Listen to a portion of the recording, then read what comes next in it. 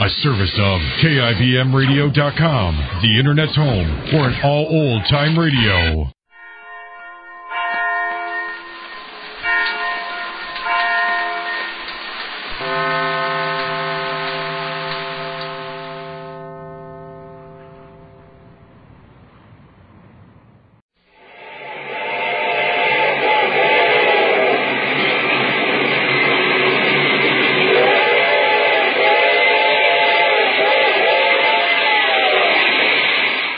From New York, Pillsbury's best enriched flour brings you Grand Central Station.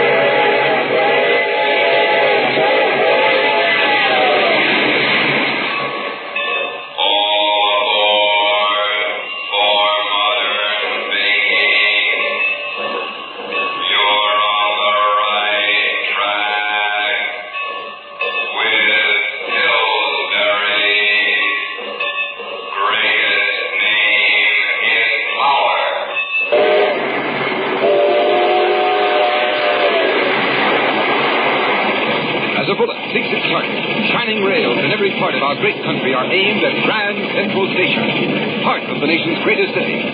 Drawn by the magnetic force of fantastic metropolis, day and night great trains rush from the Hudson River. Sweep down a eastern bank for 140 miles. Flash briefly with the long road terminals south of 125th Street. Dive with the roar of the 2.5 mile tunnel which burrows the glitter and swank of Park Avenue. And then, Grand Central Station, crossroads of a million private lives. Gigantic stage in which are played 1,000 dramas daily.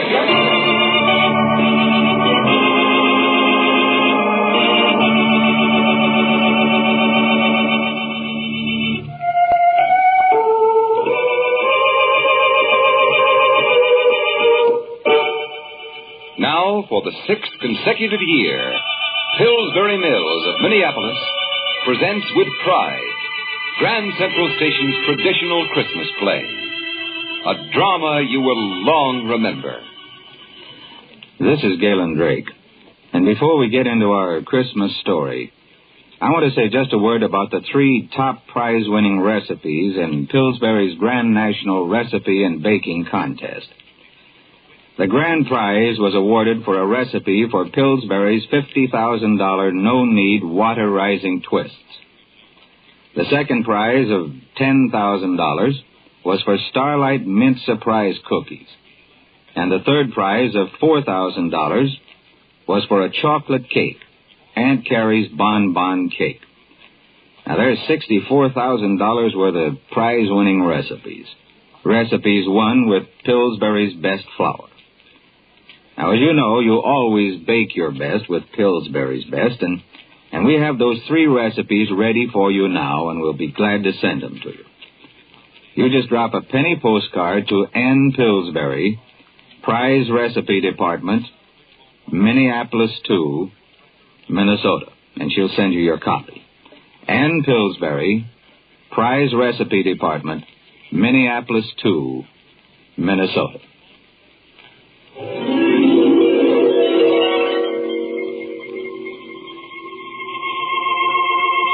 After the train from Albany pulled in, no one, not a single person, actually saw the young man with soft brown hair and soft brown eyes come through the gate.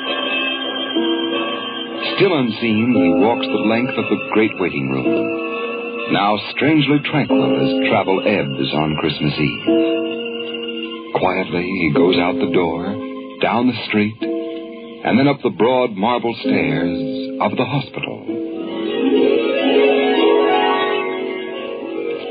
When the girl at the switchboard turns to him... What can I do for you, sir? Without saying a word, he gives her a card. She's startled by the name on it and instantly announces him to the hospital superintendent. Dr. Mason is here to see you. Mason?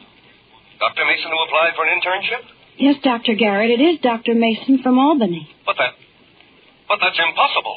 Shall I ask him about the telegram? No, I'll do it. Send him in, please. Yes, sir. Dr. Garrett will see you, sir. First door to the left.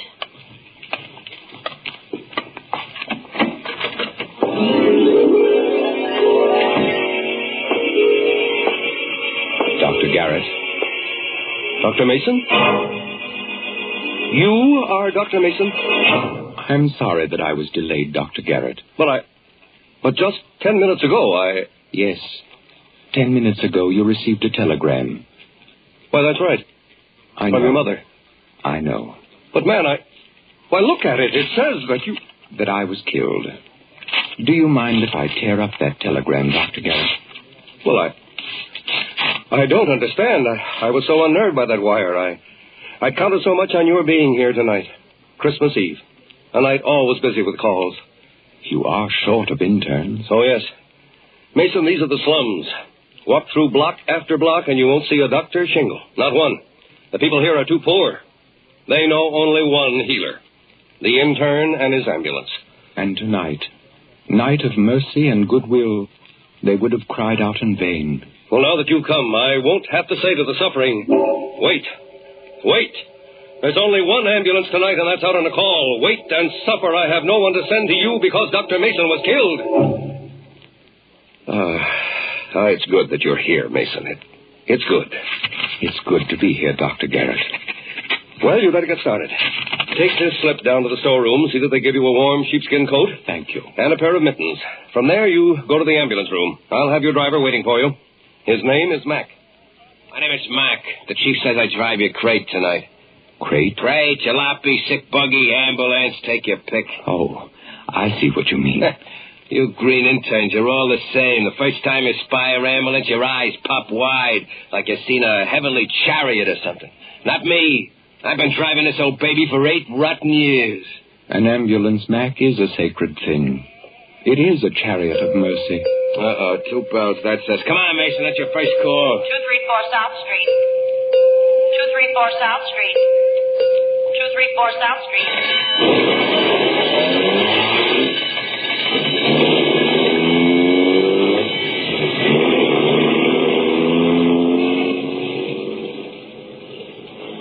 Look, pal, help me out by watching out for cars cutting in at the cross streets. We don't stop for no red lights. Look, Doc, what did I tell you? Watch it or we'll both be killed. Holy cow, you new interns. You're all alike. You're always dreaming. You put on the white coat and pants and your head goes up in the clouds. Why are you so bitter, Mac? Why shouldn't I be bitter? It wasn't for you, I'd be home with the wife right now. You truly believe that only because of me... Yeah. If you hadn't showed up, this ambulance would be parked in the garage, for crying out loud. I would have had the night off like on a decent job. To you, driving an ambulance is just a job like any other? Yeah, nothing but. Boy, will I be glad when the shift is over. But, Mac, this is Christmas Eve. You're telling me. This is one night at least you could forget that driving an ambulance is a job. This one night you could look upon it as an errand of mercy. An errand of mercy? You know where we're going? To help someone afflicted. Afflicted with alcohol, you mean? I'll give you 2 to 1 or we're making a stew call. Stew call? Yeah, Mason. We're risking our necks tearing through traffic to give some drunk a whiff of smelling salts. Any man who cries out for help, whether he be brimful of drink or empty of blood, his call shall be answered. Yes, you. Come on, Mason, make a snack. We ain't got all night. What did I tell you? No good drunk. Here's your bag, Doc. Thank you, Mac. I won't need it. But he's out cold, Mason. Come on, give him a whiff of the stuff quick when we blow. Quiet, Mac. Come now. Open your eyes, sir. He calls the drunk, sir. Look, Mason, here's the spirit of ammonia. Hold it under his nose, will you? That always wakes him up. Quiet, Mac. Come, sir. Open your eyes. That's right, Mason. You just talk pretty to him and he'll open his arms. Where am I? Why is everybody laughing? What's the matter? Nothing. Just put your arm around my shoulder. That's it. Now, let me help you to stand up straight. There.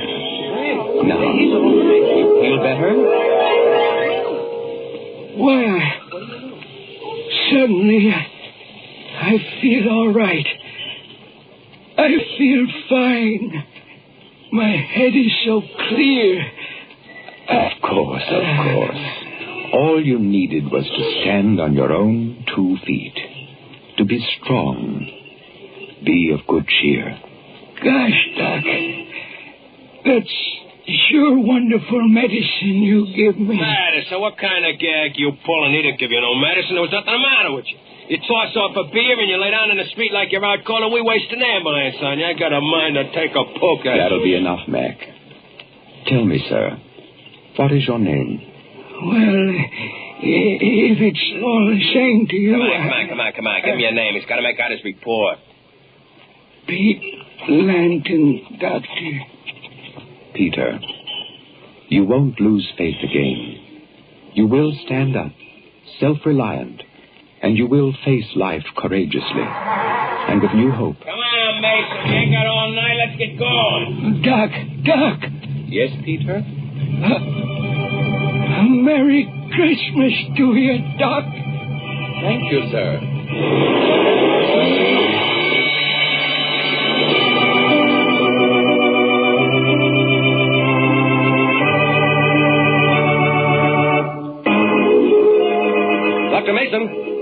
Dr. Mason, I'd like to speak to you. Yes? Mason, Mac tells me you didn't even open your bag on your first call. No, it wasn't necessary. Well, now, don't misunderstand me, Mason. I can't begin to tell you how thankful I am that you're with us this evening, but... But from now on, I'm not to use suggestion. Or whatever it was you did use. Please follow standard materia medica in treating your cases. You're not offended? Of course not. Oh, that's fine, Dr. Mason. That's your call again. 3rd floor. 19 Water Street, 3rd floor. 19 Water Street, 3rd floor.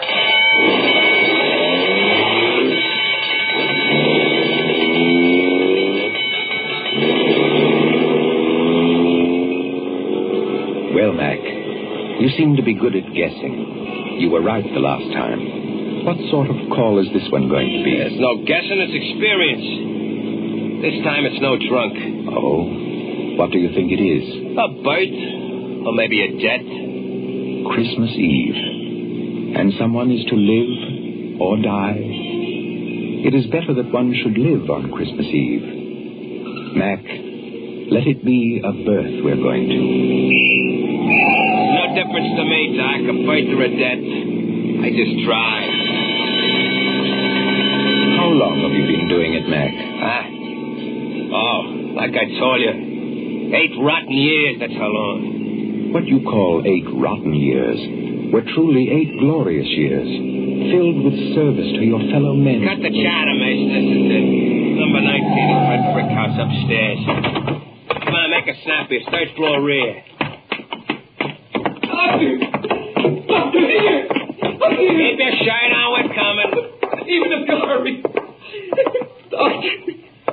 Tears on Christmas Eve, young man. I'm afraid you're too late. You thought it'd be a pretty wrong, Mason. It sure looks Wait, like... Mac. Don't say it.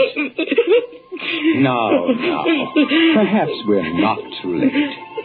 Tell me, how is the mother? She's all right. But our baby... Yes, your baby. Crippled. Terribly crippled. We prayed for our child to be born on Christmas Eve. We thought we'd be so happy tonight. Come now, come. No tears. Not on Christmas Eve. I'll have a look at the infant. Wait here. Make it snappy, Mason. Doc Garrett's always nervous when all the ambulances are out. It's only 9 o'clock.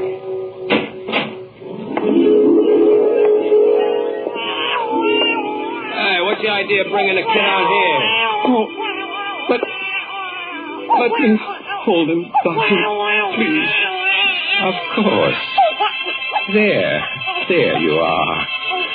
Ah, the child knows his father. Yes.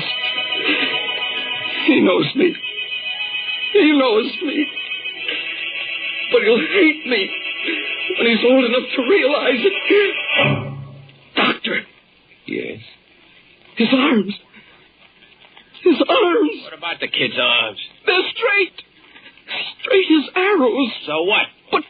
But before they were terribly twisted. Both his arms were terribly crippled. You can see for yourself the child is normal. But I tell you, before when I looked at, I swear they were twisted. And now... You were under great tension. Perhaps your imagination... Yes.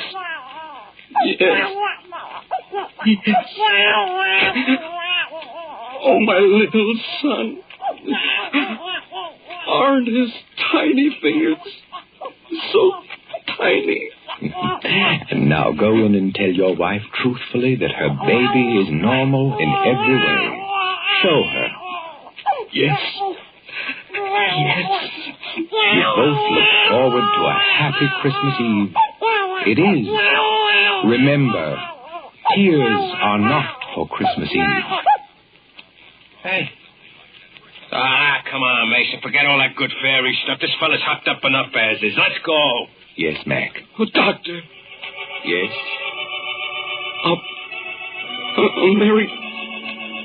Merry Christmas, Doctor. Thank you. A Merry Christmas to you, sir.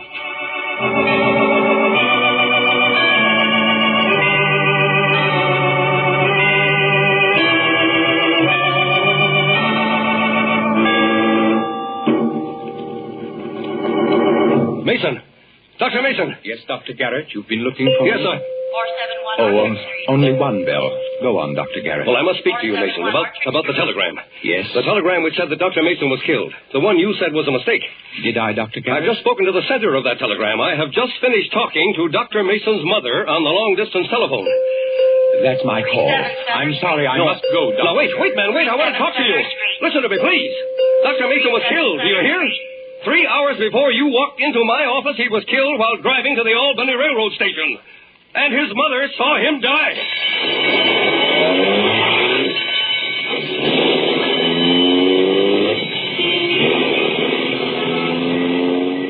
Well, Mac, what is this call going to be? A birth or a death? I don't know, Mason, but I don't like this one. There's something about this call that give me a funny chill all of a sudden. Because it's in your neighborhood? What do you think this call is going to be? Because it is your wife. Ellie? Is this job a rotten job, Mac? Now that you can rush a doctor to her side? Is this ambulance still a crate? Now that it's speeding to answer your own wife's cry of pain? Stop that kind of talk, will you? You're trying to make me think something's happened, Ellie. I ain't afraid. So I'll say it again. Yeah, driving this crate is still a job, and a bum one at that. And the 8 years... Rotten years, wasted years. Could have had my own garage and repair business. I'd be in the chips today instead of... Yes, you would have made more money. Instead of risking my neck driving all night, twisting in and out of elk pillars, skidding on slippery car tracks. Why, Mac? Why did you do it? How many times I gotta tell you that nothing in this whole cockeyed world could have kept me sitting back at this wheel, except my wife. If it wasn't for Ellie, What's the matter, Mac? Nothing, I guess. That house we just passed, that was ours. And, the lights are ours. Is that unusual? No. It just means Ellie ain't home. She's probably going down to the corner as far as the drugstore. Yeah, Ellie walks the dog there every night about this time. And... Yes, Mac? The call we're going to is that drugstore. Yes, Mac. Mason, you got a hunch what it is. Tell me what it is. It is not a birth, Mac. Let me through! Let me through again! Ellie! Ellie! It's Ellie! Mason, do something! You gotta do something! Please! Please! We will take her to the hospital, Mac.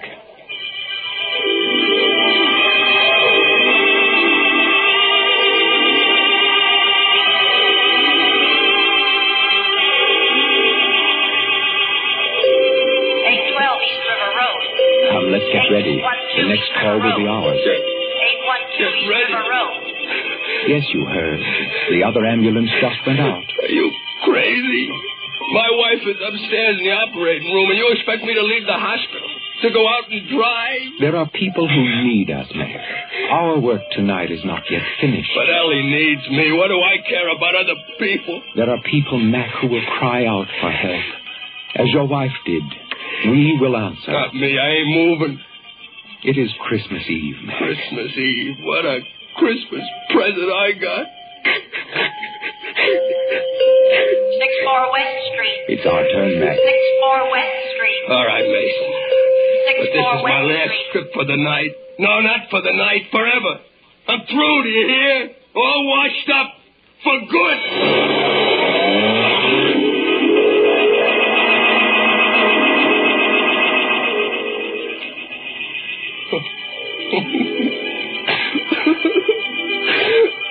I'm terribly sorry, Mac. We did the best that we could. Dying. Ellie's dying. And She asked for you, Mac. Just once. It was while you were out on that West Street call. Then she lapsed into coma. Ellie? Isn't there a chance, Doc Garrett? I doubt it. While I'm out with the crate, my wife calls for me, and now she's unconscious.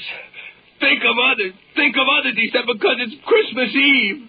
What do you got to say now, Mason? You took me from her. You made me go out and drive that rotten ambulance while she... You went to help others, to bring aid to the suffering. A lot of consolation, that is. Remember how the old woman blessed you, with tears in her eyes. Oh, I can't think of nothing. But Ellie's going. You with your big ideas and your fine speeches. What do you know about sorrow and suffering? All that there is to know, my son. Just now, when you said that for a second, you got old. You look more than 1,000 years old. I must be seeing things on account Ellie is leaving me, and I'm crazy with grief and sorrow. Grief and sorrow for you. Yet how much you did to relieve others of that pain. It's funny, Mason, but... Yes, Mac. When you said those words, I thought of my 8 years. The 8 rotten years. And they didn't seem so bad. Not anymore. Now I kind of like them. Sorrow worketh repentance. You should, Mac. You should glory in them. 8 years of bringing a healer to the suffering. 8 years of rushing the torn and the smashed to the hands of the mender. Yeah. Your words, they just take the pain right out of me. They just draw it out. Now that your work for this night is finished, Mac, I will walk home with you. Go home? While Elliot... Yes. Okay, if you say so, Mason. But for the life of me, I don't know why I'd take your word.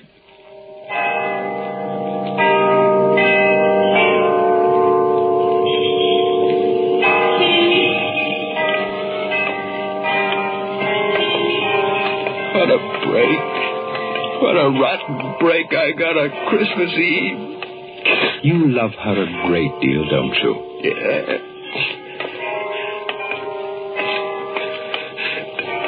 Soon it will be midnight. A Merry Christmas. How did she greet you each night when you returned from your driving? How did Ellie greet... Why do you ask that, Mason? Tell me, Mac. I want you to say it. Well, she... Tell me. She's like a happy, anxious kid. She'd go out and put on a porch light. Didn't matter even if the weather was terrible. I used to bawl her out for it. Tell her she'd catch pneumonia. But she'd always put on a porch light and stand outside there waiting. waiting for her shining knight returning from his errands of mercy. As soon as she'd see me come around the next corner, she'd call to me. And now, will you continue your driving? Yeah. I'm sticking to it, Mason. Even though Ellie won't be around, I'm sticking. This is your corner. Yeah. Look to your house, my son. The light. Our porch light is on. Mason! Your eyes! Mason! Mason! Where are you? Look to your house, my son. No! It can't be! Mom! Mom! It's Ellie! Ellie, darling, it is you! Thank God! Thank God! And forgive me.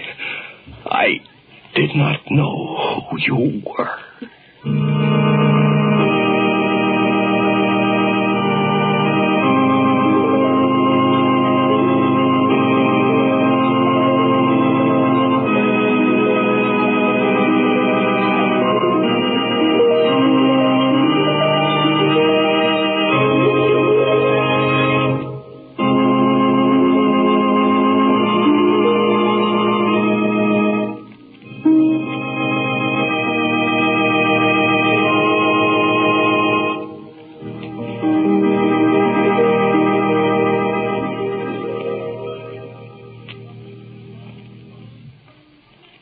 You have just heard the 6th annual Pillsbury presentation of Grand Central Station's traditional Christmas drama. In a moment, I'll return with the names of the players who gave such an inspired performance. This is Galen Drake, bringing you a Christmas greeting from Mr. Philip W. Pillsbury, president of Pillsbury Mills. It reads, "Throughout the entire world, this Christmastide, families are gathered in prayer and festivity. Christmas started when a child was born into a family many centuries ago.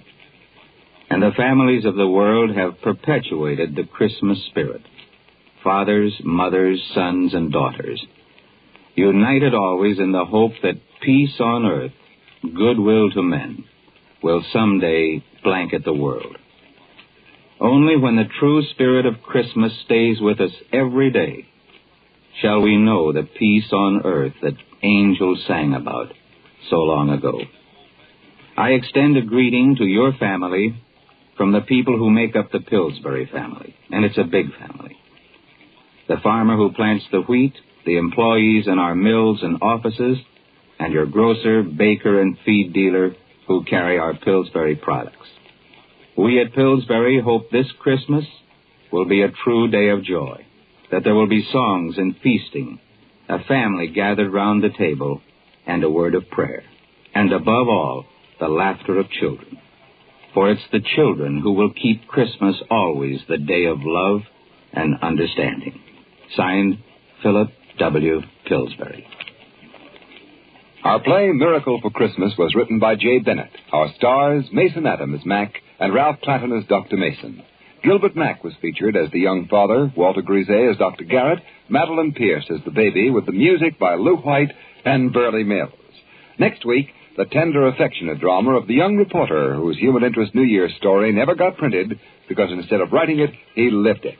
Our cast is headed by the 3 top featured players of Broadway's smash hit, Death of a Salesman, Cameron Mitchell, Mildred Dunnock, and Howard Smith. Now, this is your Grand Central Station narrator, Ken Roberts, wishing you, for all the Pillsbury folks, a very Merry Christmas. This is CBS, the Columbia Broadcasting System. Stay tuned for Stars Over Hollywood. It's 1 p.m. White Rose tea time. Feeling droopy? Perk up with White Rose. It was a week before Christmas, and all through the house, a creature was stirring. And boy, what a rat.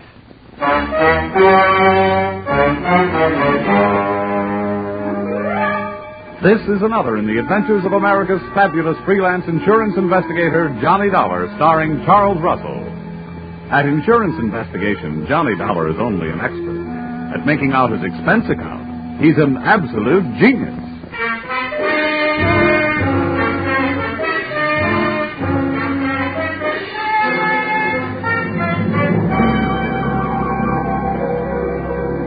Expense account submitted by Special Investigator Johnny Dollar to Home Office, Industrial Insurers Incorporated, Hartford, Connecticut. Attention, Mr. Eben Stevens, General Manager.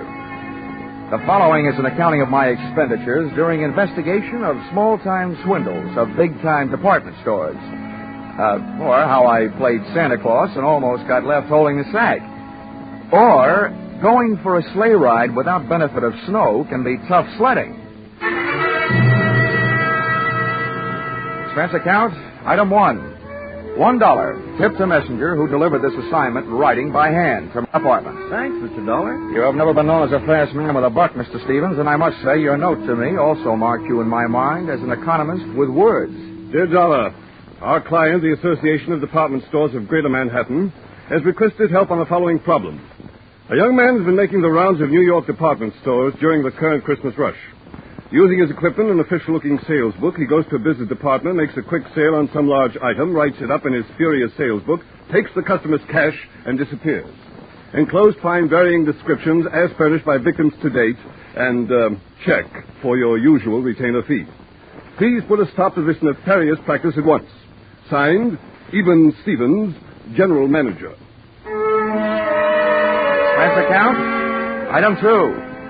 $6.21. Train fare, Hartford to New York. Next morning at 7:03 on the Banker's Special. A train very cleverly named that because 75% of its load is made up of bankers. I sat among them in a parlor car, watching them limbering up for the day's chores, slowly shaking their heads from side to side and softly whispering, no. We arrived at Grand Central at 9:20. The bankers got off and headed for their granite vaults. I got off and headed to face my stone wall.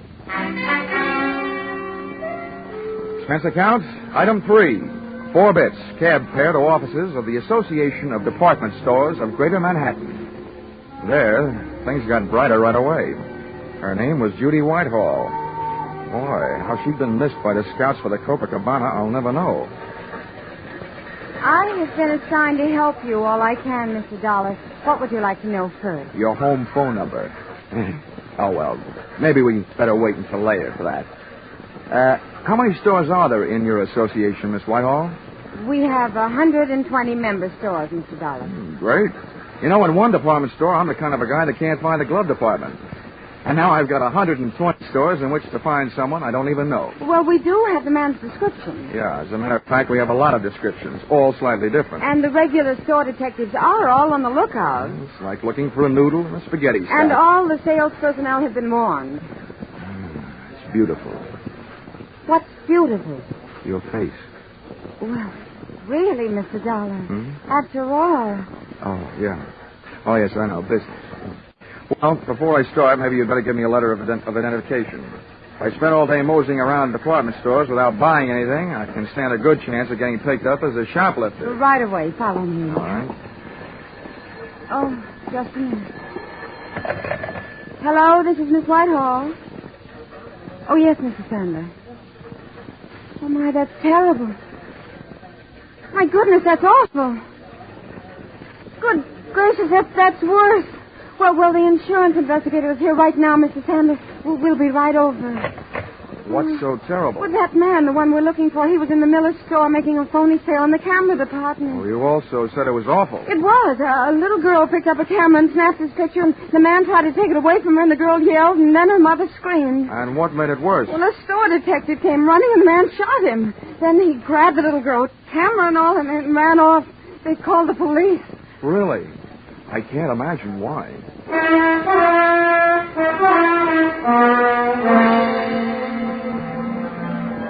The mob scene in the Miller store would have made the Notre Dame backfield holler uncle. Christmas neckties were selling like hotcakes. Only compared to most of the ties, a hotcake would look better on you. The camera department was on the mezzanine, and the store manager, Mr. Santa, was on a rampage. Why doesn't somebody do something? Why can't they find him? I've got men posted on every door. He's in this store somewhere, and...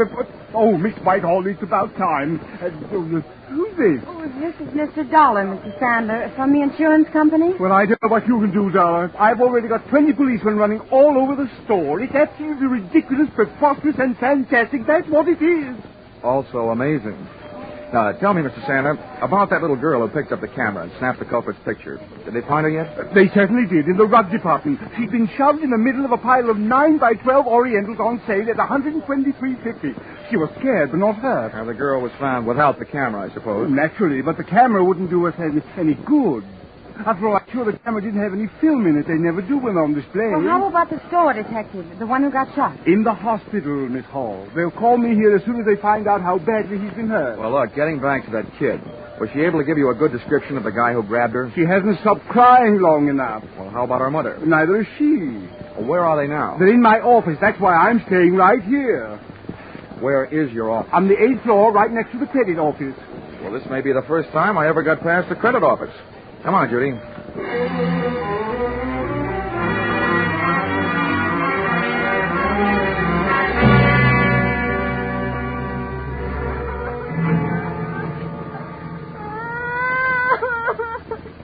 Oh, Bobby, come on. Blow your nose. There. Now, be a brave little girl. I don't want it. He hit me. He tried to kill me. He took away my camera. Let me have another try, Mrs. Jenkins. All right, Mr. Dollar, if you think it'll do any good. All right. Oh, come on now, Bobby. All you have to do is tell us what that bad man looked like. We'll get him, and then we'll fix him. Come on now, huh? I don't want to. He'll kill me. I'm beginning to think he's got a point. Okay, Bobby. Okay. Just a minute now. Oh, Judy. Here. Yes, Johnny? Looks like it's a child psychologist. I'm nothing. At this point, I feel like telling little Bobby to go out and play with some old razor blades. Got any suggestions? Well, it is almost Christmas. Yeah? And one thing little girls don't want to do at Christmas is get in wrong with Santa Claus. Ah, gotcha. Good gal. Where do we find Santa Claus? In the toy department on the 5th floor. Well, give me about 5 minutes to explain things to Santa, and then bring Bobby down. All right. Oh, Bobby! What? Do you know what happens to little girls who make Santa Claus mad at them? Yes. What happens? They don't get to look at television before they go to bed. I mean, at Christmas, what happens? They don't get any toys. All they get is old sweaters and underwear. Well, listen, Bobby. This guy Santa happens to be a good friend of mine. What do you think of that? Tell him I want an air rifle. You would. Okay. I'll even fix it so you can tell him yourself. How's that? Just fine. Ah, good girl. Hey, where'd you get that blood on your coat? You got a cut? No, sir. That's from that bad man. I bit him on the head. Okay, Judy. Here I go. Oh, and on the way down, maybe you better stop by the dog supply department and buy little Bobby a muzzle. If the kid doesn't like his looks, old St. Nick may get nicked.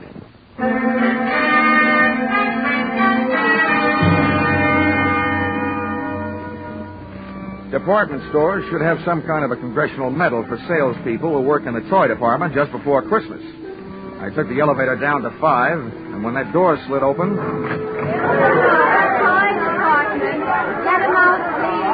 It was like stepping into Dante's Inferno, junior grade. First, I got on a house phone and called Sandler, who was still in the camera department. He had word from the hospital. The store detective had died without regaining consciousness.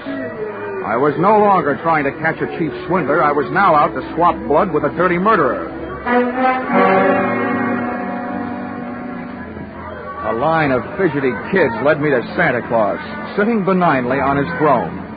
I had a short talk with him and a short wait for Judy and little Bobby.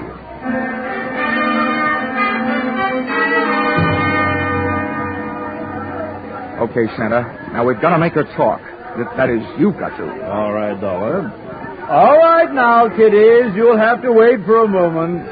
We have a special little visitor coming to see me. Hello, Johnny. All set? Yeah, all set.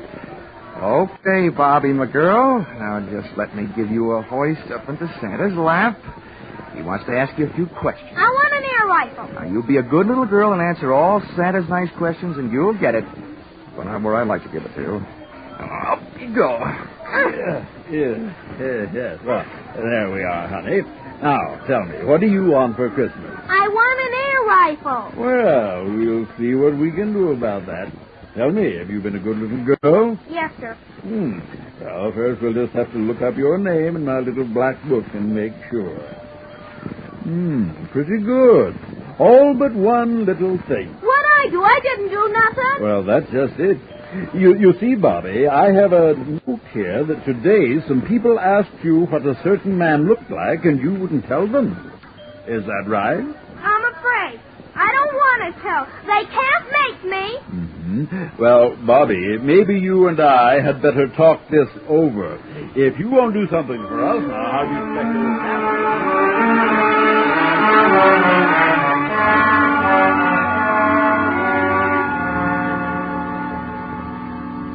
Little Bobby's description of the murderer wasn't the greatest by any means, but it was better than none at all, with which we had been furnished by the personnel in the camera department and the kid's mother. We took the girl to the advertising department, where an artist made a sketch. Armed with a drawing, we made a tour of the store exits, showing it to the police posted on every door, giving them a rough idea what to look for. A medium-build, pudgy man with black hair. And when they came across such a character, he was to be issued an invitation to show his hands. If he was sporting Bobby's teeth marks, then they'd really know. Well, this chore out of the way, Miss Whitehall and I sank our teeth in a pair of sandwiches in the tea room. The Shopper's Delight sandwich, to be exact. Cream cheese, walnuts, watercress, and pineapple on whole wheat bread.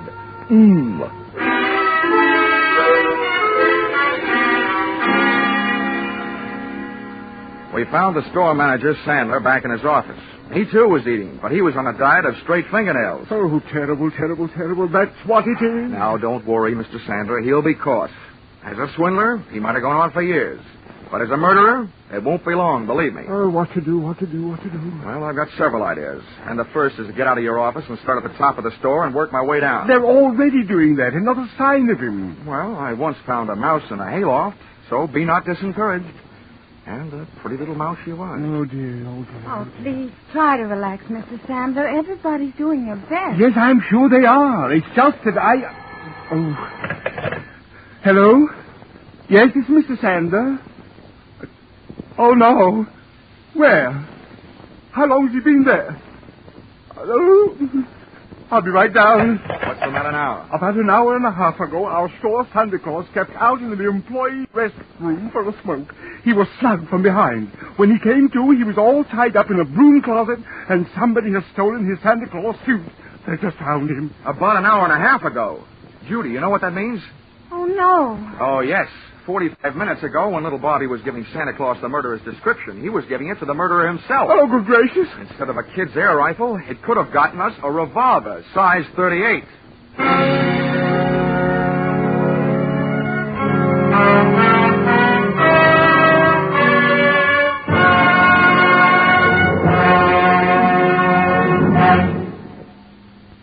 In just a moment, we will return to the second act of Johnny Dollar. But first, CBS is going to bring you one of the biggest presents you ever received from show business tomorrow afternoon, Christmas Day. For a full hour on the entire CBS network, you're going to get all the comedy, all the laughs, and one of the greatest Broadway and Hollywood hits of recent years, The Man Who Came to Dinner. And the man who came will be played by none other than Jack Benny, plus Charles Boyer, Gene Kelly, Dorothy McGuire, Gregory Peck, and Rosalind Russell, plus Henry Fonda and John Garfield as narrators. You'll hear them all on CBS's special holiday hour tomorrow afternoon. Jack Benny, playing the man who came to dinner and breaking a leg, had to stay on and on and on. Now with our star, Charles Russell, we return to the second act of yours truly, Johnny Dollar.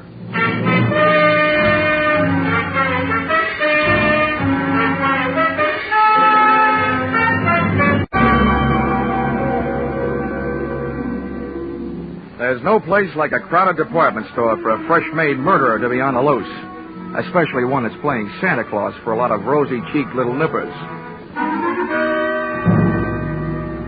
I headed back to the toy department. But when I got there, the cupboard was bare. Our lethal St. Nick had decided to give up his red flannel and white whisker hiding place. We found the empty suit in a storeroom, tossed high on a stack of baby buggies. Oh, Johnny, this is terrible. That man's a murderer. What are you going to do? What am I going to do? Now, listen, Judy. By now, there must be 87 cops sifting through this store looking for that guy. They've got 2 cops on every door. Now, all I'm going to do is help them look.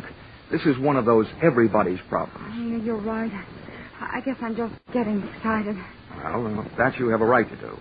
Come on, let's get out of here. I got an idea. All right, Johnny. Mr. Dollars, thank goodness I found you. Mrs. Sandler wants you right away, down on 3. An old lady has just been shot in Junior Mrs. Lingerie. Oh, serves her right for not acting her age. Let's go, Judy.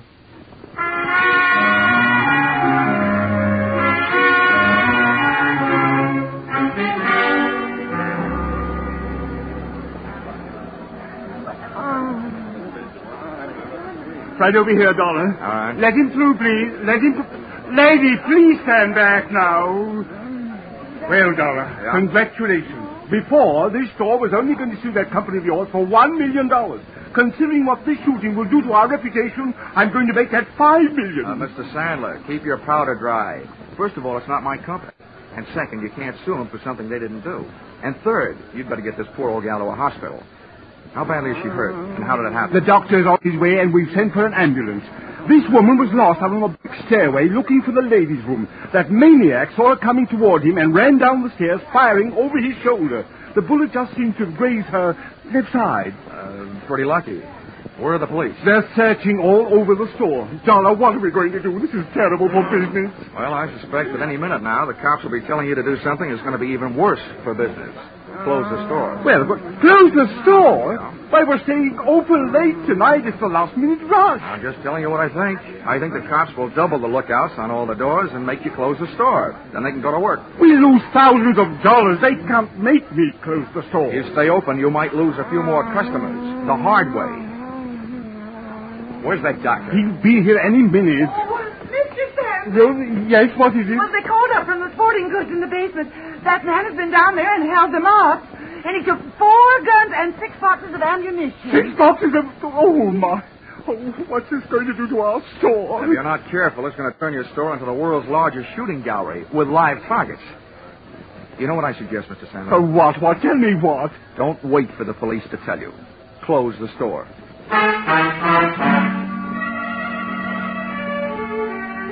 Sandler didn't like it, and neither did the customers, as they filed out of the store past the scrutiny of the police officers, still clutching their unfinished Christmas shopping lists. The process was slow, and while the customers were leaving, the clerks finished up their business, put the white shrouds over their counters, and they too filed out into the early night. The boys in blue, watching the doors, came up with several men answering the general description of our friend with a loose trigger finger, but none of them had little Bobby's teeth marks on his hands. That made it a 50-50 chance that Mr. Killer was still in the building.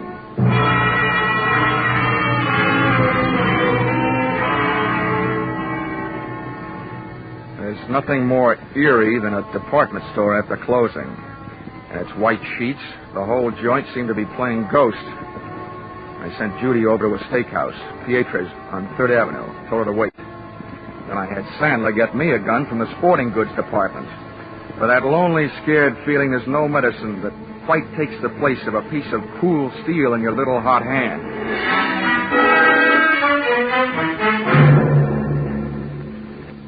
The sergeant, in charge of the police detail, posted men outside all exits. The rest he took up to the roof with them. They were going to run the whole store through their burly blue sieve, floor by floor, counter by counter, inch by inch. Sandler stayed with me down the first floor. Just for fun, I thought I would start working my way up. Dollar, don't you think we should get out of here and leave this to the police? Well, I have several goosebumps that agree with you, Mr. Sandler, but I have a very dangerous habit of trying to earn my money. Oh, this is terrible. Now, look, every counter and post in this store is just the kind of hiding place a sniper would pray for. I get paid for this kind of work. You don't. Now, why don't you go out for a nice safe walk? It's my duty to stay here. I'm sticking with you. Okay. But remember, 2 of us give him twice as much to shoot at. Don't hit us. I had to go and open my big mouth. Get down.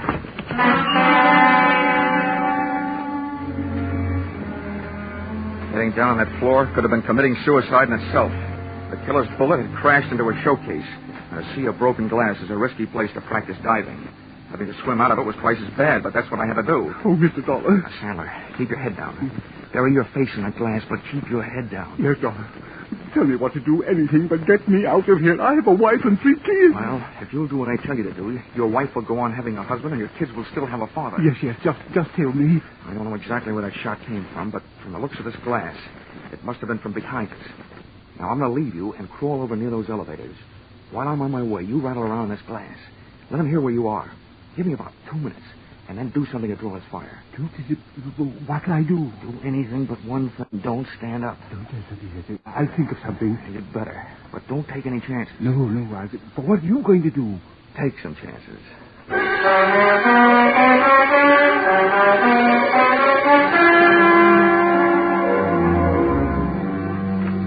Once I was on my way, Sandler went to work with a vengeance.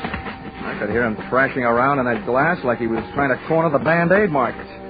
I made it over to the elevators, scooting flat along the floor till I hit a car with an open door and slithered inside. Behind the protection of the elevator's front wall, I stood up, peered over at the edge of the door, and waited for Sandler to make the move that would draw the murderer's fire. I must say Sandler was dead game. The way he made it move, he also stood a good chance of becoming plain dead. First, he stopped wiggling around on his bed of glass, and then he just stood straight up. The shot missed, but my eyesight didn't.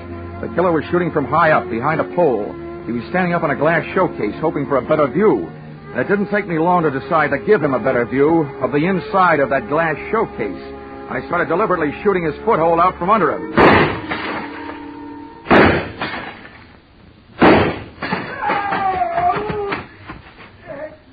He was bleeding beautifully when I started to run, straight for the back of the store, firing as he ran. As one last souvenir, he threw his empty gun over his shoulder at me. People who live in glass houses shouldn't throw guns. I decided to join the track team and went on the chase.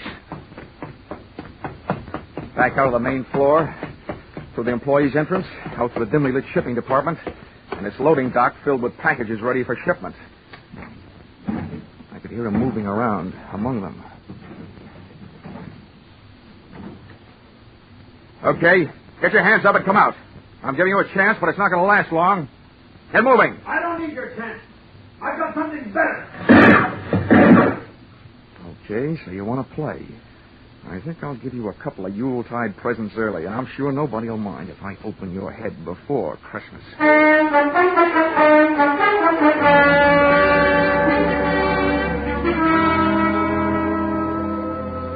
My hot-headed friend was hiding behind a high pile of wooden boxes ready for shipping. I grabbed a heavy, empty dolly, gave it a flying start, and sent it crashing into the bottom box of the pile. It was beautiful. The biggest crash since 29.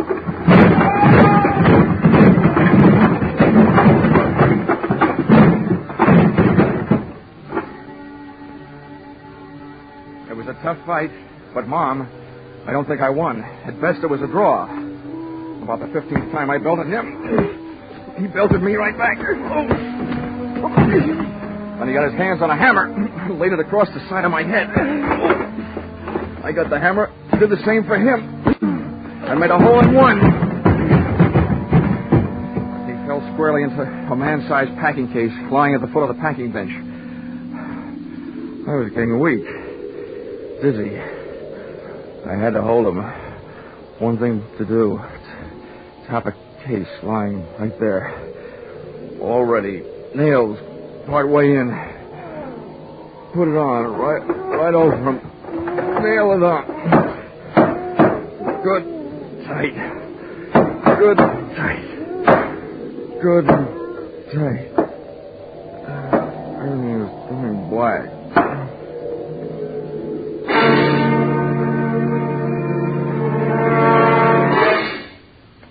Then everything went white. Hey, corny as this may sound, where am I? You're in the hospital, Johnny, darling. But don't worry. It's only a slight concussion. They brought you here last night. Oh, suppose I have a hammer-shaped hole in my head. No, darling. It hardly shows. Oh. How could it? The bandages covering it up. Well, at least I got him. You what, dear? I got him. The killer. Oh, no, dear. You couldn't have. They're still looking for him. Oh, no. Oh, my gosh. What time is it? 11 in the morning. I gotta get out of here. Why? Johnny, please. Johnny, you're not supposed to get out. Oh, nurse!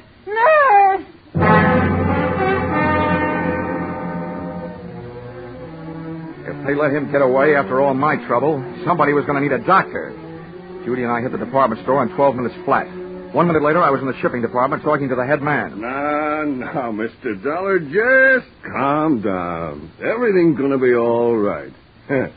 Now, exactly what is it you want to know? That big packing case, the one that was lying right here in front of the bench last night. Where is it? Oh, the great big one? Yes, the great big one. The one about 8 feet long and 3 feet wide? Yes, the one about 8 feet long and 3 feet wide. Well, there was something very peculiar about that case. You're telling me. Where is it? Well, this morning we came to work. The boys saw it all packed up, so they put it on the truck for upper New York State. Oh, no. Oh, indeed they did. But what was peculiar about it, even though they found it all ready to go, later on they found all the merchandise that was supposed to go in it lying around loose. It had never really been packed. Well, then quick. The least you can do is tell me where it went. Well, now that I can do. That box was the boss's big annual charity shipment of goods. That particular box is on its way to some of the unfortunates who'll be spending this Christmas away from home. All right, so where is it? By now, it should be at the New York State Prison, up in Ossining.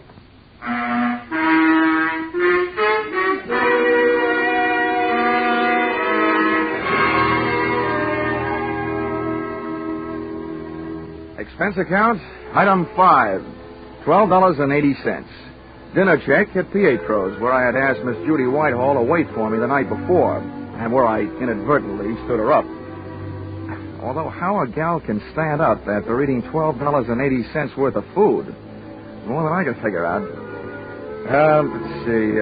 Expense account, item 6, $10. Medical supplies for those poor CBS sound men, Vern Surrey and Billy Gould, who had to break all that glass during the show. Expense account total, $511.50. You may think this amount is a little high, but isn't everybody at this time of the year? Signed, yours, truly, Johnny Dollar.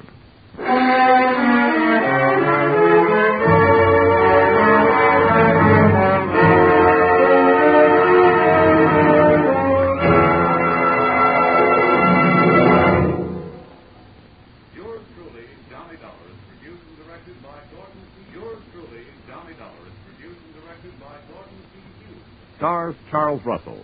Script by Paul Dudley and Gil Dowd. Featured in the cast were Jay Novello, Georgia Ellis, Marlene Ames, Parley Bear, Paul Duboff, and Connie Crowder.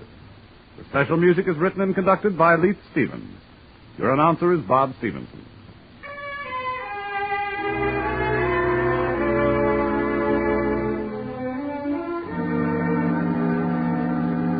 Be sure to be with us at the same time next week when another unusual expense account is handed in by yours truly, Johnny Dollar.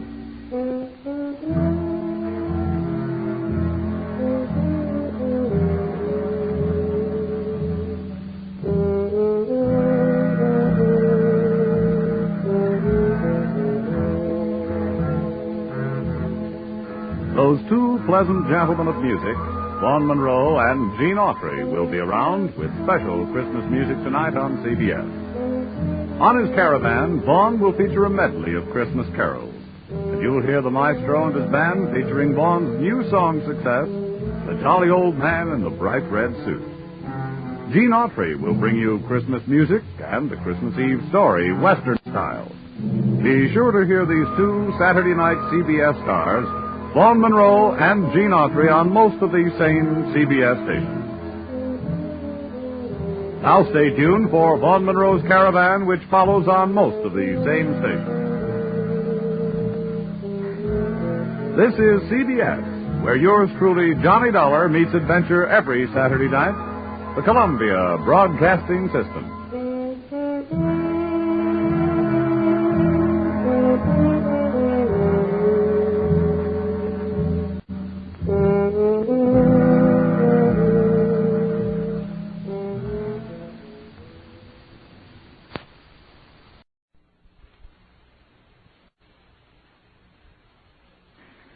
Get this and get it straight.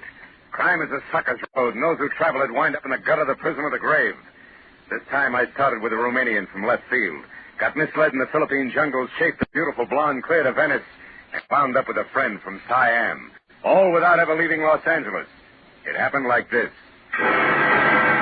From the pen of Raymond Chandler, outstanding author of crime fiction, comes his most famous character in The Adventures of Philip Marlowe.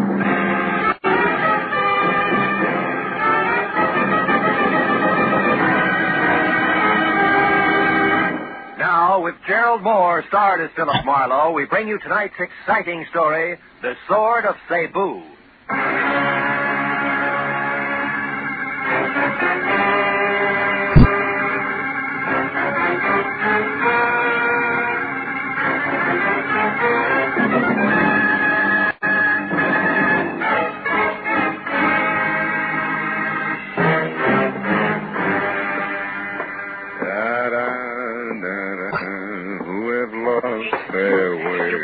Where is the office of Philip Marlowe, the detective, maybe? Yeah, sure. Right around the corner here to your left. Oh, thank you very much. My friend, you know this Mr. Marlowe, eh? Well, yes. Yeah, I think you could say I know him. Tell me, he is a reliable man? Well, it depends on what you want to rely on him for. Excuse me, will you? I want to unlock the door. But you are Philip Marlowe? Yeah, you're so right. Come on in, Mr. Never mind. Now listen to me. I will pay you twice what Henry Pound has offered to you. Also, I will add to that $1,000 for a bonus. Wait a minute. What is this Henry Pound that tells... Please, I have not the time for haggling. We may get $2,000, but you must work for me, not for Henry Pound. You only pretend to work for him. Now, look, Bud, in the first place, I haven't heard from Henry Pound since I worked for him 4 years ago. Huh? Second place, I still don't know who you are or what you want. Huh? Maybe you better sit down over there, start at the beginning, and tell me. You are lying! Who? You are trying to trick me. Very well, Mr. Marlowe. The short, dumpy man with wild black hair turned suddenly savage, swung a hard fistful of knuckles at my front teeth and popped me back up against my office desk. By the time I got out into the hall, he was gone. I was going to follow him, but my phone, screaming for attention inside, stopped me. I decided to be philosophical about it.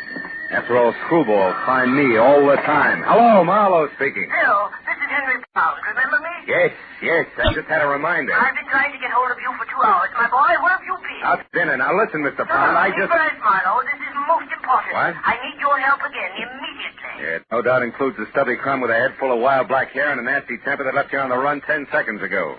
Kurt Tedesco. Whatever you call him, it's probably it. Kurt Tedesco. He's the one man I have reason to fear, Marlowe. Yeah? Come out here to my place at once, will you, my boy? Old Henry Pound's future is dangling over a very deep abyss by the merest thread, all because the sword is gone. What sword? What sword are you talking about, Mr. Pound? On the island of Cebu in the Philippines, the sword of Cebu. What? It means everything to me, and it's gone, vanished. I must have it back. Hurry, Marlowe.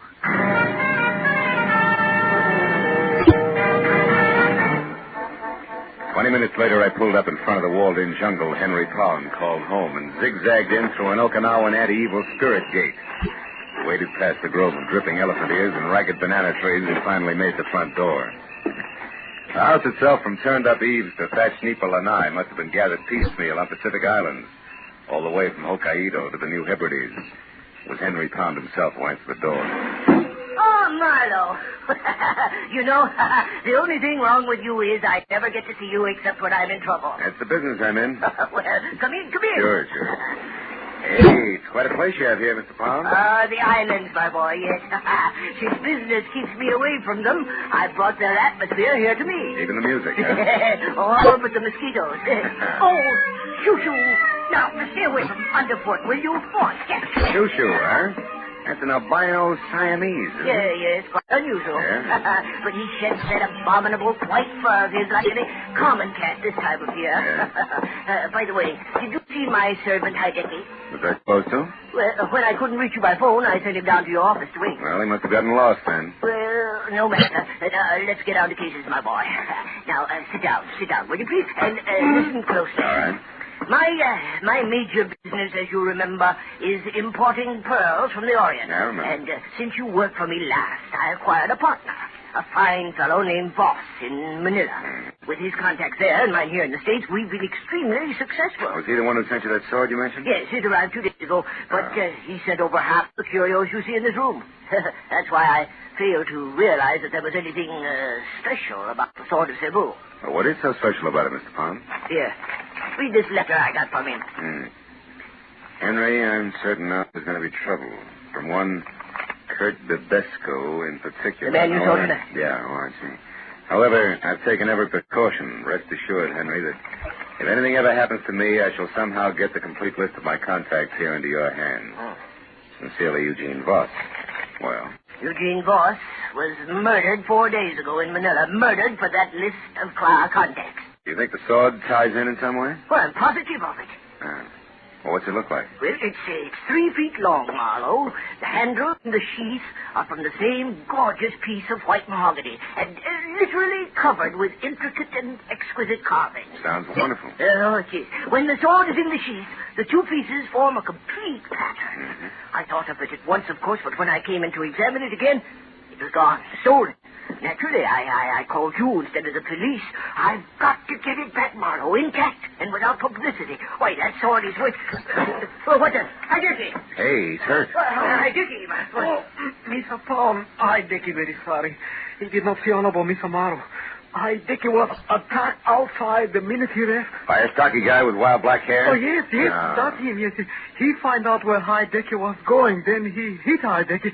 That's all Hideki remember until a few minutes ago when he waked up again. Oh, well, do you need a doctor, Hideki? Oh, no, thank you. Just the same, Mr. Pound.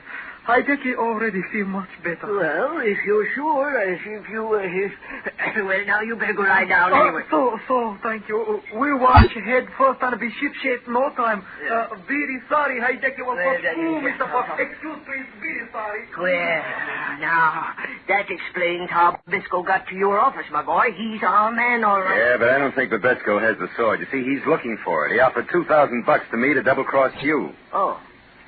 I can't understand it. Babesco is the only one who might know the truth about the sword. If he didn't take it, then who...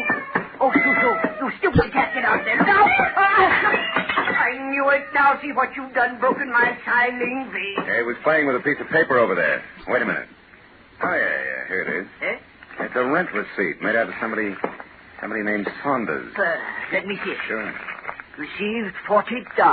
Rent 1 month in advance for 812 Front Street, Venice. Just dated yesterday. Marlowe, I've never heard of this Saunders person, yet this thing was dropped here in my house. Perhaps by our thief, Marlowe. Do you realize what a break this is? Dropped isn't the word. This was deposited. Oh, what do you mean? It's a plan complete with name, address, and date.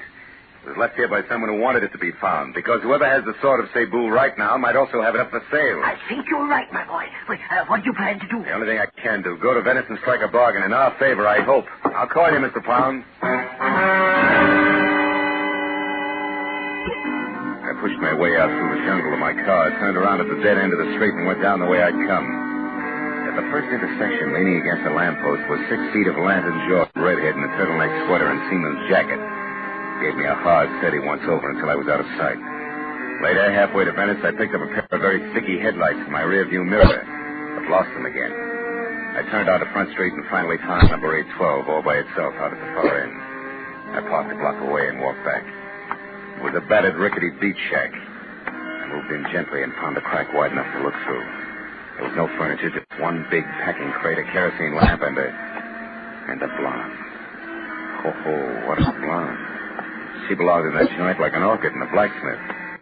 In one hand, she held a cigarette, and the other a small automatic. I went quietly to the back of the house, found a tin can, and threw it. And I plastered my back up beside the door and waited.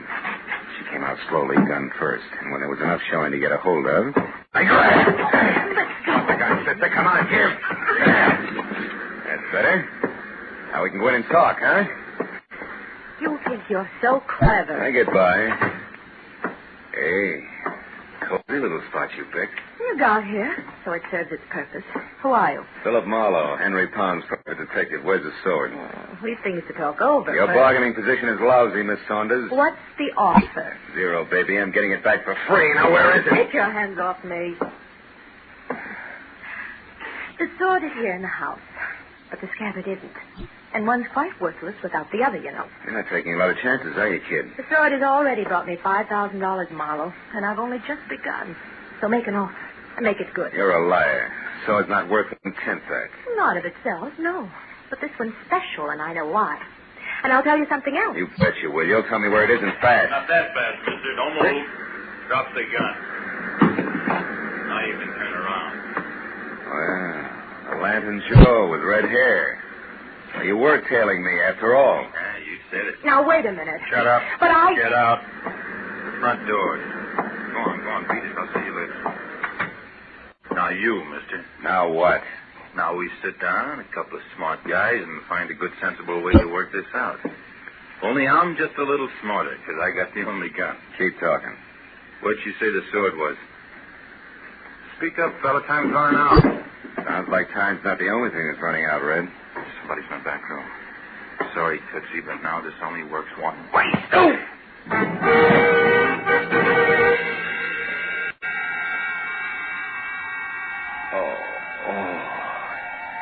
I couldn't tell how long I'd been out. But I felt like I'd lost at least a weekend in somebody's boiler factory. I got back far enough to realize that something was going through my pockets. He was snaggle-toothed, had a week's growth of beard, and put the room in need of a healthy spring of sweet air. Yeah, that's a little better. I thought you was done in there for a minute. Yeah? Who are you? Oh, what happened anyway? Yeah, that's what I'd like to know. Call me Sid. Okay. Sid. Yes, thank you. I was walking along the beach out there like I always do, and all of a sudden I heard a scream. You know, like it was a wounded cat. It came from in here. And I know this house has been empty for years. Was it you was screaming? No, I went out too fast. Yeah. Well, I come a-running, and just when I stepped up on the porch, a fella in a pea jacket come charging out and beat it down the street. Yeah, I remember. Red and the noise in the back. Oh. Have you been in there, that back room? Me? Yeah. No, I just looked this far, and then I found you. Yes. Well, what's it all about, mister? What's back in there? Hey, bring that kerosene lantern, will you? Yeah, sure. Yeah, I got it. Look, a guy. Yeah, a wild-haired Romanian named Bibesco, with the sword of Cebu sticking clear through him. Dead center.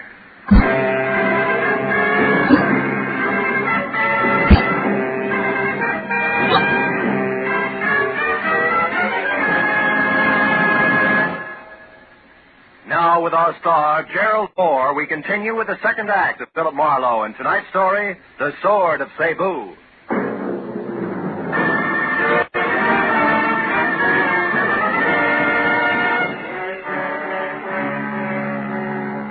While the beachcomber gaped like a marionette with broken jaw strings with the impaled body of Kurt Babesco slumped at our feet, I quickly covered the room and the back porch which led to the beach outside, looking for the wooden sheath that belonged to the sword of Cebu, just in case Claus Saunders had been bluffing. But 5 minutes of that got me nothing more than a little exercise and a lot of salt air. Well, what should we ought to do now, mister? Call the cops? Yeah, I guess so. Sure would like to take that sword. So would I, Junior. But the homicide boys are kind of narrow-minded, you see. They like their corpses as is. Yeah? Come on, let's get to the phone. Yeah, okay. There's one's a couple of blocks away. You got a car? Yeah, it's out front. Got a light? Yeah, here's the match. Thanks. Hey, wait a minute. Huh? What do you do with the conga club? Me? Yeah. Oh, them matches ain't mine. Just picked them up off in that barrel. Just pick them up. Conga club, huh? You know where it is? Yeah, sure. It's right here in Venice. Ex-Marine runs Oh? it. Kind of wild, though. Cops raided it once. They had some dancing. Where is it? Where is it? Come on, it could be important. Straight down Front Street, Broadway, then left 1 block, and you're there. Uh-huh. Now, look. You call the cops and get back here and wait till they come. Tell them my name is Philip Marlowe. I'm a private detective. Yeah. Oh, no. No, sir, not me. I ain't waiting here alone. $10. That's all? You heard me, yeah. Tell the law I'll get in touch as soon as I can. Also, Sid, I'll match that 10 the next time we meet if you've kept your mind on your work. Yeah, okay. But where'll I tell him he went to? The Conga? You catch on fast. The Conga, Junior.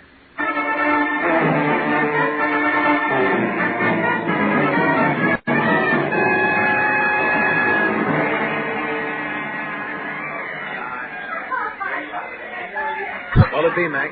Yeah, scotch and a little information. Girl named Claus Saunders, dressed in a white linen... I never heard of her, Mac. Oh. I see so many papers, you know. Yeah, sure. Now, you get what I mean, don't you, Mac? Oh, of course. Well, you better make that a double scotch. I'm through. He should have known better. Trusting a fast dame with every cent of his war bonus. Wait a minute. Huh? War bonus? Yeah. Who should have known better? Well, Yeah, I'll be with you in a minute, Charlie. Wait a minute. Look, who should have known better? my kid brother back in New York. He's a vet, Marines. He got his check from the state, and he turned it over to this Claus Saunders. They were going to get married. That's what she said. And that was the last he saw of her. Oh, well, it happens every day. He'll know better the next time. Wait a minute. I just happen to remember. I know the job. You do? Yeah. Been around a couple of days now. It's pretty flush, all right. Know where she's staying? Yeah, sure I do. A ritzy motel about 4 blocks from here, the Pavilion. Pavilion, huh? Yeah. You got bungalow 10 there, Mac. I know because you keep complaining about it being the N1 and too long a run for the bellhop and a crack ice dish there. Oh. You go get her, Mac. And when you do, tell the kid brother that another ex-Marine tipped you off. Yeah, you bet I will.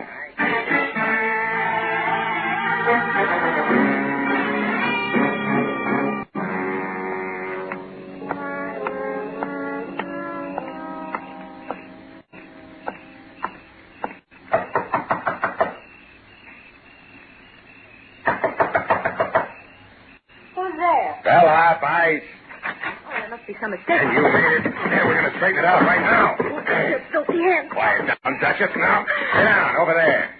Not as much as bat a false eyelash. Well, you do what? Take inventory, baby. I know you're alone because I played Peeping Tom before I played bellhop. Chambermaids do a much-needed job on bedspreads. All right. So it's under the pillow. We've got the sheet. Now, what are you going to do with it? And without the sword? You kidding, Duchess. You don't think I missed that back room at the cottage, do you? You found the sword there? And Kurt Babesco was wearing the sword the hard way, through his insides. Somebody was killed with the sword. Oh, come on. It's a little late for that wide-eyed pitch, baby. Doesn't your carrot-top partner tell you every time he kills? Marlowe, you got everything wrong. Oh, sure I have. Yeah, sure. But just for laughs, let's pass it and you along to the cops, huh? No, please don't. I'll tell you everything, Marlowe. Turner isn't my partner. He hardly knows me. That's better. Now, just who's Turner? The man with the red hair. Uh-huh. Oh, Marlowe, believe me. I can explain everything. Okay, let's try it. Did you steal the sword from my client Henry Pound, yes or no? Yes. Why? Marlowe, let me start at the beginning. A week ago in Manila, please. All right, let's have it. It was late in the afternoon, and I was shopping for a handbag, just looking in store windows. Suddenly, I noticed a man hurrying down the opposite side of the street. A man who turned out to be Eugene Voss, Henry Pound's partner, maybe? That's right. I could tell he was afraid of something, Marlowe. He darted into a curio shop nearby. A minute later, I saw Turner. You know him? Oh, just slightly. We'd met once. Obviously, he was following Voss. But he didn't go into the curio shop. Instead, he hid close by. And then when Voss came out, he shot him, Marlowe. Just like that, huh? He was gone before anyone knew what had happened. I ran over to Voss to see if there was anything I could do to help. But there wasn't. He was dying. Oh, it was frightful. Please, Marlowe, I'd like a drink. They're on the desk. When you're through, go on. What happened next? Well, he told me to take the money in his billfold, $5,000, to take it all for delivering a message. About the sword? Yes. I was to get in touch with Henry Pound here in Los Angeles and tell him that the sword which Voss had just purchased in the curio shop was on its way. He should pay special attention to it. And then he died. Well, you decided that $5,000 was an awful lot for playing messenger boy, huh? Here. So you said nothing to the police, grabbed the first plane for L.A., got the Pound's place here, and swiped the sword, right? I figured if the delivering the message was worth $5,000, the sword itself would be worth a lot more. But you had no idea why. Oh, no. Maybe a code in the pattern of the design and the jewels in the handle. Probably not the sword itself. Yeah, you figured right, little schemer. Yeah, here's your drink. Thank you. Huh. Oh, the rest of the story I can fit together myself. You knew you had something, but you didn't know what. So you swiped the sword, you left an obvious clue to an empty cottage, that rent receipt. You counted on it to start the ball rolling, and it certainly did. Who would that be? I don't know. Find out. Who is it? Turner, I want to talk to you. Just a minute. You still sure you're not partners? Yes. I told you the truth, Marlowe. All right, answer it. I'll wait here in the closet with the door open wide enough for the barrel of a .38, just in case you've never been to Manila. Go on. Open up, hurry. Close it quick. That keeper may be around. Who? The one I slugged over at the cottage. He wasn't in when I went back. Just some bum I scared away. Went back? Yeah, I went back. After you ran, there was some excitement, Sweets. First, I slugged the people because I heard some noise in the back. I thought it was you. Me? I never returned to the cottage. I know it. It was a louse named Babesco. I got him all right.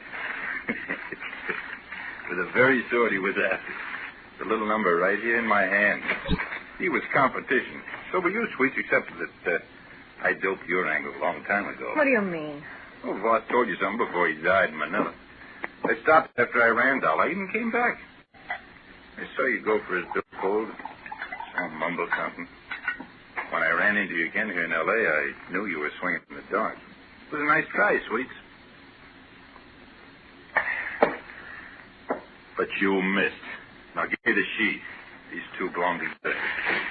Come on, hand it over. You don't want me to be rough to you, doll. No. Here. Here it is. Well, that's better. Like I said, they belong together.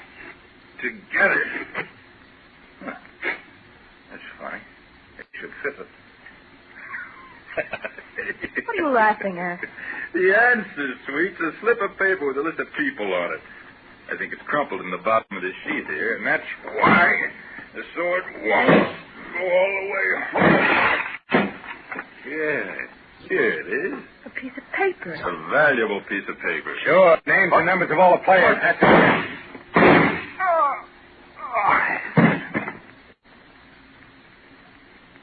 Marlowe.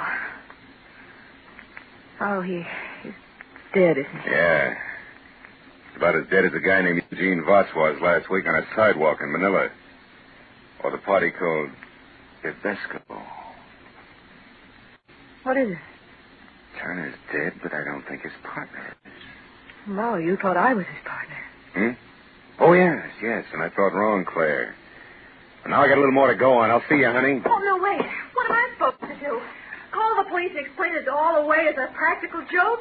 Oh, Marlowe, have a heart. Where are you going? Back to my client, little dreamer. I think you can give me a line on that partner. Be good.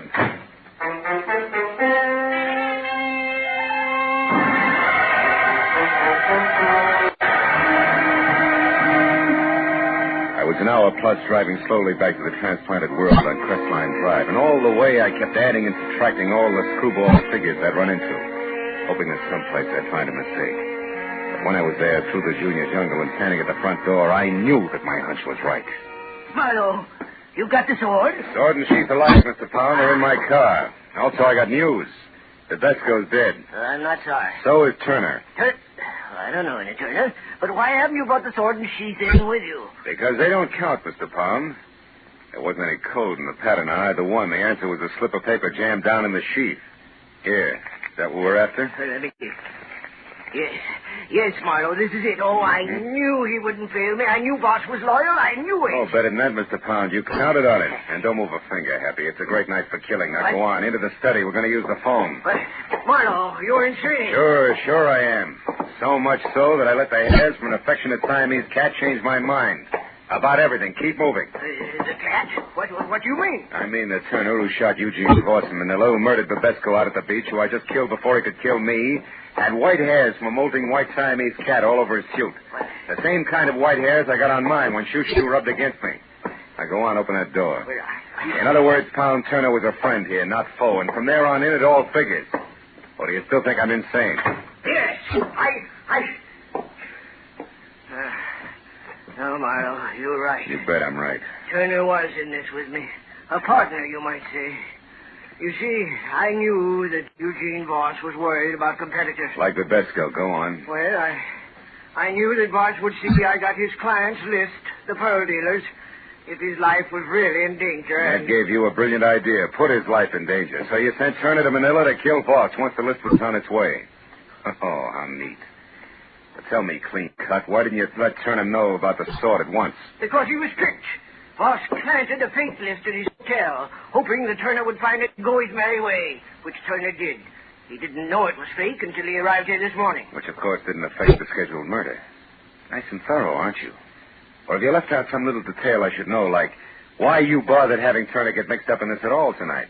I would have brought the swords and sheath back for you without him. I know you would, Marlowe. That's why I hired you. But I also knew that there was a good chance that in finding the sword, you would also find that I deal in opium, not pearl. You know... Oh, fine. And Turner was right behind me all the way, ready to kill me if I found that out from say, Babesco, huh? Precisely. Turner was right behind you, Marlowe, even as Heidecky is right behind you now in the dark. You fool. Why do you think I kept talking here, kept confessing? Speak up, Heidecky. Heidecky, talk! He can't, Mr. Pound. What? Heidecky is very unconscious. He's what? I hit him with a base. A Philippine iron base. No, you're lying! Heidecky! Hold it! Oh, my leg! Oh. Marlowe, you've got him. Marlowe! What's the matter? Behind the curtain. There's nothing there, honey. Huh? Nothing more than a friendly cat named Shoo-Shoo. Oh.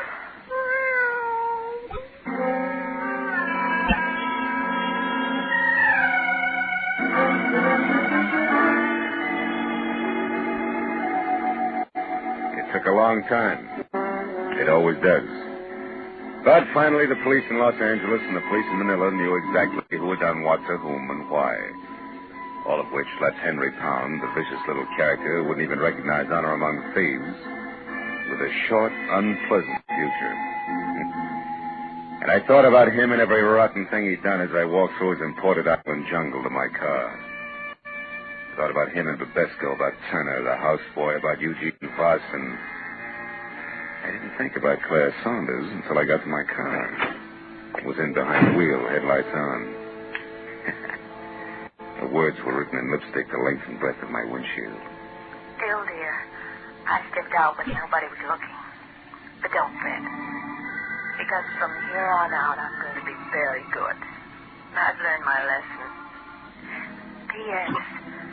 My plane doesn't leave until morning. Would you like to help me wait for it at the airport cafe. They have good food and they're open all night. Claire. Airport cafe. It's an hour's drive. Unless I hurry.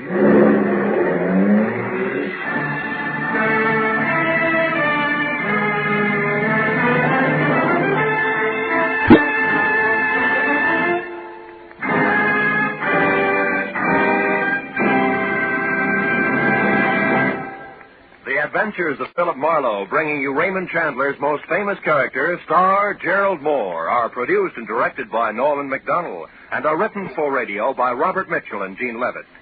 Gerald Moore can currently be seen starring in Republic's The Blonde Bandit. Featured in our cast were Gene Bates, Junius Matthews, Barney Phillips, Byron Kane, Paul Freese, and Anthony Barrett. The special music is composed and conducted by Richard Arant.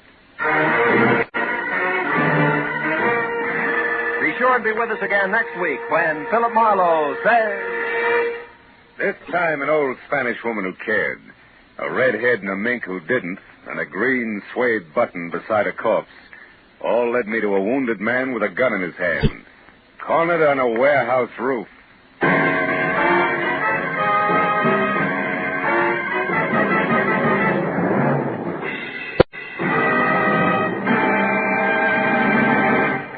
Now, Now, stay tuned for Pursuit, which follows immediately on most of these same CBS stations. This is Roy Rowan speaking. This is CBS, where Burns and Allen are heard every Wednesday night, the Columbia Broadcasting System.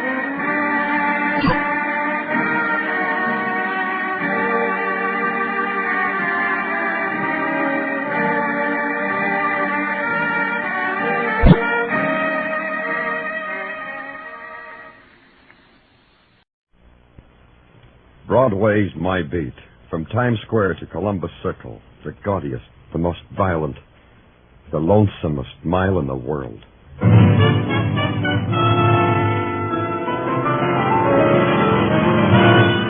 Broadway's My Beat, with Larry Thor as Detective Danny Clover.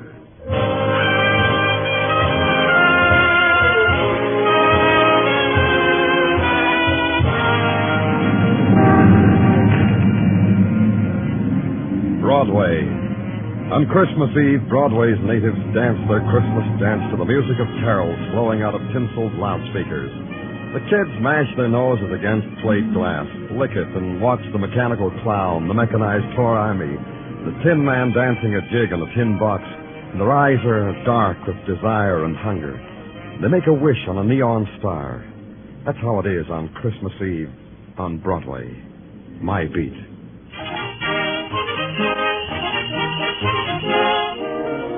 On the morning of the day before Christmas, creatures are stirring at police headquarters. There's the patter of tired feet and the sound of manly giggles as little gifts are hidden in desk drawers or poured into Dixie cups or slipped under the police blotter. And in my office, there's a kid I knew, name of Marty Wednick. Danny, I don't like to disturb you at this unmentionable hour. 10 o'clock in the morning, unmentionable? You kidding? Sleep has not yet fled from my starry eyes. What makes me bounce my pillow at an hour which is for the squares is a problem. What's your problem, Marty? Am I or am I not the child president of your branch of the Police Athletic League? You are? So I promised my constituency of fellow former delinquents a Santa Claus for Christmas. That's the problem. When are you going to give with a Santa Claus? Don't laugh, Danny. A former delinquent shouldn't be disillusioned. Could make him a neurotic. So I repeat, on behalf of my constituents, where is Santa Claus? He'll be here in a minute, Marty. Sergeant Tartaglia... Oh, here he is. Come on in, Sergeant. Jingle bells, jingle all the way. Oh, what This fun. guy's a sergeant? Huh? Hey, Tartaglia, this is Marty Wednick. He wants Santa Claus. Oh, he's coming, Danny, he's coming. Come on in, Sandy. Everybody, make way, everybody, for Santa Claus. And what's your alias, name, little boy? Ho, ho, ha! Hey. This guy's a Santa Claus.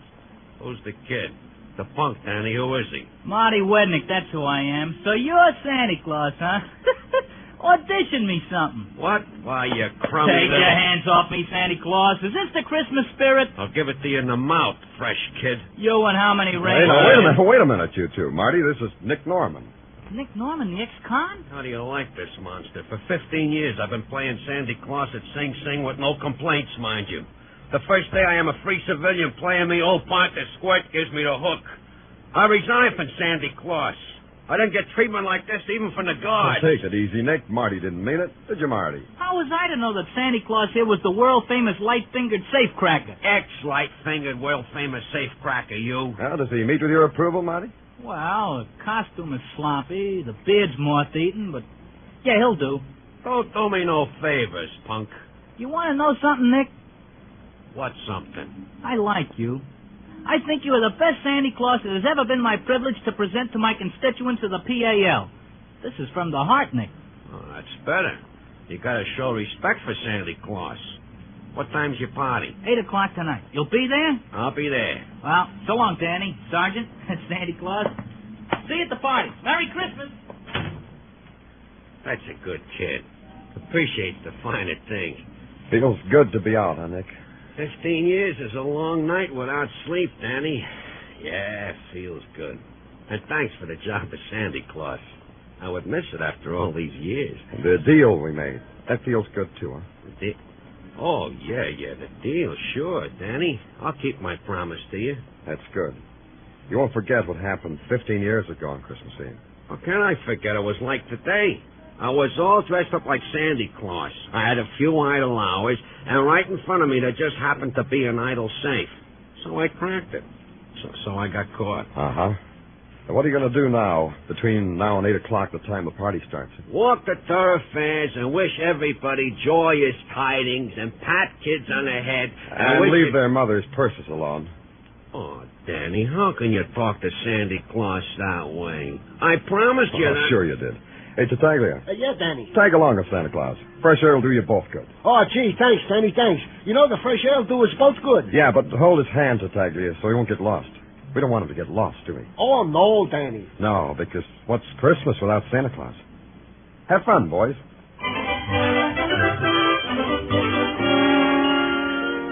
So everybody was happy, and that was good, because it was a season for it. Sergeant Tartaglia was happy because I had not only given him permission to leave the room, I told him to go out and take a walk with Santa Claus. And everyone knows that Santa Claus is always happy, even if once upon a time he had to spread his glad tidings around Sing Sing. I considered it a while, and then I decided to inhale the bloom of Christmas as it filtered through police headquarters. And it made me feel happy, too. It lasted for 2 inhales. The sign on the door says Lieutenant Danny Clover. I don't believe in signs. What's your name? What's yours? I came prepared for a question like that. Here's my card. Thanks. Simon Larrabee, real estate and rentals. You renting something, Mr. Larrabee? That would give you the upper hand. 2 questions to my 1.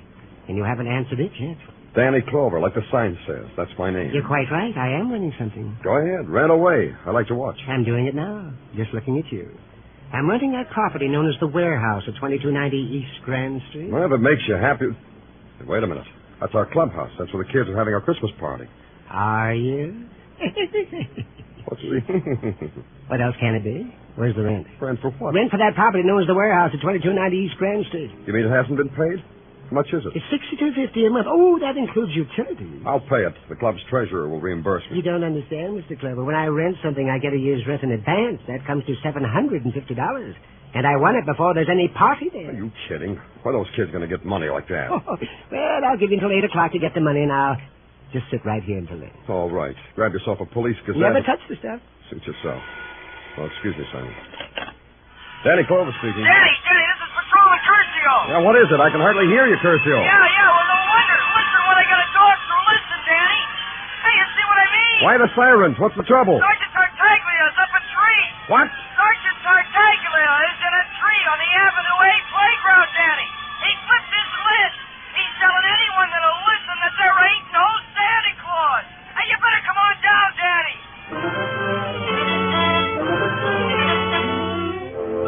When I got down to the Avenue A playground, it was having the Christmas party of its life.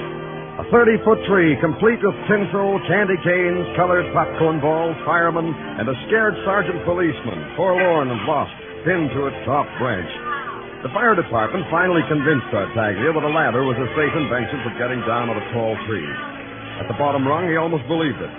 When his feet touched the ground, they gave him a blanket because he was suffering from shock. He was about to tell the newsreel boys his ordeal when I faced him. Oh, Danny, I was about to tell the newsreel boys my ordeal. Well, just tell me first, Tartaglia, because I hardly ever get to the movies. I'll be with you in just a minute, sir. Oh, Danny, it was awful. It was something awful. I only ask this because there's so much about you I don't know, Tartaglia. Why do you climb trees? Oh, I don't, Danny. The height scares me. When I was a child, a tree threw me on the ground. Still, you climbed this tree. Why? Oh, because I'm a policeman. That makes sense. But how? Well, sure it does, Danny. The kids see me, I am a policeman. They need to put a star on top of their Christmas tree. They ask me because I am a policeman and can do such things. I couldn't let the department down, Danny. So you leave Nick Norman alone, all by himself, because you don't want to let the department down. Oh, I knew you would say that. But I trusted Nick, because he is Santa Claus. He told me I could trust him. Sure you can, Tartaglia. But what happened to Santa Claus? He's not around. That's right. There ain't no Santa Claus, like I've been saying. They told me you were saying that. What happened to him, Tartaglia? Well, Danny, whilst I was up in the tree pinning the star, below me I saw a big black bulletproof sedan. What kind? A big black bulletproof sedan. Now I know. Then what happened? Well, this big black bulletproof sedan stopped by Nick, our Santa Claus. 2 men got out, talked to him for a minute, then took them one by each arm, deposited them in the car, closed the door, and away they sped careening on 2 wheels. I yelled to them to stop, Danny. But I guess they didn't hear me on account of the hustle and bustle. How's Santa Claus, Tartaglia? Where is he? Where'd he go? Well, if I was Santa Claus, I know where I'd go. Not that it matters, but where? Well, to my mother. On Christmas Eve, she deserves something like that. I'm sure she does. So we have you now, Sergeant Tartaglia? I'll make good in the newsreels, Tartaglia. This may be your big chance.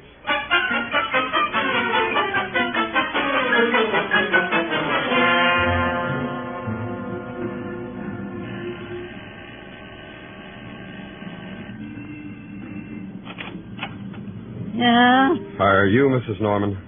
Why? I'm Danny Clover. Yeah? May I come in, Mrs. Norman? Why? I want to talk to you. About what? About Nick, about your son. Come in. Thanks. In here, in the parlor. Sit down. Thank you. No, not on that seat. That one. What do you want to talk about Nick? Do you know where he is? Oh, don't tell me no more. One day when he was 9 years old, Nick said to me, he said, Ma, don't ask me where I've been no more, 'cause I'll lie to you. That's what he said. Then you don't know where he is. Don't make me go through that again, Sonny. Say, who are you to ask me questions? I told you I was... Yeah, you did. You said you're Danny Clover. That don't mean nothing to me. Oh, you must be the guy come about, I am. That's why I came. Well, you tell me what you come here for. For, you know, just as you said. Oh, this I like. This lets me play cagey like in the old days. What are you talking about? You know your son, Nick. You gotta squirm more than that, kiddo. What about Nick? We want him to be our Santa Claus. Bingo. That's good. Oh, it must be a good feeling, a young man like you. Big, strong, looking for Santa Claus. Me? I just sat here in my rocking chair. Mrs. Norman. Thinking about the times we had, me and Big Ed, my husband. The time... I have to go now, Mrs. Norman. Where's your son? Oh, you made me go through it again. One day, when he was 9 years old, Nick said to me... Yeah, oh, thanks, Ma, Mrs. Norman. don't ask me where I've been.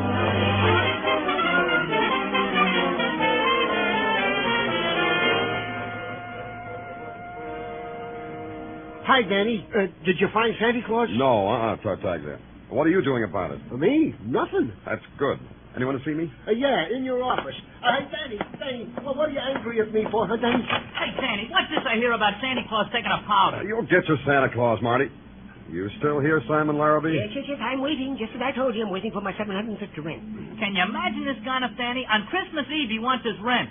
This is a Christmas, no Santa Claus, no party. What am I going to tell my constituents? It'll work out, Marty. We'll get the money someplace. Shut up, Simon. But, Danny, no Santa Claus. Hold it, everybody. I've got the solution.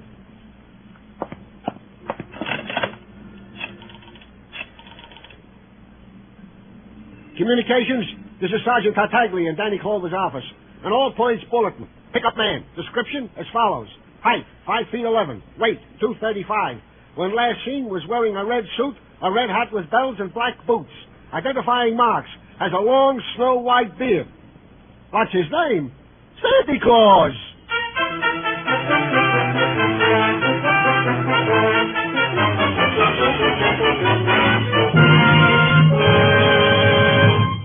You are listening to Broadway's My Beat, starring Larry Thor as Detective Danny Clover.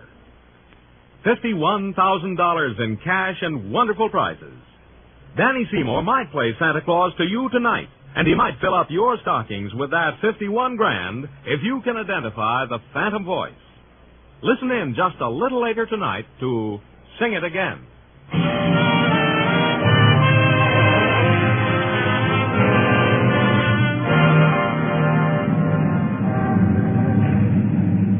Broadway brings you Christmas in a lot of ways. You get dribbled around by the opposing teams of last-minute shoppers. You ride backwards on up escalators so you can be in a good position for the down escalators. You get mauled and shoved and picked over. And finally, you get gift-wrapped and sent on your way. My way was out to lunch and back to police headquarters, holding my Christmas stocking in my hand. I had two things, no rent and no Santa Claus. Two nothings, which made for an empty holiday. Sergeant Tartaglia wasn't enjoying himself either, and he expressed himself with sentiment. Ah, humbug. What did you say, Tartaglia? Bah, humbug, Danny. That's a Christmas expression I picked up to be used when you wished it was the 4th of July instead. Yeah, me too. Yeah, you seen the afternoon papers, Danny? Yeah, take a look at it. You look at it for me. What does it say? Well, first it has got a picture on the front page of a tree. In the tree is me. Mm-hmm. Then it says under it, Officer Gino Tartaglia. Yeah, hey, Danny, they spelled it right. Well, Officer Tartaglia spent the afternoon cavorting in a tree to the delight and applause of all the little... Oh, it runs on like that. Oh, forget it. It wasn't your fault. Then that's what I tried to tell Mrs. Tartaglia. Doesn't she believe you? Danny, she called me on the phone. I said, hello? She said, Signor Tarzan. Then she started laughing, hysterical. I can't get her to talk. Every time I pick up my phone, all I hear is Mrs. Tartaglia laughing. Oh, I got my problems, too. Yeah, this is probably the first time in the history of Santa Claus that he's ever heisted from his appointed rounds. Maybe. Hey, did you get in touch with Nick's mother again, like I told you? Oh, Danny, she ain't nowhere to be found. The old day must have skipped. And the 200 Santa Clauses that the boys investigated, not one of these is Nick Norman under the beard. Oh, I'll get it, Danny. Thanks. Sergeant Tartaglia. Huh? Yeah, he's here. It's for you, Danny. Thank you. Danny Culver speaking. Danny, this is Maxie. You know, Maxine Riddell. Yeah, how are you, Maxie? I'm in lingerie, Danny. Come on down. What? In the lingerie department at Fletcher's department store. Working. I got news for you. News about Nick Norman. You interested, Danny? Yeah, I am. Hold on to everything, Maxie. I'll be right down.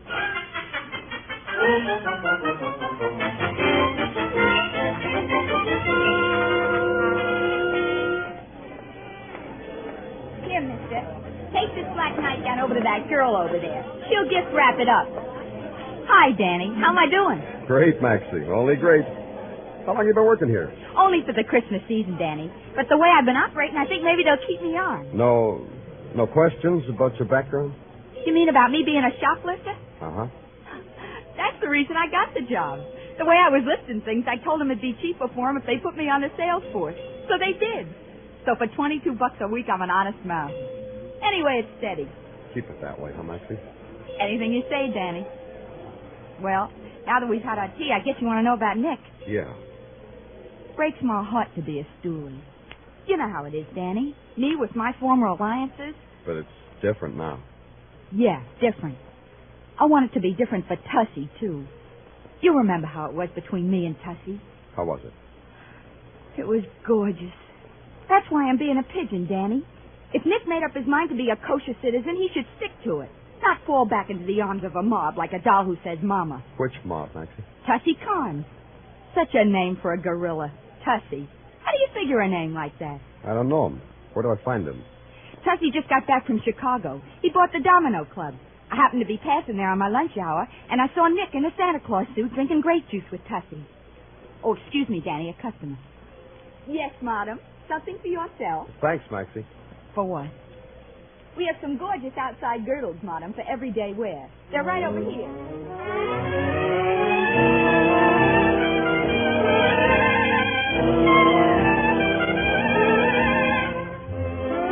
The Domino Club in the West 50s is a bright and shiny joint plastered with black glass.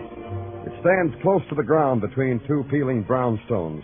When you walk into it, you have the feeling you're walking into the mouth of a beetle. Its walls are lined with black mirrors, and its ceiling is draped with folds of scarlet silk. And at 6 o'clock of a Christmas Eve, the boys, complete with Christmas-wrapped girls, are beginning to gather. You ask a busboy in white tie and tails, where's Tussie Carnes? And he lifts an eyebrow to a guy standing near the bandstand. A guy grinning like an alley cat, while a girl pins a sprig of mistletoe to his lapel. You wait till she kisses Tussie. Then Tussie kisses her. But his eyes are open and flicking around the joint, so he sees you and pushes the girl away. Beat it, Blitzen, I got company. Merry Christmas, stranger. You want something from Tussie, boy? Same to you, and I want Nick Norman. Oh, that's a big desire on a holiday. Why you want Nick? Tell Tussie, boy. Maybe I gotta explain. I'm Danny Clover, a cop. I want him. Don't everybody? Come with me, Sonny. Santa's right down at the end of this hall.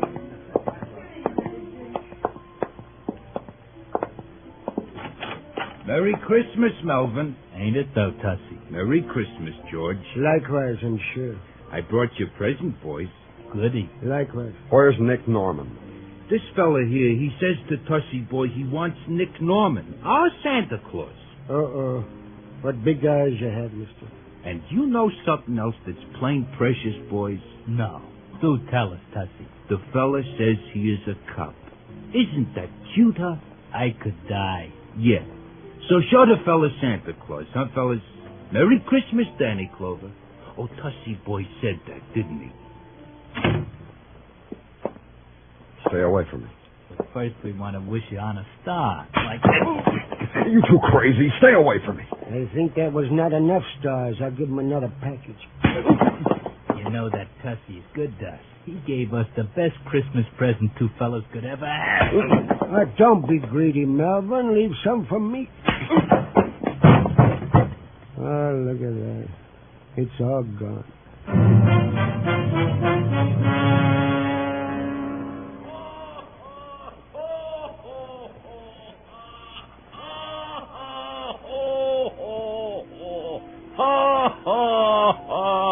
Come on, Danny, open your eyes. What?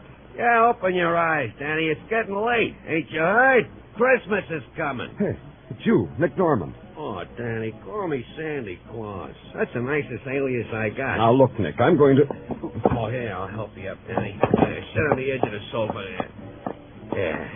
Sandy Claus, Danny. Santa Claus, huh? Sure. So help me, Nick, where I'm going to put you, you'll spend the next 94 Christmases in solitary. Take it easy, Danny. Come on, let's get out of here. I'll be late for that kid's party. Come on. Oh, you mean let's get out of here just like that? I don't have to beat my way out of here? What for? What's all this about, Nick, Santa Claus? You're dull today, Danny. What's the matter with you? But you were kidnapped. Kidnapped? Me?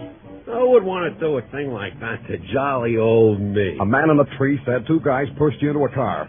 He only had a bird's eye view, but he said kidnapped. Oh, you mean Melvin and George? I mean Melvin and George. Two pals from Chicago, Daddy. They heard I was out and wanted I should be Santa Claus to a private party they was giving. That's all. Harmless guys, pals, buddies. We enjoy each other. Yeah, they enjoyed me, too. Before they left town for this party, they said to tell you... Oh, wait a minute. I wrote it down. It says, Dear Danny Clover, sorry we made a mistake and beat up your head. May the bells ring a joyous Noel for you. Signed, XX. That's Melvin and George. A mistake, huh? Sure. They knew some mob or other might try to get me as Santa Claus. They figured you was a mob, so they protected me from you, like you was fibbing about being a cop. After they walloped you unconscious, they went through your pockets and saw you was really a cop. So they wrote this note. The running ink you see here on the note, Danny, that's tears. You'll forgive him, won't you, Danny? Yeah. How about your mother? Well, that was your error, Danny. You didn't tell Mom you was from the police, so she thought just like Melvin and George. Gave me the double talk. Yeah, that's my mom. A grand old dame. You know what I told her once when I was 9 years old? Yeah, you know, my sleigh's outside. I'll give you a ride back to my office.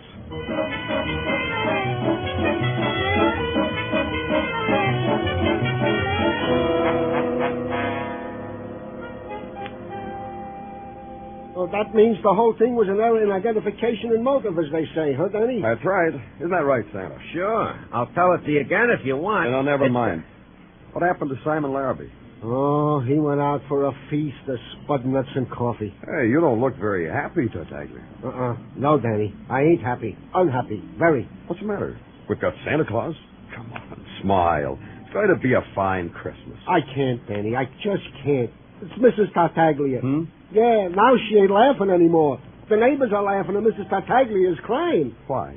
Well, the later editions of the paper said that Santa Claus was heisted. It was because I was in a tree. Yeah, the papers say I, single-handed, messed up Christmas. Bad as that, huh? Well, I'll tell you, Tartaglia. Hey, what about my Christmas party? Not yet, Santa. Wait till you get to the party. Say, the press was saying that you were snatched, Sandy. What gives? It said that mobsters grabbed you. No, it was just a little misunderstanding. That's right, Marty. Nick was grabbed by mobsters. Huh? Yeah, well, then how'd you get away? Sergeant Tartaglia. Yeah? Uh-huh. Sergeant Tartaglia. The kind of policeman who tracks down criminals to the lair. I am, Danny? The kind that single-handed rescued Santa Claus from the jaws of disaster. This guy did that? Yep. I'm just about to call the press boys and tell them about it. Oh, Danny. I mean it, Tartaglia. Don't be so modest. I'm going to do just that. Danny. Put Marty in a cab, Tartaglia. I'll send Santa down the squad car in a little while. Yeah, sure. Well, come on, little tyke. Marty. Okay. Merry Christmas, Danny. Whatever you tell the press guys, Danny, I'll swear to it. Sure you will. Yeah, that's the fine Christmas you're giving everybody, Danny. How about yourself? Oh, I'll have fun at the party. I always do. Where is it? Where's my money? Oh, look, Mr. Larrabee, it's Christmas. Of course, it's Christmas. That's why I want my rent, so I can have a Merry Christmas. Hey, Danny, who is this guy that needs rent to have a Merry Christmas? This is Simon Larrabee. He wants a year's rent in advance for that warehouse where the kids are having a party. Or else, no party. Yes, that's who I am. Oh, like that, huh? So that's how you are, huh, Simon? Stop breathing in my face, Santa Claus. All them kids wanting to have a party, and a Simon like you wants to louse it up. I'll put him down, Nick. Yes, I ain't doing nothing, Danny. Just holding Simon up so I can breathe in his face. Please. I want you to think about something, Simon. Think about all those kids that are looking forward to their Christmas party, which ain't going to happen on account of you. Think about All it. right, I'm thinking, yes. Maybe you could think better with a pen in your hand, Simon. Yes, a pen that will write out a receipt for a year's rent in advance. Huh, Simon? Of course. Oh, Christmas spirit and all that. Yes, I'll get my receipt book. Oh, yes. Oh, my. Well, I haven't felt so good in years.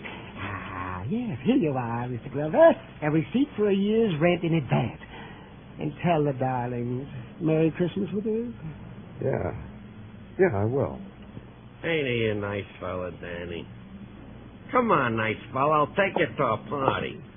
Merry Christmas, Danny. It's a Merry Christmas, Danny. Merry Christmas.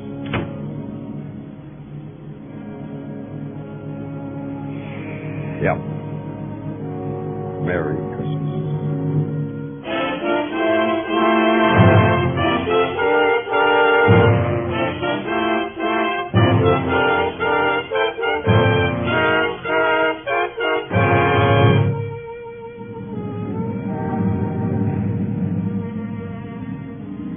On Christmas Eve, Broadway is almost like any other place in the world. The bells ring out, the horns blow, there's laughter. The Mazdas on the Translux spell out slowly, word by word. Peace on earth, goodwill to men. And you read it, you believe it. Because on Christmas Eve, you believe a miracle. Then a whirl of confetti is in your eyes, and you're pushed along with the crowd, and you never see the next news bulletin. You don't try to look back. It's Broadway, the merriest, the shiniest, the lonesomest mile in the world. Broadway, my beach.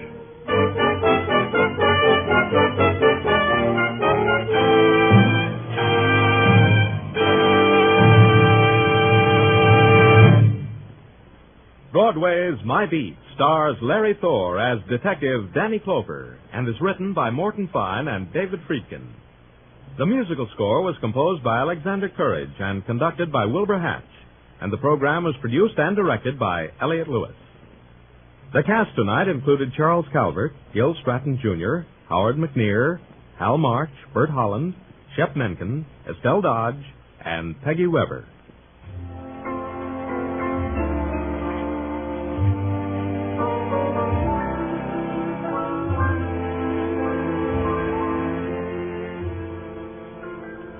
On Christmas afternoon, Jack Benny will be heard as guest star in a full one-hour version of the comedy The Man Who Came to Dinner. Charles Boyer, Gregory Peck, Rosalind Russell, Dorothy McGuire, Henry Fonda, John Garfield, and Gene Kelly will be starring alongside Jack in this special holiday hour. Then an hour later, Jack will be back with his own Sunday night gang for 30 more minutes of holiday hilarity.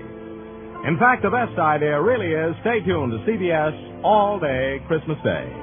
Now stay tuned for Sing It Again, which follows immediately on most of these same CBS stations. Joe Walters speaking.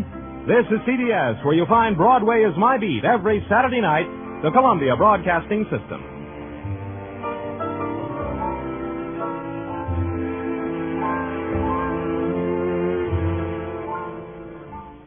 Ronald Coleman, inviting you to radio's most dramatic half hour, Favorite Stories.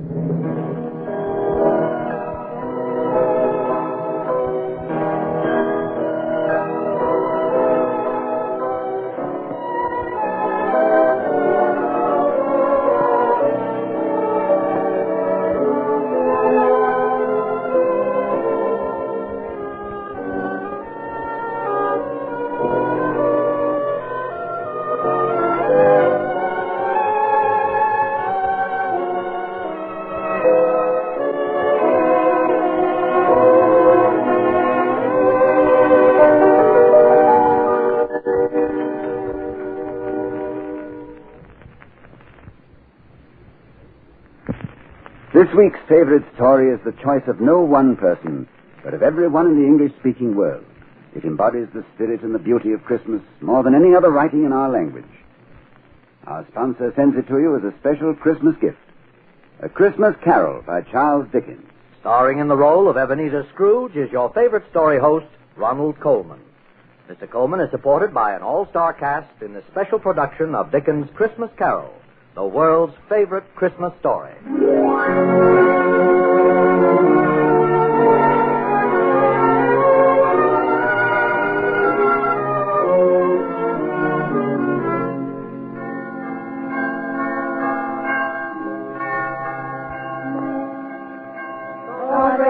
Merry gentlemen, let nothing you dismay. Remember Christ our Savior was born on Christmas Day to save us all from Satan's. Get away, I tell you. I want none of your singing here. Now get away, before I take a stick to you, all of you. Get away.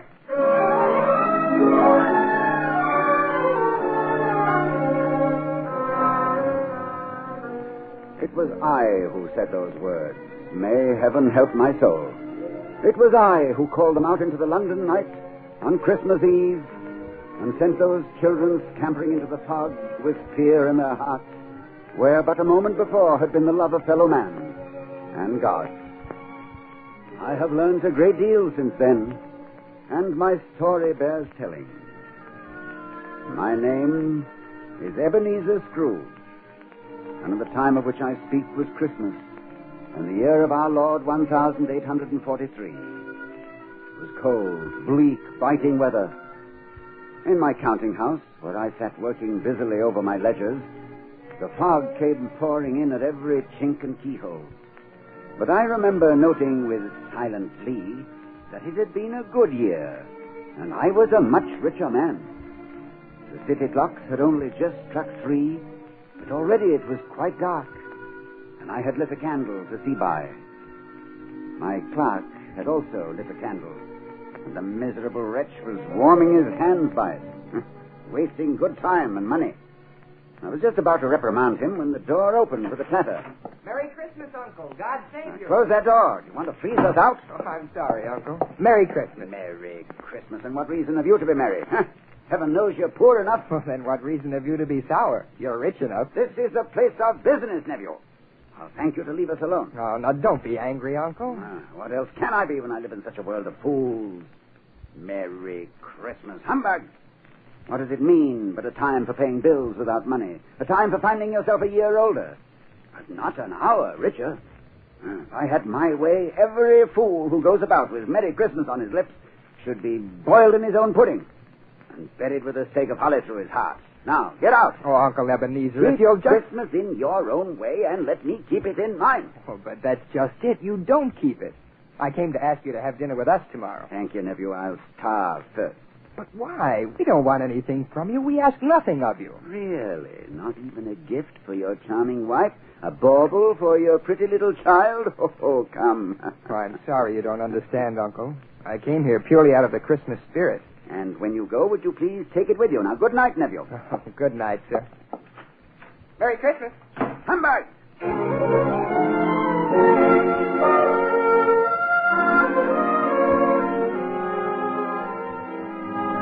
Mr. Scrooge, sir. Well, Cratchit, why aren't you working at your desk? If you please, sir, there's a gentleman to see you about a charity. Charity? time for closing. That's what I told him, sir. Good evening, sir. Scrooge and Marley's, I believe. Have I the pleasure of addressing Mr. Scrooge or Mr. Marley? Mr. Marley has been dead these 7 years. He died 7 years ago this very night. Oh. As you know, Mr. Scrooge, at this festive season of the year, we attempt to make some slight provision for the poor and the destitute. Oh, dear, dear. Are there no prisons? Why, yes, sir. Plenty of prisons. And the union workhouses, aren't they still in operation? Yes, they are, sir, but... I'm very glad to hear it. Oh. Now, what shall I put you down for, sir? For nothing. You wish to be anonymous? I wish to be left alone. I can't afford to make idle people merry. As a citizen, I help to support the workhouses. Those who are badly off must go there. Many can't go there. Many would rather die. Then they had better do it and decrease the surplus population. Good evening, sir. Good evening, sir. Mr. Scrooge, sir. Well, what is it? I was just wondering, sir, If you might leave for the night, eh? Well, say it. Yes, sir. You want all day tomorrow, I suppose, Mr. Cratchit? If it's quite convenient, sir. It's not convenient and hardly reasonable. It's only once a year, sir. Once a year. A poor excuse for picking a man's pocket every 25th of December. Well, I suppose you must have it. Oh, thank you. But you'll be here all the earlier next morning.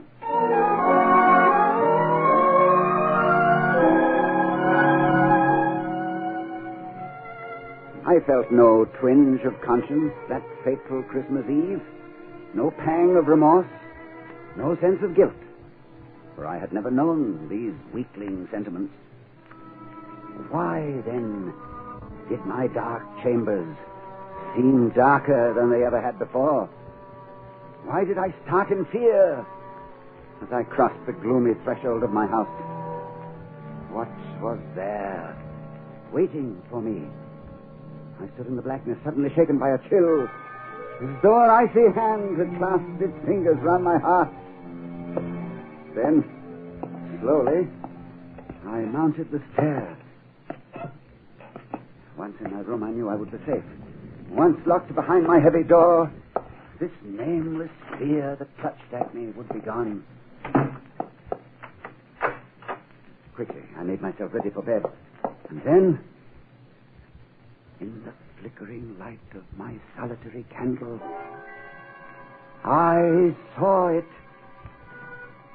Stood in the shadows, shining with a sickly bluish gleam. Its eyes were staring into mine.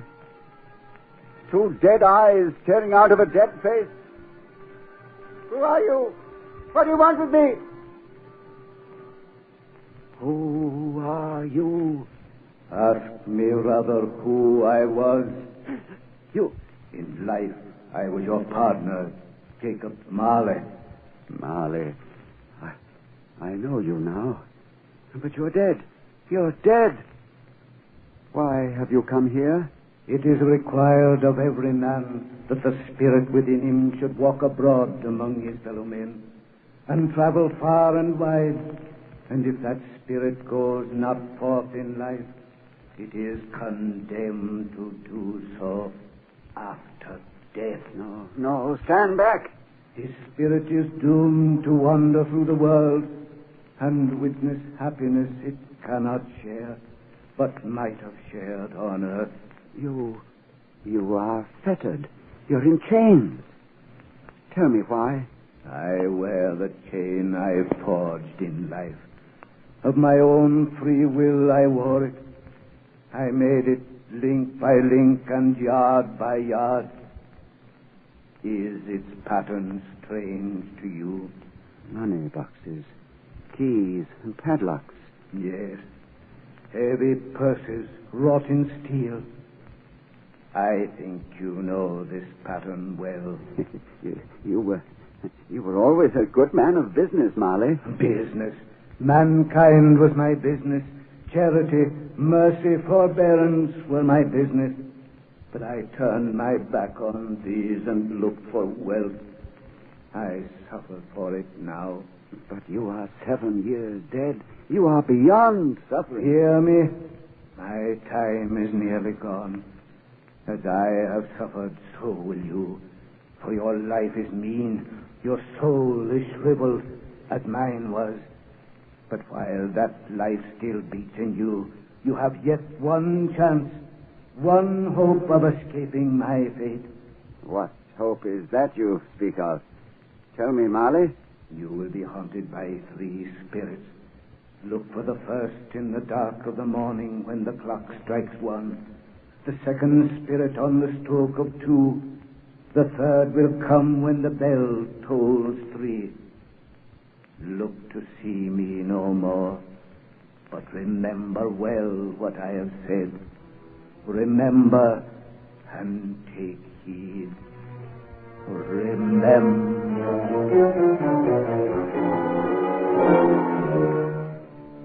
How long I slept I do not know, but I awoke in a tremble, the voice of the steeple clock still ringing in my ears as it struck the first hour of Christmas Day.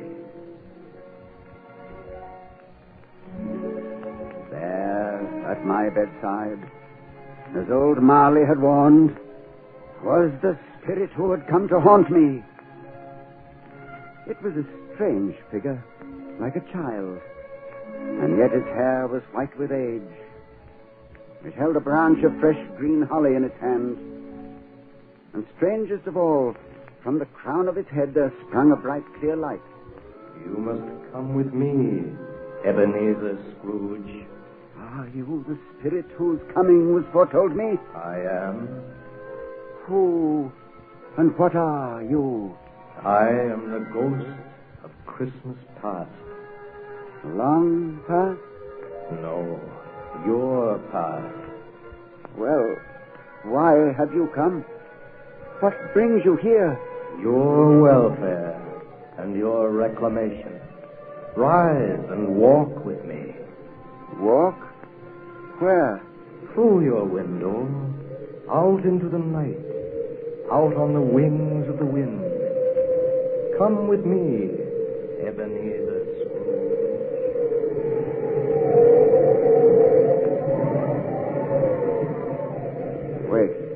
Wait, what place is this?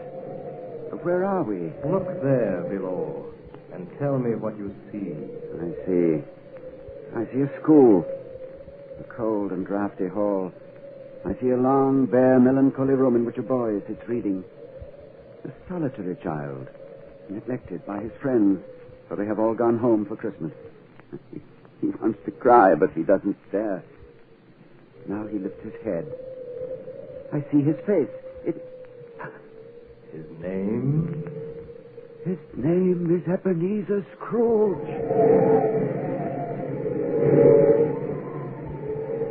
Here now is the shadow of another Christmas. The boy is older now. Oh, show me no more. That girl who sits beside him, they are to be married. Stop, take me back. Listen, Ebenezer Scrooge. Hear what she says. I know it matters little to you. And so I give you your release, Ebenezer.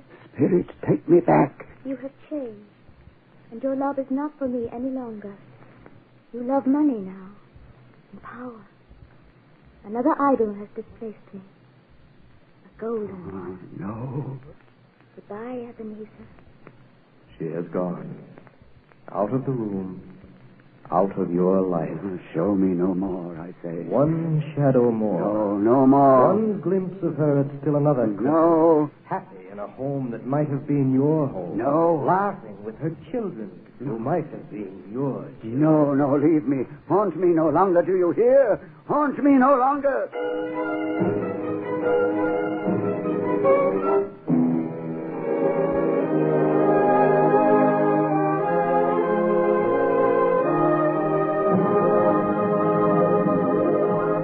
Ronald Coleman will return in just a moment with Act 2 of Dickens' Christmas Carol.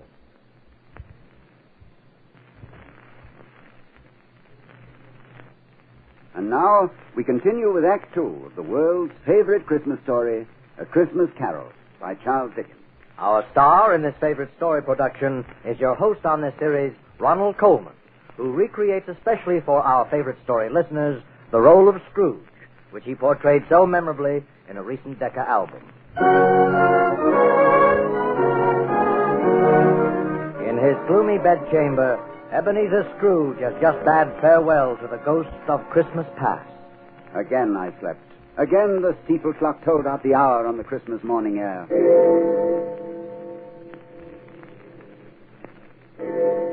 Wake up, man, wake up. I am the ghost of Christmas presents. Look upon me, man. Know me better. Before me stood a spirit, giant in size, clear-eyed and smiling. On its head there was a crown of holly. It held a great lighted torch high in the air, filling the room with a ruddy glow. I stared at him, more in wonder than in fear. Have you never seen the likes of me before? Never. What? You've never walked with my brothers? Have you many brothers, Spirit? More than 1,800. One for every Christmas since the first. Will you come with me, man? I've seen the Christmases of the past. They brought me no joy. Oh, come along, man, come along. I will show you the Christmas of today.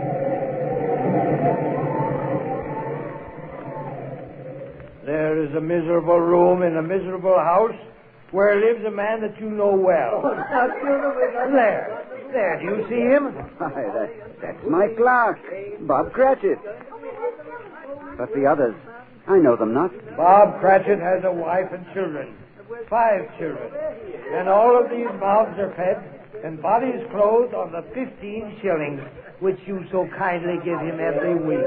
A wife and children, I never knew that... You might have known. You never asked. That child, the youngest of the 5, he has a crutch. He is a cripple? The crutch supports his body. His spirit stands alone. Your work now, children. Your father's home. Chairs for the table. Peter, fetch the goose. Yes, Mother. Martha, the potatoes need your hand. Oh, Bob, there's such a goose. Tiny Tim could tell you that. Couldn't you, Tim? I smelled it, Mother. I could smell it coming up the stairs. Oh, my little one. And was he a good boy at church, Bob? As good as gold. Eh, Tiny Tim? It was nice to be in church this morning, Mother. I wanted everyone to see me. Why, Tiny Tim? Because I'm a cripple. And if people see a cripple on Christmas Day, why, then they'll remember that this is God's day. And it's God who makes the cripples walk and the blind to see. Oh, Tiny Tim. Well, isn't it, Mother? Yes, Tim. Isn't it, Father? Who else, my son? And he'll make me walk, too. Someday I'll just throw away my crutch and I'll never have to use it again.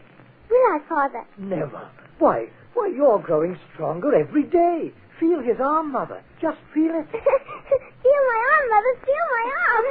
The goose. The goose is here. Hurrah! A poor feast. A goose no larger than your hand might cover. But the Cratchits are not hard to please. There never was such a goose. Now look there. I don't believe there ever was such a goose cooked. The tenderness, the flavor. And here, the some more. Beautiful. And now the pudding. A very small pudding for so large a family. Oh, a wonderful pudding, wonderful. Children, I regard this pudding, I regard it, I say, as the greatest success by Mrs. Cratchit since our marriage. And now, a toast. A Merry Christmas to us all, my dears. God bless us. A Merry Christmas to us all. God bless us, everyone. The feast is over. They gather round the fire now, and Tiny Tim will sing to them. Just one short tune before he's off to bed. Tiny Tim. He's so pale, so thin. Tell me, will he live? Spirit, will Tiny Tim live? I see a vacant seat in the poor chimney corner, and a crutch without an owner. If these shadows remain unaltered, the child will die. No, say he will be spared. Tell me he will be spared. Do you worry? Why? If he is going to die, why, then he had better do it and decrease the surplus population. No, Spirit, stop. Don't go. There must be others in the world. Poor. Are there no prisons? Oh, hear me. They can be helped. Are there no prisons? Are there no workhouses? Spirit, stay. Come back. Come back.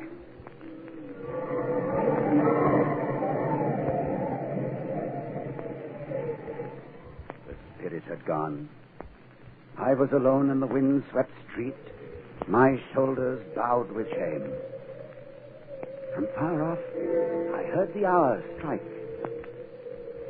And looking up, I beheld a third of the spirits. It was a phantom, shrouded in a long black robe. A hood concealed its face. But from the folds of the robe, a thin white hand was outstretched toward me, beckoning. I am the ghost of Christmas yet to come.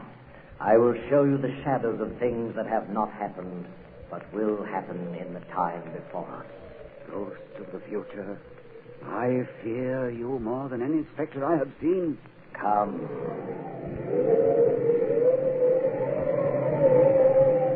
Tell me what you see. A room, a dark and gloomy chamber. On the bed a figure lies, covered with a shroud. Someone is dead in this room. Remove the shroud and look upon his face. I am afraid. Remove the shroud.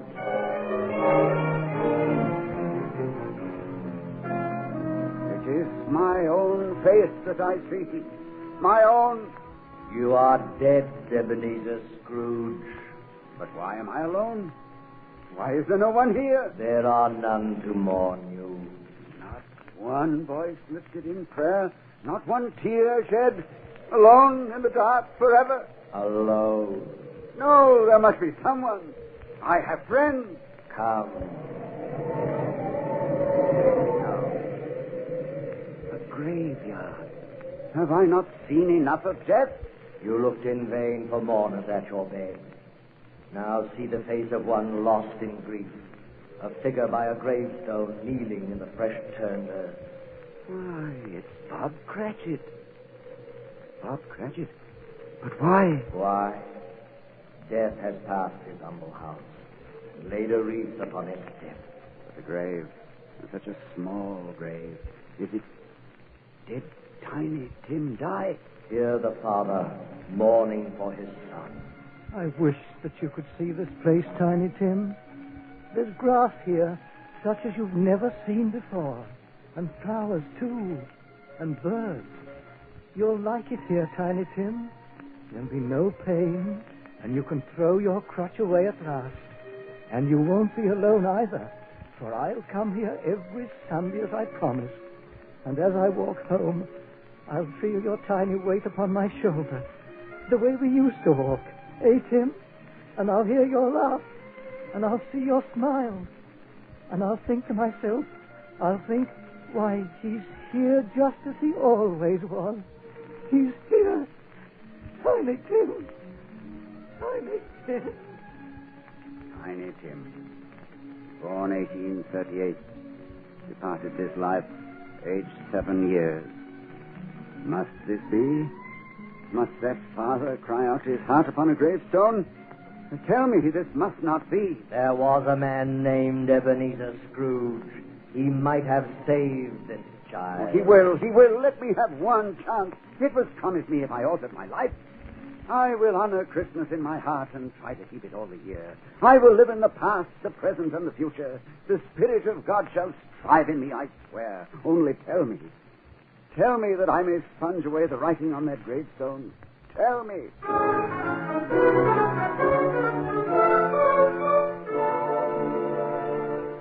Suddenly I was back in my room, and the sun was streaming through the window. I had a sudden fear that Christmas Day had passed. With a cry, I sprang from my bed and threw open the window. Hey, you there, boy! What day is it? What day? Today? Why, it's Christmas Day. Christmas Day. I haven't missed it. Hello there, my fine fellow. Hello? You know the poultry shop at the corner? I should hope I do. Oh, an intelligent boy. Have they sold the prize turkey was hanging there? What? The turkey as big as me? Ha, ha, ha, delightful boy. Pleasure to talk to him. Is he still there? It's hanging there now. Well, then go and buy it, boy. Oh. No, I'm in earnest. Here's the money. Go and buy it. Tell him to send it to Bob Cratchit's house, huh? And whatever's left is for you. And hurry, boy, hurry.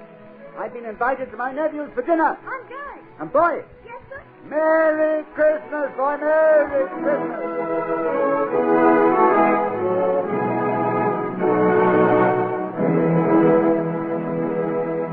And a Merry Christmas it was. I had the pleasure that day of dining with my nephew and his family. A rare treat, I discovered. And I was fortunate enough to meet the gentleman who had asked me for a contribution. Oh. He was surprised when old Scrooge pressed the money on him. And Cratchit I had the double pleasure of raising his salary to such a figure that his eyes bulged almost from their sockets. A rare day. A rare treat all round. Yes, that was a Christmas for you. And I may tell you that Tiny Tim did not die. He's well and growing stronger day by day. A fine boy. I'll see him tonight at dinner. For this is Christmas once again. Yes. Yes, I keep Christmas now. For I have learned this, that no greater glory is given us than the love of fellow man. For in that love is love of God. May we keep Christmas always. May its fires burn forever in our hearts. And so, as Tiny Tim observed, God bless us everyone.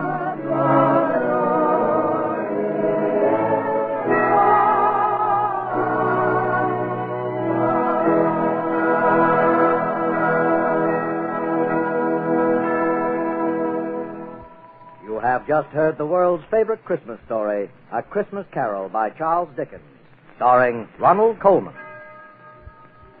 This has been a holiday greeting from our sponsor and all your good friends here on the Favorite Story program. The most suitable gift we could think of for your Christmas fireside. The voices you have heard were all your old friends, each one a star of many a favorite story in the past year.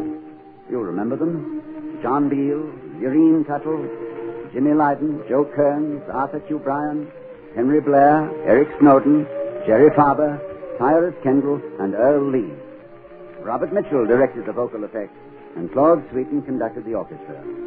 All of us, including our directors, Jerry Lowndes and Bob Lee, wish you the merriest of Merry Christmases on behalf of our sponsor. And we hope you'll hear us all on many pleasant half hours of Favorite Story in the new year to come.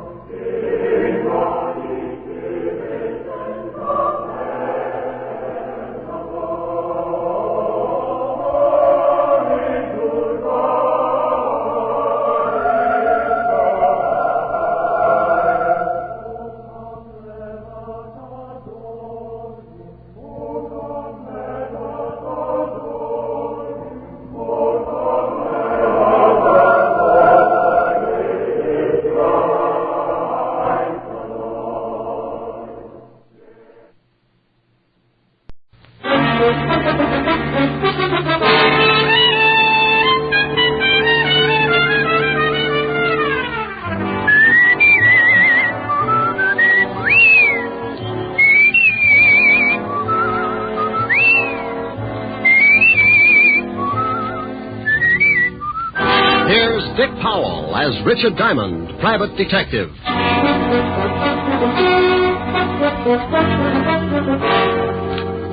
Hello there, this is Diamond. Well, it's Christmas Eve. And every year about this time, my business takes a big nosedive. People usually pack up their troubles and start unpacking colored lights and Christmas tree ornaments. So tonight, instead of telling you about one of my hair-raising exploits, we're going to tell you a Christmas story. So with apologies to Mr. Charles Dickens, we'd like to bring you an adaptation of one of his most famous stories, The Christmas Carol. Now, I'd better explain something first. This version isn't exactly the way you've heard it many times before. Because of the particular type of characters I usually get mixed up with, this story is written to fit their talents and characteristics. Different from the Dickens original, certainly, but we feel that this story could easily happen today, anywhere. Like maybe right here in New York on a little side street just off the Bowery. So now I'd like to introduce our characters. Mr. Ebenezer Scrooge will be played by my good friend and guiding hand of the 5th Precinct Homicide Division, Lieutenant Walter Levinson. Walter? Otis. The character of Jacob Marley will be played by one of my dearest friends and constant companions. Otis, that's you, huh? Oh, Sergeant Otis Loveloon. Loveloon. Walt. Oh, sorry, Helen. Tiny Tim will be played by our corner newsboy. Johnny Rawlins. Tiny Tim's mother will be played by my red-headed gal friend. Helen Asher. The rest of the characters will be played by members of the 5th Precinct Police Station. Officer O'Reilly. Officer Lund. Officer Lefkowitz. Sergeant Miller. The music will be furnished by the 5th Precinct Police Band, directed by Patrolman Worth. And now, our version of the Christmas classic, Charles Dickens' A Christmas Carol.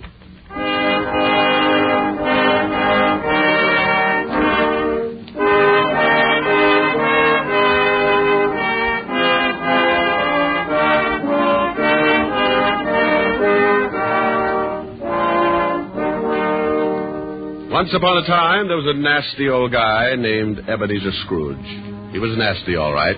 He didn't like anything, except maybe all the dough he could get his hands on. Scrooge had a little business that he started with his partner, Jacob Marley. The outfit was known as Scrooge and Marley Loan Company. But one day, poor old Marley just up and keeled over. So the boys along the big street gave him a nice funeral, and old Scrooge took over the business. Well, Marley had been dead for 7 years, and Scrooge lived alone in his little room over the office. And for a hobby, he hated everybody. He had a young guy working for him by the name of Bob Cratchit. Bob had a wife and 4 kids and made just enough to make ends meet.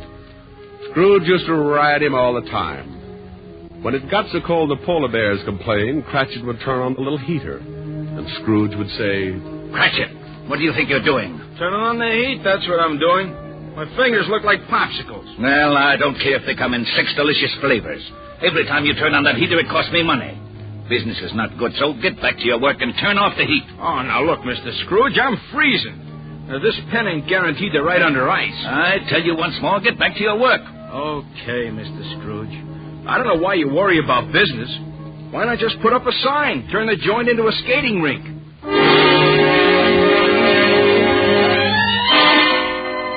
Well, this was no time for any decent guy to act like that. It was Christmas Eve. Along about 5 o'clock, into the office came Scrooge's nephew, Fred. Well, Merry Christmas, Bob. Oh, Merry Christmas, Fred. You get back to your work, Cratchit. Okay. Yeah. Well, Merry Christmas, Uncle. Oh, swell. Merry Christmas. Humbug. Humbug? Yeah, humbug.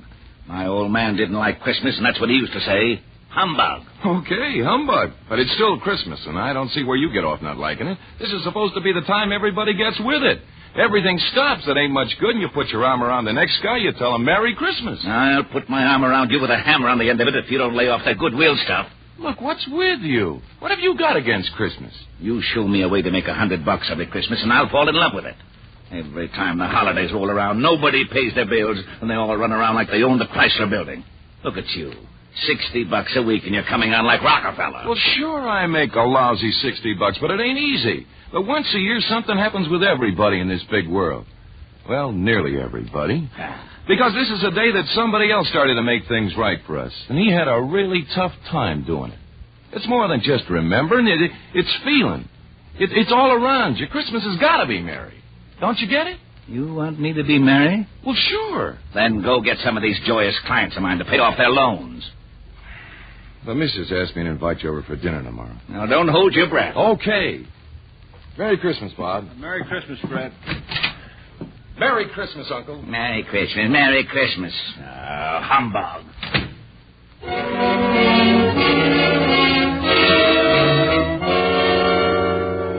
Late that evening, Scrooge went upstairs to his room, the room where Jacob Marley used to stay. It was dark in the little hall, and when Scrooge reached for the door, he looked up at the big brass knocker and saw... Holy cow! I could have sworn that was old Jake's face in the knocker. I must be working too hard.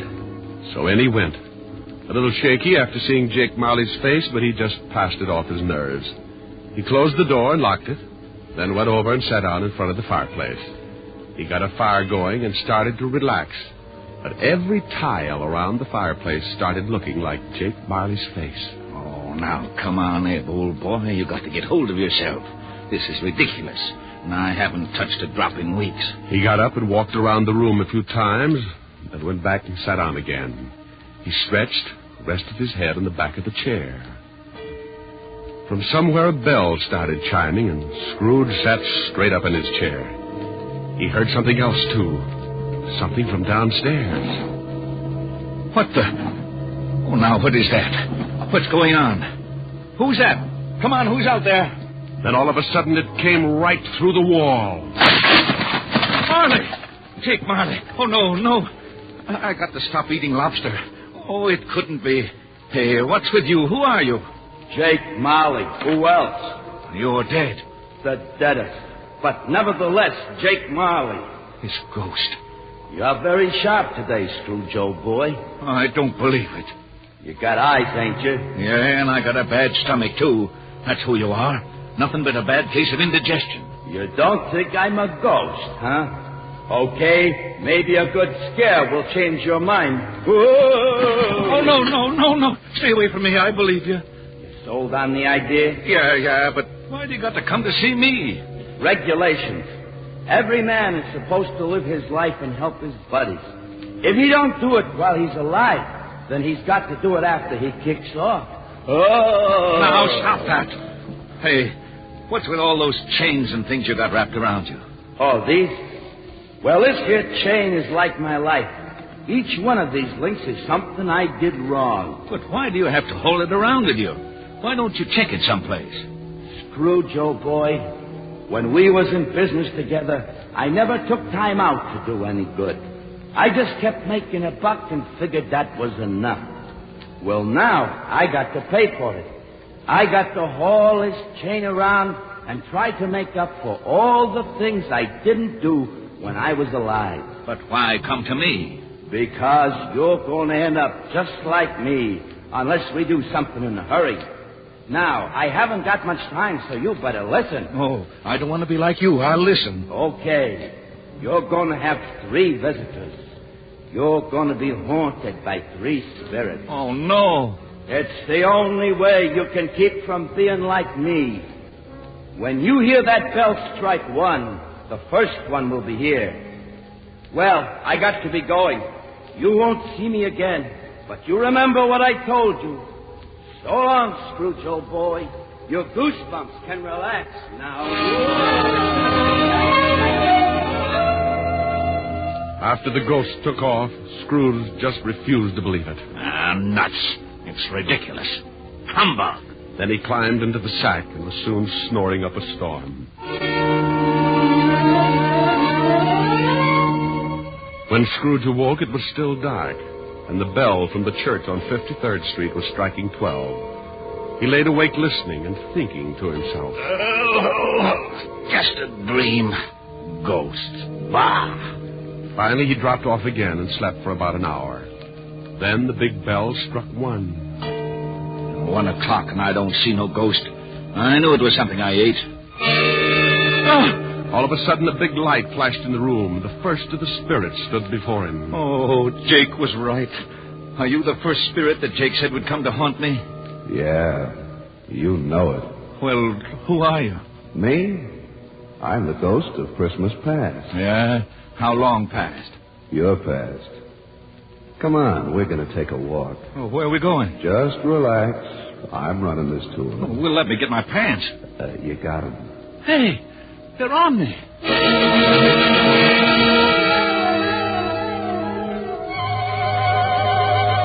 With that, the ghost of Christmas past grabbed Scrooge by the hand, and they both flew out of the window. Scrooge nearly lost his upper plate. But before he could yell for help, he was standing in front of a dirty, ramshackle old tenement building. You know where you are? Sure, I know where I am. This is where I was brought up. Even the garbage cans are the same. You had a pretty tough time when you were a kid, didn't you? The toughest. I wasn't very big, and the rest of the kids in the neighborhood were. I had more black eyes than a crow. You want to go in? What for? To see your folks. My folks died a long time ago. They're in there now. Come on. Well, the ghost took old Scrooge into the building and showed him a Christmas years past, when he was a child with his family. Lord, it was tough living in two little rooms like that. But Scrooge remembered how wonderful it really was. What's the matter, Scrooge? Huh? Oh, got something in my eye.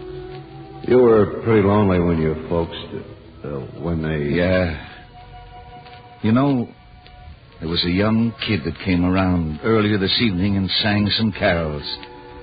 I wish... Yeah, what do you wish? Oh, nothing. Come on. I want to show you another Christmas. The Spirit showed him another Christmas and still another. And you know, no matter how tough Scrooge remembered his childhood had been, it always seemed that Christmas was wonderful. Then the Spirit took him to a building down by the river where Scrooge got his first job. They went inside, and seated behind a desk, Scrooge spotted... Fezziwig! Well, I'll be darned. It's old Fezziwig alive again. And there's Dick Wilkins. He was a good boy. We got along great. He liked me. Okay, everybody, it's Christmas Eve. You can knock off and have yourself a good time. You better lock up, Dick. Sure, right away, Mr. Fezziwig. And don't look so unhappy, Ebenezer. It's Christmas. Come on home with me and tear into a big turkey. All locked up, Dick? Yes, sir. Ready, Ebenezer? Yes, sir. Okay, let's go and have Merry Christmas, you two. Yeah. Merry Christmas, Mr. Fezziwig. Merry Christmas.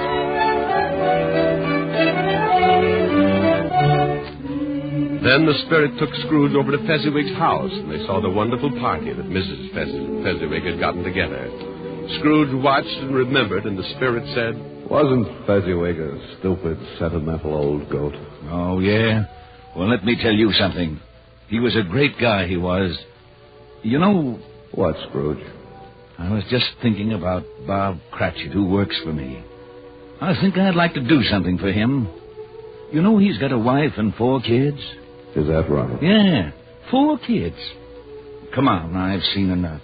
Okay, but you've got to see these things if you want to get squared away. And believe me, brother, you need squaring away.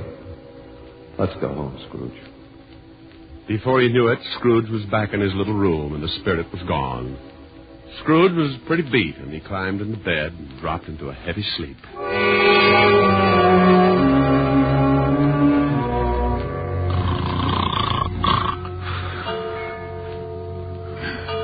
Huh? What's that? It's 2:00. Hey, that light in the other room. I got burglars. Hey, Scrooge. Scrooge, come on in. Who's that? What are you doing in the other room? Come on in. Take a look. It's pretty nifty. Hey, what is this? What have you done to the room? It looks like Macy's window. Where'd you get all the holly and the mistletoe? And how'd you get it in here? You like it? Oh, for Pete's sake, a Christmas tree. Who are you? The ghost of Christmas present. Now, don't tell me you don't like the way I fix things up. I work pretty hard. Oh, the second ghost. Okay, take me wherever you want to go, but believe me, the next time I try the train. Come on, let's go.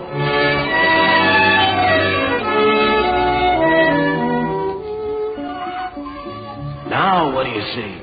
Oh, I see bright colored lights. People having a lot of fun. Kids on sleighs. See that building over there, the one with the big wreath on the front door? I got 2020. That's where Bob Cratchit lives. He works for me. Hey, look, there's Bob now. Yes, going into the house.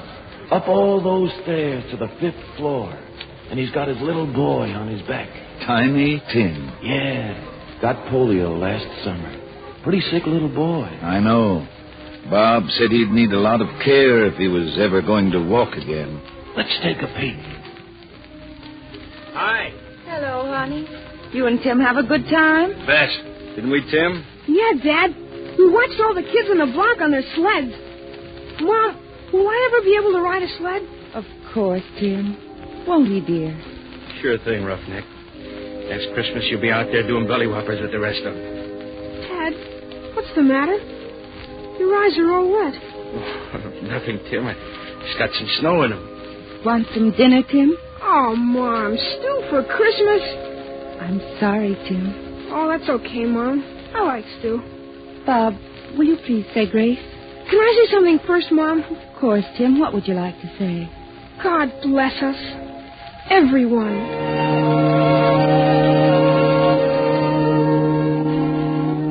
What's the matter, Scrooge, old boy? Got some snow in your eyes, too? Tell me something. Sure, if I can. What about Tiny Tim? Can't say for sure. If his old man makes enough money next year to get the right doctors, little Tim will get along just fine. But times are tough, aren't they, Scrooge? Yeah. Now the spirit of Christmas present took Scrooge to many places and showed him a lot of happiness and a lot of misery.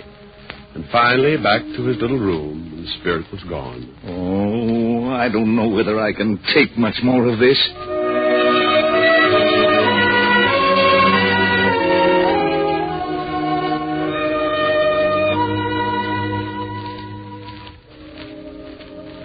Then a new ghost drifted in. This was the worst yet. He was really done up for haunting. He was all dressed in black with one arm sticking out and pointing right at poor old Scrooge. This was the last one of the spirits. Scrooge's knees sounded like castanets on a reducing machine. Okay. You don't have to tell me. You're the ghost of the Christmas that hasn't come yet. You I'm really scared of. The ghost took off with Scrooge right after him. The city disappeared, and Scrooge found himself in the outskirts of town, standing in the graveyard. The night was howling like it was mad. And as Scrooge looked down, he saw... Hey, what's this? What's this stone? The black spirit stood still and pointed, so Scrooge leaned down and pulled away the bushes and saw it was a tombstone. There's a name here. Ebenezer Scrooge. Oh, no. Look, not this. Believe me, I don't want this. I know I've done wrong, but I'm not kidding. I really know what Christmas means. It doesn't mean just today or tomorrow. It's every day. Every day of your life. I swear I'll do better. Only take me away from this. Let me try. Let me try to make Christmas right for me and everybody else. Please don't let this happen. Give me another chance. Well, don't just stand there. Put your arm back in. You'll catch cold. Well, say something. Suddenly, Scrooge dropped to his knees and reached out for the spirit. But something happened. The spirit started to shrink. Then it collapsed. And when Scrooge looked up... What the... My bedpost. My own bedpost. I'm home. Oh, thank goodness. I lived the past and the present and the future, and now I'm home. Hallelujah. Spirits, wherever you are, believe me. From now on, things are going to be different. Oh, yeah. And thanks. Paper! Mine and paper! Hey, boy! Yeah? What day is this? It's Christmas. What's with you? Christmas. Oh, boy, I haven't missed it. The spooks did it all in one night. Boy! Yeah?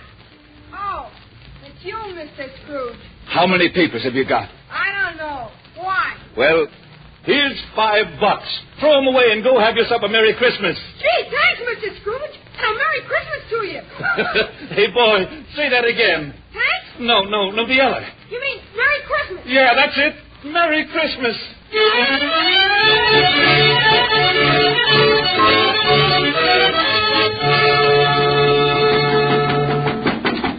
Okay, I'm coming. What's the matter with you? Can't you see the store's closed?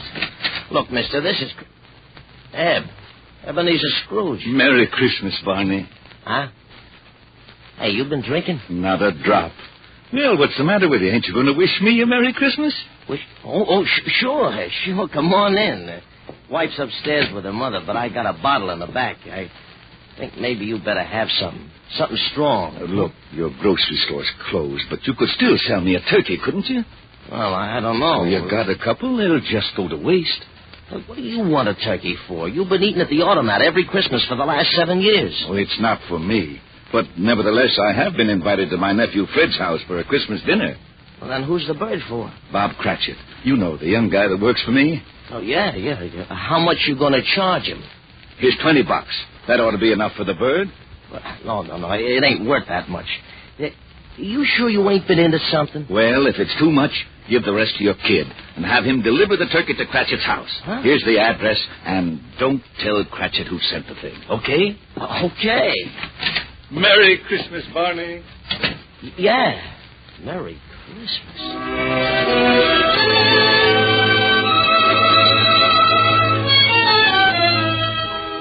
Well, old Scrooge went back to his rooms and took out an old blue suit out of the mothball.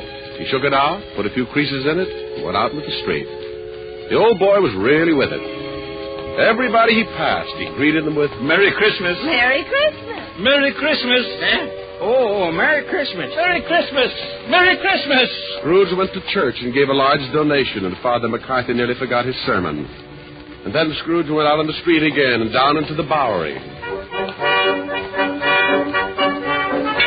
Oh, God bless you, sir, and a Merry Christmas. Isn't it, though? He kept walking and having a great time. Later that afternoon, he arrived at his nephew's house. Well, what the... Merry Christmas, Fred. I've come to dinner. Oh, my gosh. Here, I brought you some presents. Oh, my gosh. Now, don't thank me. It's Christmas, remember? Oh, my gosh. Next morning, Scrooge was early at the office. If he could just catch Cratchit coming in late. And he did. Bob was a good 21 minutes late. Cratchit? Oh, no. You're 21 minutes late. Yeah. I'm sorry, Mr. Scrooge. I had a big evening last night. You did, huh?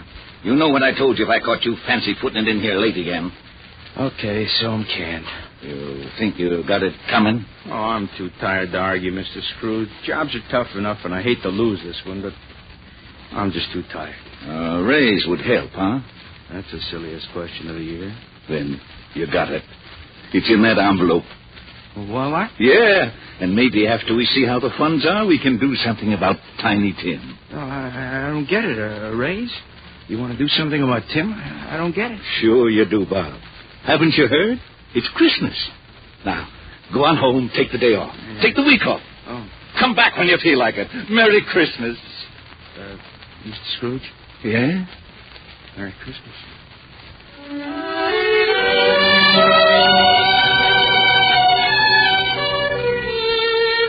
And Scrooge really did it. He was as good as his word, better even. He made it the merriest Christmas ever. And later, things got better, and he took care of Tiny Tim. And sure enough, Tim was out on his sled the next Christmas doing belly whoppers with the best of them.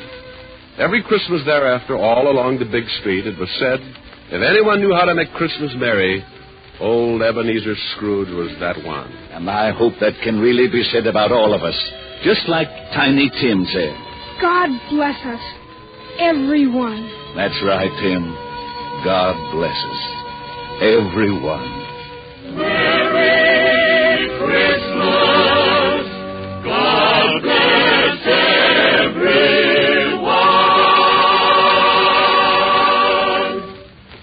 Oh, Rick. Yes, Helen? That was wonderful. Not quite the way Dickens wrote it, but it meant the same thing. Oh, you really like it, baby? Oh, I loved it. No reason in the world why old Scrooge couldn't have been living right here today. You've got the spirit, and that's what counts. How did you like it, Walt? Rick, I gotta hand it to you. It was really great. Lieutenant. Yeah, what is it, Otis? How'd I do in the play? You were magnificent, Sergeant. You know, I'll bet if I studied for a couple of weeks, I'd get me a part on Broadway. To be or not to be? That's the question. Oh, no. Now, Walt, leave him alone. Oh, sure. Monsieur Otis. Huh? Wouldst thou accompany me over to the punch bowl for a short flagon of nectar? Sure, I would. See you later, Helen. Rick? Yeah. Come on, Barrymore. Let's see if the punch bowl fits your head. Oh, aren't they lovely? You want something to eat? Hey, wait a minute. What's the matter? Listen. They're out here by this window. Come on, let's go listen. Yuletide carol, fa-la-la-la-la-la-la-la-la. Feel the blazing Yule green forest, fa-la-la-la-la-la-la-la. Strike the harp and join the chorus, fa-la-la-la-la-la-la-la. Follow me in merry measure, fa-la-la-la-la-la-la-la. While I tell of Yuletide treasure, fa-la-la-la-la-la-la-la.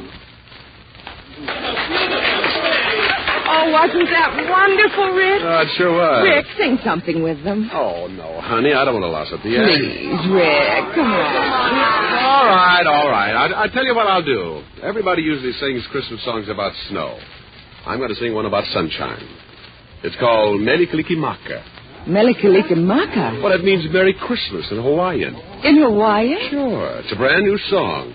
They love it over there, and we'll love it here.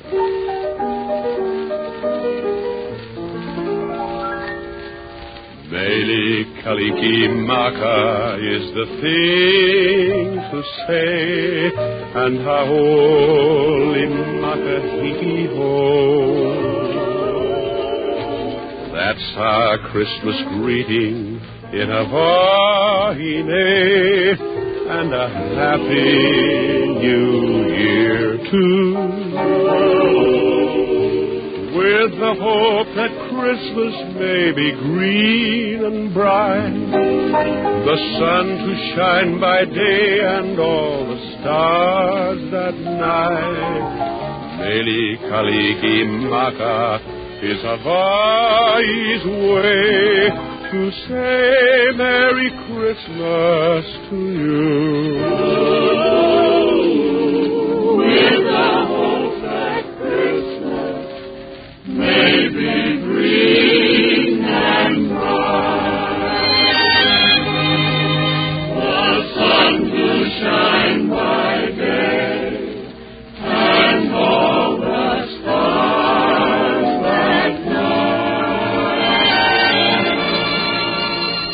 Melikalikimaka is Hawaii's way to say Merry Christmas to you.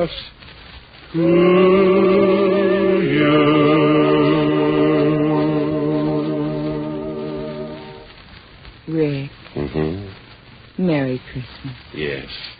And a Merry Christmas to everybody.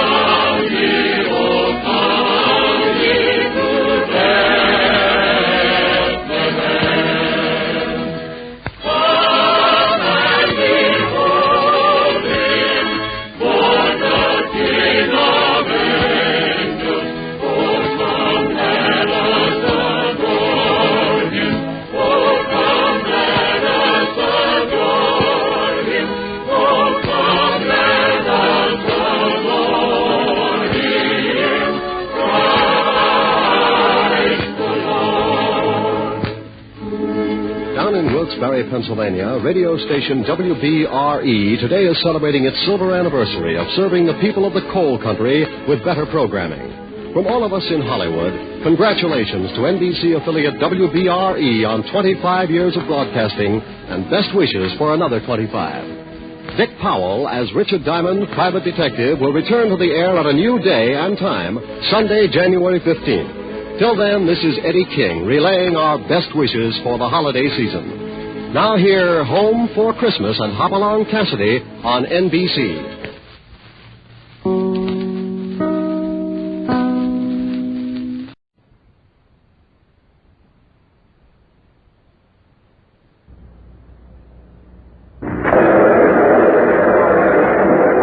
This is Bill Leonard in the forecourt of the Church of St. Peter on Vatican Hill in Rome. It's Christmas Day here in the Eternal City, but this usually joyous occasion may turn out to be a bitter disappointment. For on this Christmas morning in the year 800, Charlemagne, king of the Franks and ruler of Western Europe, was to have become the emperor of Rome. But Charlemagne's absence up to this moment seems to revive a previous rumor that the king will not attend the Christmas Mass at which he was to be offered the crown by Pope Leo III. Disappointment has spread among this huge crowd waiting for the procession to begin, quenching their holiday spirit.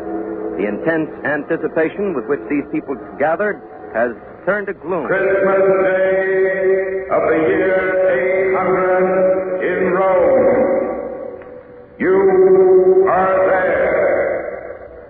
Amid the pageantry of Christmas in Rome, Pope Leo III waits to offer Charlemagne the crown of the vast Roman Empire. CBS takes you back 1,149 years to a turning point in the history of Rome and of the world. All things are as they were then, except for one thing.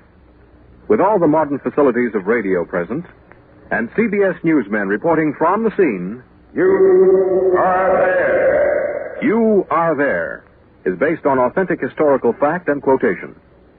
And now, Christmas Day in the year 800. The Church of St. Peter in Rome and Bill Leonard. As we reported earlier, the decision to offer Charlemagne the crown was made only 2 days ago at a conclave of Roman nobles and prelates. Then came the rumor that Charlemagne's council was pressing him to refuse. It was thought the Frankish king would disregard his counsel and accept the crown from Pope Leo until he failed to appear here this morning. As you know, the marble portico where we're standing opens into the forecourt of the Church of St. Peter. This portico is the traditional starting point of the annual Christmas procession into the great basilica. Pope Leo is waiting in his chambers inside the church. He won't emerge until Charlemagne arrives, if he arrives. The king is at his temporary residence, the Castle of San Angelo, directly below us. So over to the Castle of San Angelo, Don Hollenbeck reporting. The sentries here won't let anyone into the castle to speak to the king's secretary, Egenhard. However, I have been able to learn that a last-minute conference is going on inside.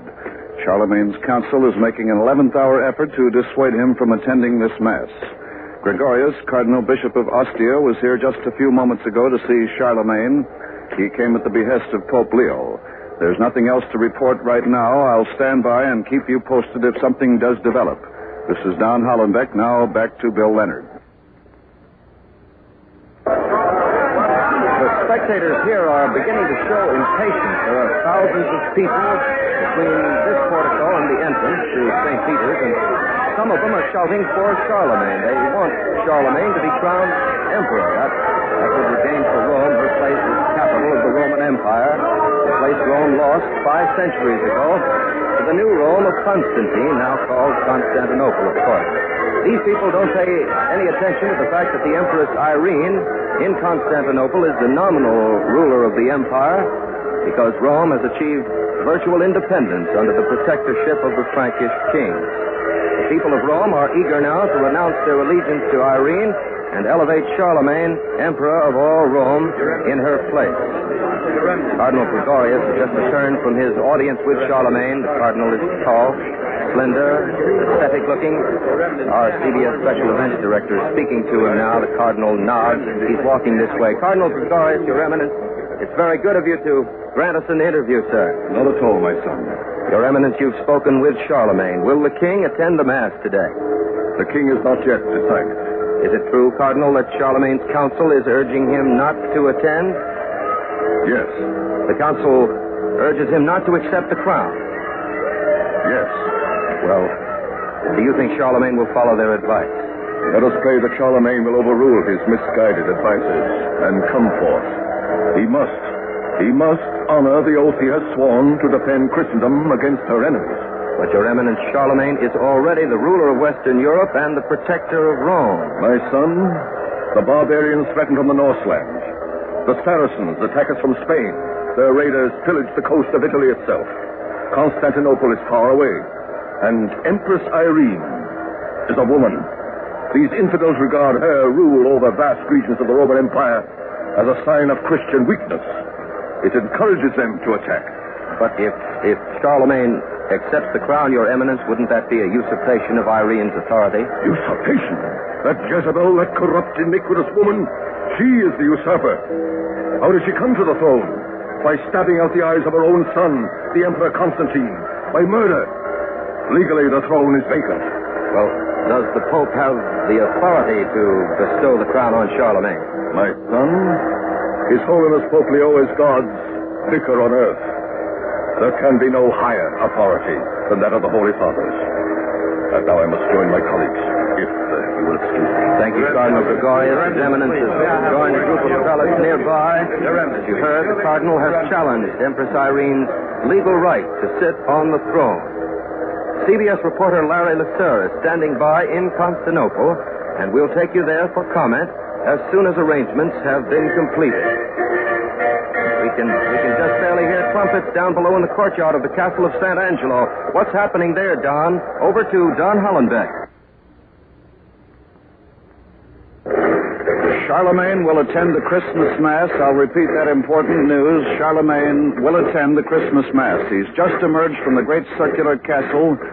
The king is flanked by his royal bodyguard, shields on their left arms, their swords clanking at their sides. They're striding now along the colonnade that extends up Vatican Hill to the forecourt of St. Peter's, and this may very well mean that the king, against the advice of his counselors, has decided to accept the crown. Charlemagne's dressed in Roman costume, and that may be another sign that he has decided to become emperor of the Romans. He wears an embroidered toga, a white tunic over it, and he wears Roman sandals. In front of the king march about 50 Frankish nobles. They're resplendent in fine linen and furs. The soldiers, I can still see them. They're marching in perfect unison. These are picked troops, veterans of the victorious campaigns against the Saxons, the Mongols, and the Lombards. And now they've come to a halt near the end of the colonnade. Charlemagne proceeds alone, and in a moment or two he'll have reached the portico in the forecourt of the church. So back to the portico and Bill Leonard.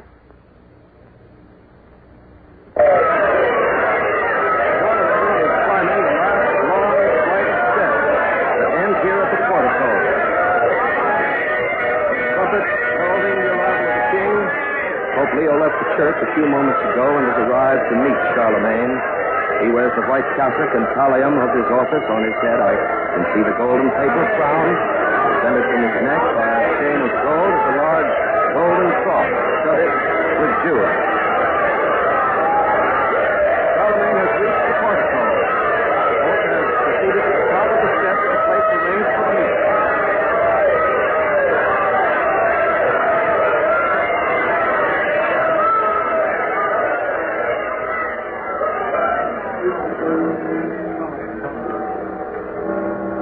Now the king bows his head. He and the Holy Father touch cheeks in the ceremonial embrace. Pax Domini Tibi, et cum spiritu tuo.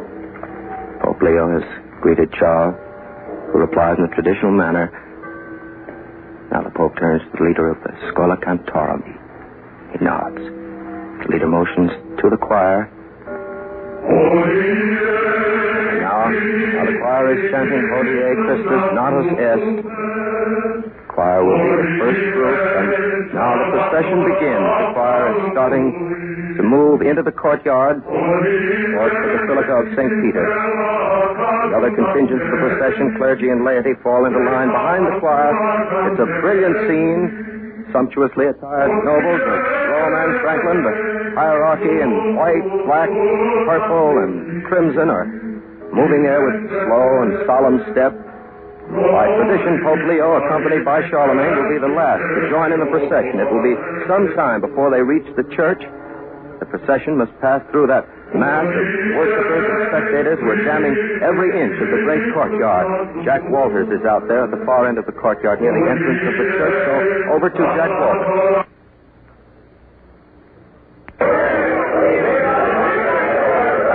Bill, people are pushing and shoving all around me here, trying to get a glimpse of the procession, which is still some distance away. The news of Charlemagne's appearance has overjoyed this crowd. They're shouting, "Long live the Pope! Long live the King!" People here take it as a sure indication that he'll agree to the coronation. With me is a woman who got here about 6 o'clock this morning to get a place in the front row of spectators. Would you tell us your name, please, madam? I am Donna Hera. I make gowns for the best-dressed ladies of Rome. The newest styles and the finest materials and workmanship, even if I do say so myself. Oh, a seamstress? I design clothes for the noblest women. I beg your pardon. Donna Hera, I assume you know His Holiness will offer Charlemagne the crown today? Oh, yes, and I'm delighted. I don't approve of women holding public office, especially a woman like Irene of Constantinople. You know what they say about her morals. Our ruler should be a man, especially a man like Charlemagne. He's so handsome. Of course, it'd be a good thing for business, too. For business? Oh, yes, yes. If Charlemagne were emperor, the imperial court would be here in Rome. That would be good for the Roman merchants. My ladies could then order as many new gowns as they like. Thank you, Donna Hera. Yes. Now, here's a man. Judging from the dust on his clothes, I guess he's come a long distance to be here today. Is that correct, sir? Yes, from Sicily I've come. The island of Sicily. That is a long way. Would you tell us your name, please? Donatus, sir. Now, Donatus, do you want Charlemagne to become emperor? Yes. Why? Because I'm a farmer. Yes? Because we Sicilians are subjects of Constantinople. Our governor is appointed by the Empress Irene. Go on.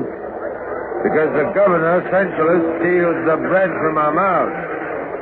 No matter how large our harvest, our bellies are empty. Because the governor's tax collectors rob us.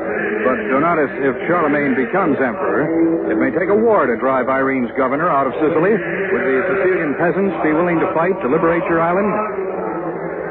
Yes. I, too, we must. Well, Donatus, perhaps your island of Sicily will soon see better times. Thank you.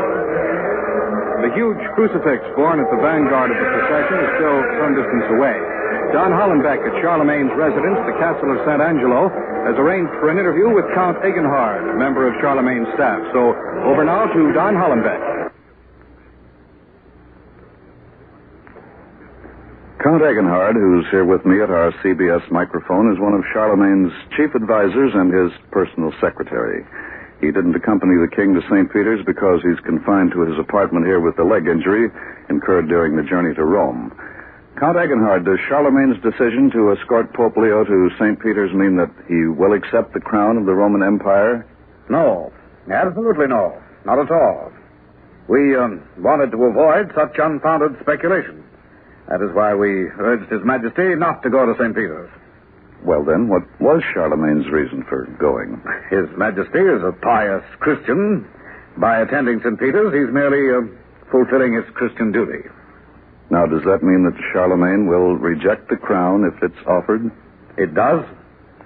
That's an official statement, sir? It is, yes. Absolutely. Well, now, that's the first official word we've had from the Frankish court on the question of whether Charlemagne will accept or refuse the crown. And now, if I may ask this next question, sir, why have Charlemagne's advisors counseled him against accepting the crown? Well, that is simple, quite simple. As matters now stand, His Majesty is clearly supreme in all temporal matters, just as the Pope has been supreme in purely spiritual affairs. Now, if His Majesty accepted the imperial crown from the hands of Pope Leo, it would imply that the Church was supreme, even in the political sphere.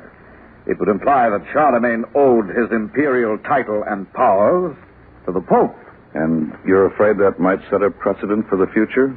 A dangerous precedent, very dangerous. Based on such a precedent, the Pope might, in the future, claim the right to choose the emperor. The imperial title would become meaningless. We would have rule not by royalty, but by ecclesiastic authority. That would be as bad as having an emperor named the Pope. Well, now, is that what Charlemagne has in mind in refusing the crown? Well, I will say this. His Majesty is aware of the danger. He will not permit such a situation to arise. And there is another danger. The danger of war, bloodshed. Constantinople would consider the coronation a threat to Empress Irene's throne. And the Empress Irene would not hesitate to employ military force to protect her empire. But, Count Egenhard, surely there's nothing to be afraid of in that direction. Charlemagne has certainly demonstrated his military genius often enough. Yes, that is true. But above all, Charlemagne is a great statesman. He will not resort to war to obtain something which can be obtained by a peaceful negotiation. Negotiations with Constantinople? Exactly. Negotiations are already in progress.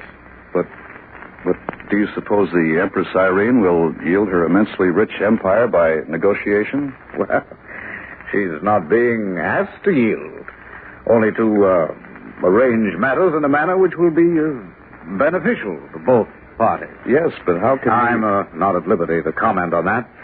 Any additional information will be forthcoming in due time from the royal parties concerned. And now, if you'll pardon me... Thank you very much, Count Egenhard. As you've heard, a source that's considered to be highly authoritative states that Charlemagne will under no circumstances accept the crown from Pope Leo today. According to Count Egenhard, Charlemagne has chosen the path of negotiation with the Empress Irene. We don't know yet just what those negotiations involve. This is Don Hollenbeck at the Castle of San Angelo. Now back to Bill Leonard at the far end of the forecourt of St. Peter's. Pope Leo and the ministers of the Mass, the last members of the procession, are about to leave this portico. Charlemagne is walking behind the prelates through the throng of spectators toward the church of St. Peter. As we've heard, according to Count Egenhard, it appears almost certain that Charlemagne will not be crowned today. If Pope Leo offers Charlemagne the crown, it will be publicly refused. It hardly seems likely the Pope would risk a public rejection.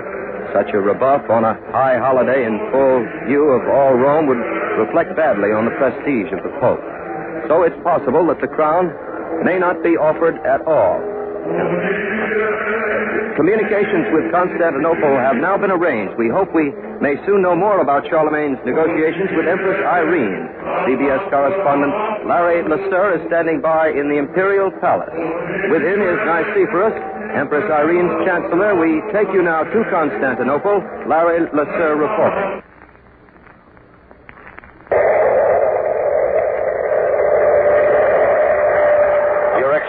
Charlemagne's secretary, Count Egenhard, has just stated in Rome that negotiations are underway with Empress Irene. Would you care to comment on the nature of these negotiations, sir? No comment. But Your Excellency... If you please, Her Majesty has ordered me to communicate her attitude on the situation in Rome. Yes, Your Excellency, but... Charlemagne has a profound understanding of the affairs of empire. We are convinced he must be aware that Pope Leo is offering a crown which is not his to give. The rule of the empire is hereditary. When the line of succession fails, the only body on earth empowered to name the emperor is the Eastern Roman Senate. And that Senate is here in Constantinople. It's been here for 500 years. Only recently did the Senate ratify the succession of Empress Irene to the throne. Her Majesty, therefore, is the sole ruler of the empire. In her person resides the imperial might and glory of Rome. There can be no other. Well, getting back to those negotiations, Your Excellency, according to Charlemagne's secretary, I am not authorized to speak on negotiations which Her Majesty may or may not be conducting. Oh, now you must excuse me. Her Majesty has returned from the Holy Liturgy. I must go to meet her. Chancellor Nicephorus has hurried out of the room.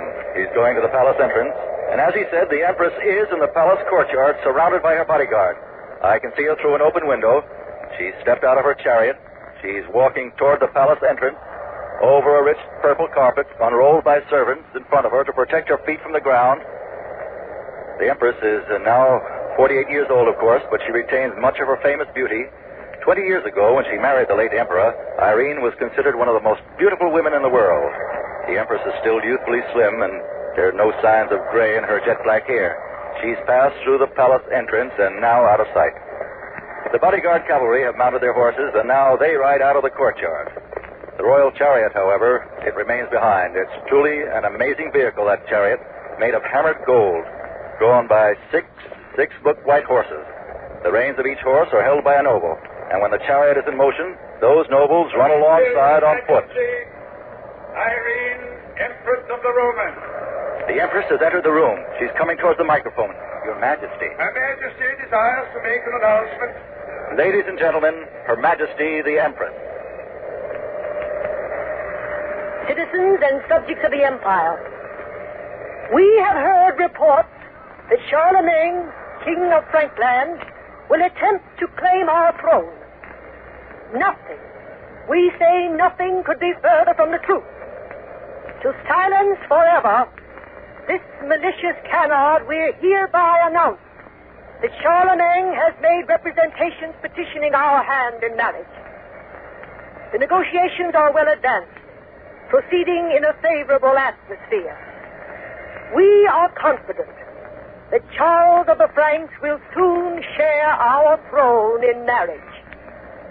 In this union, Eastern and Western Christendom will be united and prosper. Ladies and gentlemen, CBS has just brought you an exclusive statement by Her Majesty the Empress Irene. Now we know. We know why Charlemagne seems to have decided not to accept the crown from Pope Leo in Rome today. It would certainly appear unlikely that Charlemagne will accept it all, at least while these delicate and tremendously important negotiations with Constantinople are in progress. This is Larry Lasser in Constantinople. Back now to Bill Leonard in Rome.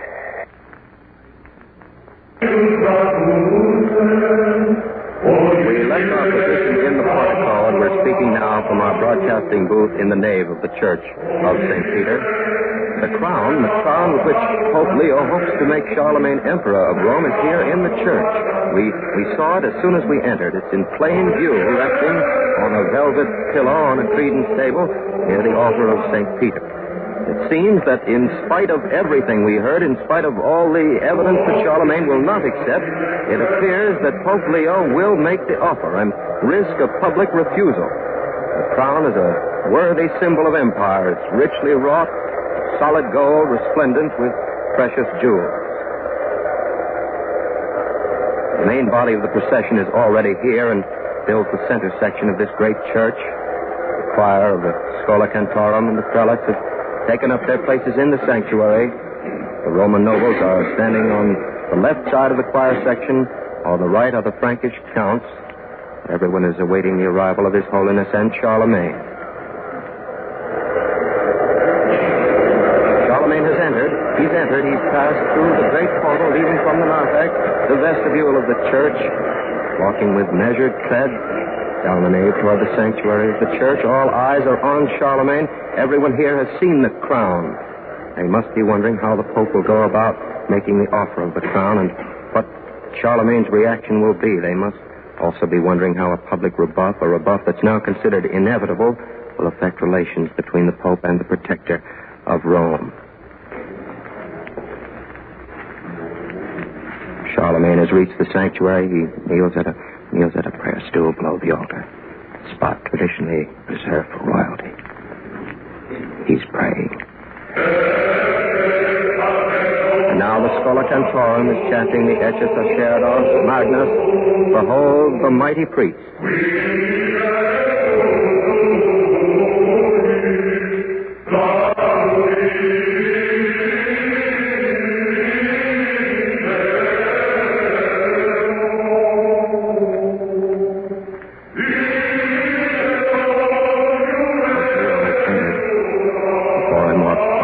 Subdeacon, and the acolytes, this is an awe-inspiring spectacle. A huge candelabra holding thousands of tapers, casting a soft light upon His Holiness. He moves slowly toward the sanctuary, the shrine of St. Peter. The shrine, contains the relics of the great apostle, stands over the very spot where he was crucified by the Emperor Nero. Leo has now reached the foot of the altar. Mass is about to begin. The Pope seems to be hesitating. He has not yet made the sign of the cross. Now, an acolyte has lifted the crown from the credence table. A deep hush falls over the great basilica. He hands the crown to Pope Leo. The Supreme Pontiff is going to propose the coronation now. At this moment, Pope Leo has moved a few paces. He approaches Charlemagne, the crown in his hands. The king seems lost in prayer. His head is bowed. As the Pope's hands stretching forward with the crown, Charlemagne looks up now. Everyone here is watching, spellbound, waiting for Pope Leo to speak, to make the formal offer. don't know what we're...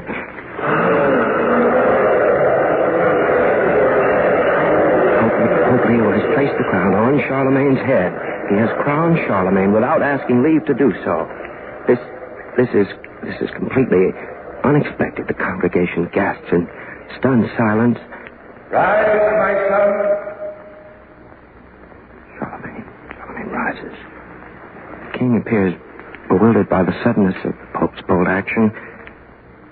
Poplio's about to speak. Charles, protector of Rome, king of Franklin, ruler of the Saxons and the Lombards, I crown you Emperor of the Romans. Repeat after me the oath of investiture. I, Charles, Emperor, in the presence of God, swear to protect and defend the Holy Roman Church in all things to the best of my ability. Charlemagne is silent. He's not repeating the oath. His face is expressionless. He can still undo the Pope's act by removing the crown from his head. Charlemagne can still repudiate his coronation. Charlemagne is speaking. Emperor, in the presence of God, swear to protect and defend the Holy Roman Church to the best of my ability. Long life and victory to Charles, by God crowned Emperor of the Romans.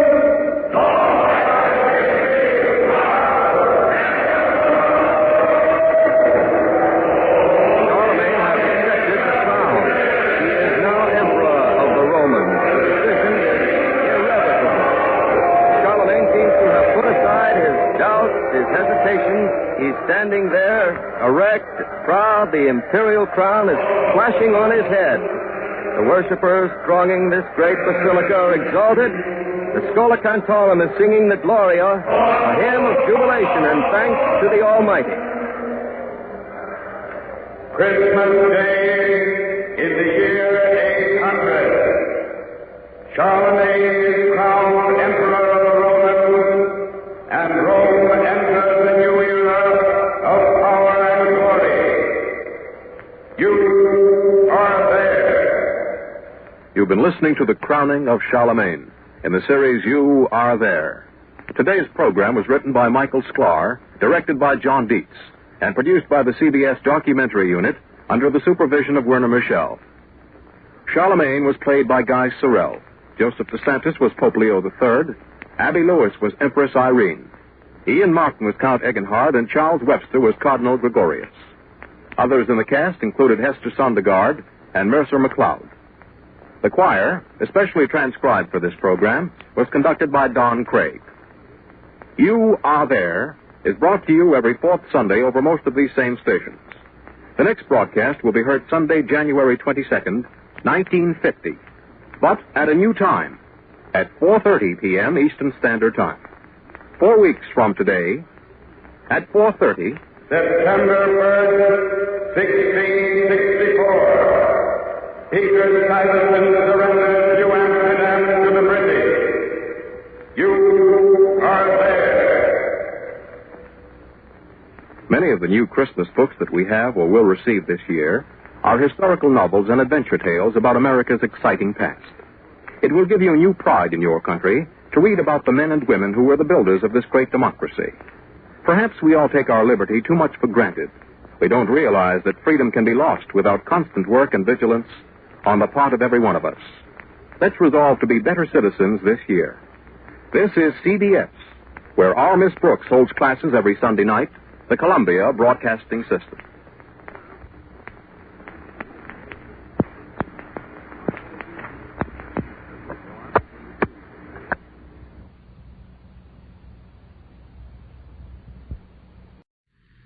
Hello, everybody. This is John Garfield.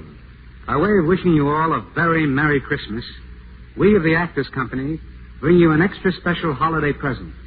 George Kaufman and Morse Hart's Broadway hit, The Man Who Came to Dinner, starring Jack Benny, Charles Boyer, Gene Kelly, Dorothy McGuire, Gregory Peck, and Rosalind Russell, with Henry Fonda as narrator, directed by Mel Ferrer.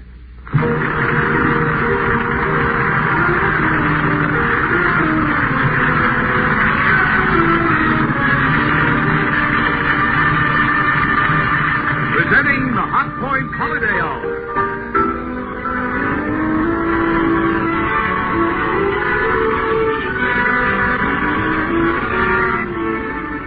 This is Marvin Miller speaking for Hotpoint, one of the world's great leaders in the development and manufacture of quality electrical appliances, who brings you Hollywood's distinguished Actors Company in The Man Who Came to Dinner, with warm-hearted wishes for a Merry Christmas, by more than 10,000 Hotpoint dealers and distributors, and the many thousands of employees who make and sell Hotpoint, America's fastest-growing line of electric appliances, all electric kitchens and home laundry equipment. And now, on with the Hotpoint Holiday Hour and The Man Who Came to Dinner. And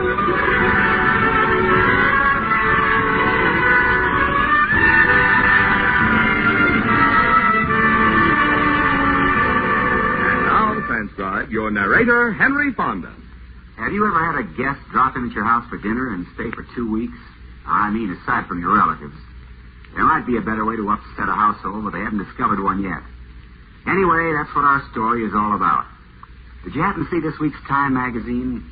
Well, I got a copy here. Let me read it to you. Quote, caustic, Sheridan Whiteside, critic, lecturer, wit, radio orator, intimate friend of the great and near great, last week found his celebrated wit no weapon with which to combat a fractured hip. The luxury-loving Mr. Whiteside, trekking across the country on one of his annual lecture tours, met his Waterloo in the shape of a small piece of ice on the doorstep of Mr. and Mrs. Ernest Stanley of Massena, Ohio.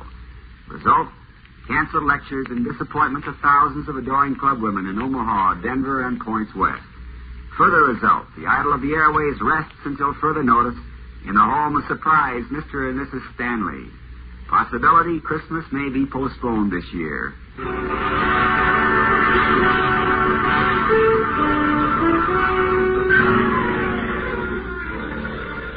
Miss Green, is Mr. Whiteside coming out? Yes, Mrs. Stanley. We're getting his wheelchair ready. Will somebody please get that phone? Oh, dear. Sarah, see who's at the door while I answer the phone. Yes, ma'am. I'm coming.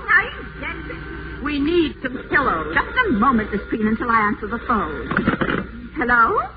Oh, yes, Mr. Whiteside is staying here. Green, did you get the pillows? Not yet, Dr. Bradley. I'm sorry, but we're very busy now. You'll have to call me later. Goodbye. Miss Green, if the pillows aren't K-pot, we'll have to get rubber foam. Mr. Whiteside doesn't like feathers.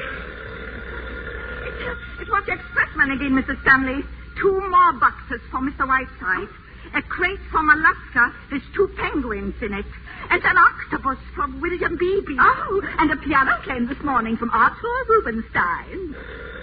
What about the pillows? We'll need at least 4 of them for the wheelchair. Oh, yes, of course. Sarah, run upstairs and get 2 more pillows off Mr. Stanley's bed. Yes, Dr. Bradley. Mr. Whiteside wants a dozen bottles of Saratoga spring water, a copy of Bartlett's quotations, and a box of Pine Brothers cough drops. Hello?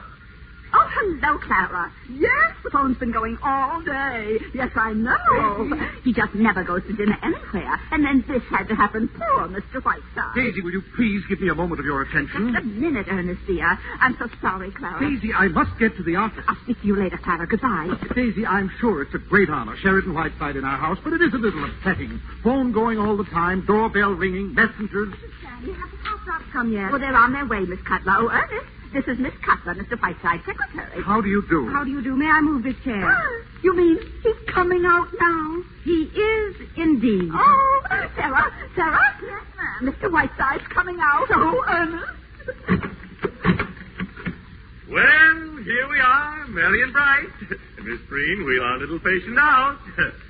Mr. Whiteside, these are your hosts. Oh, good morning, Mr. Whiteside. I'm Mrs. Ernest Stanley, remember? And this is Mr. Stanley. How do you do, Mr. Whiteside? I hope that you're better. Thank you. I am suing you for $150,000.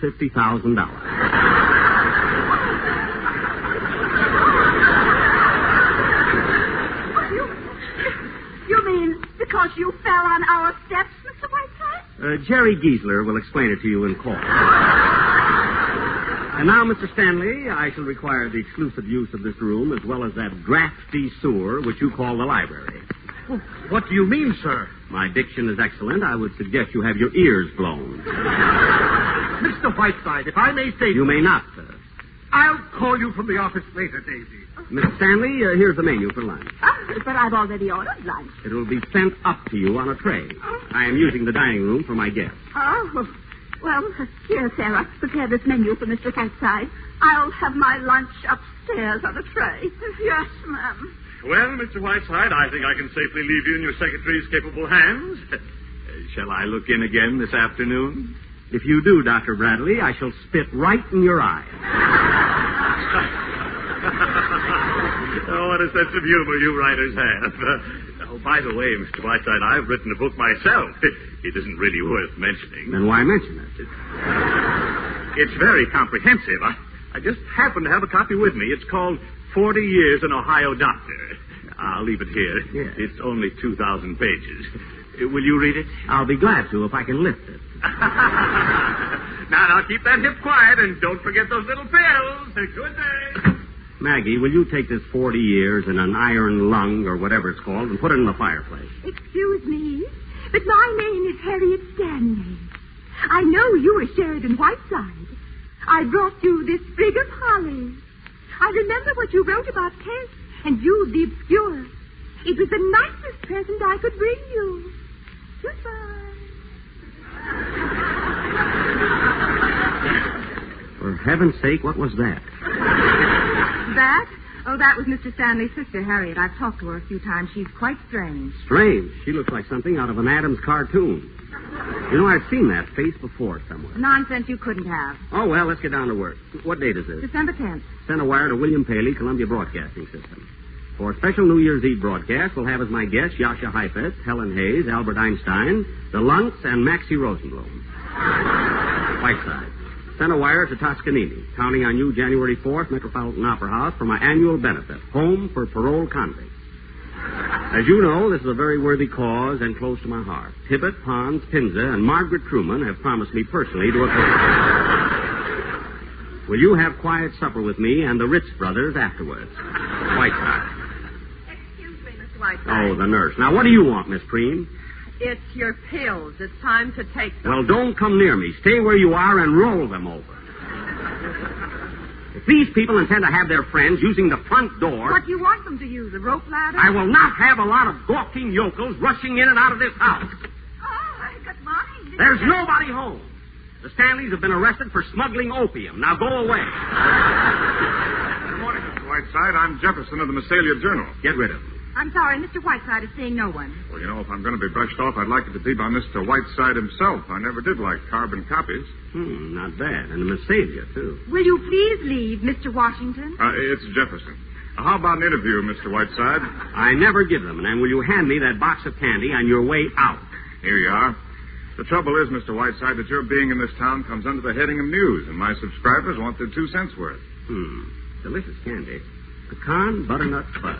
Mr. Whiteside, you mustn't eat candy, Mr. Whiteside. It's very bad for you. Miss Preen, my great-aunt Jennifer ate a whole box of candy every day of her life. She lived to be 102, and after she was dead 3 days, she looked better than you do right now.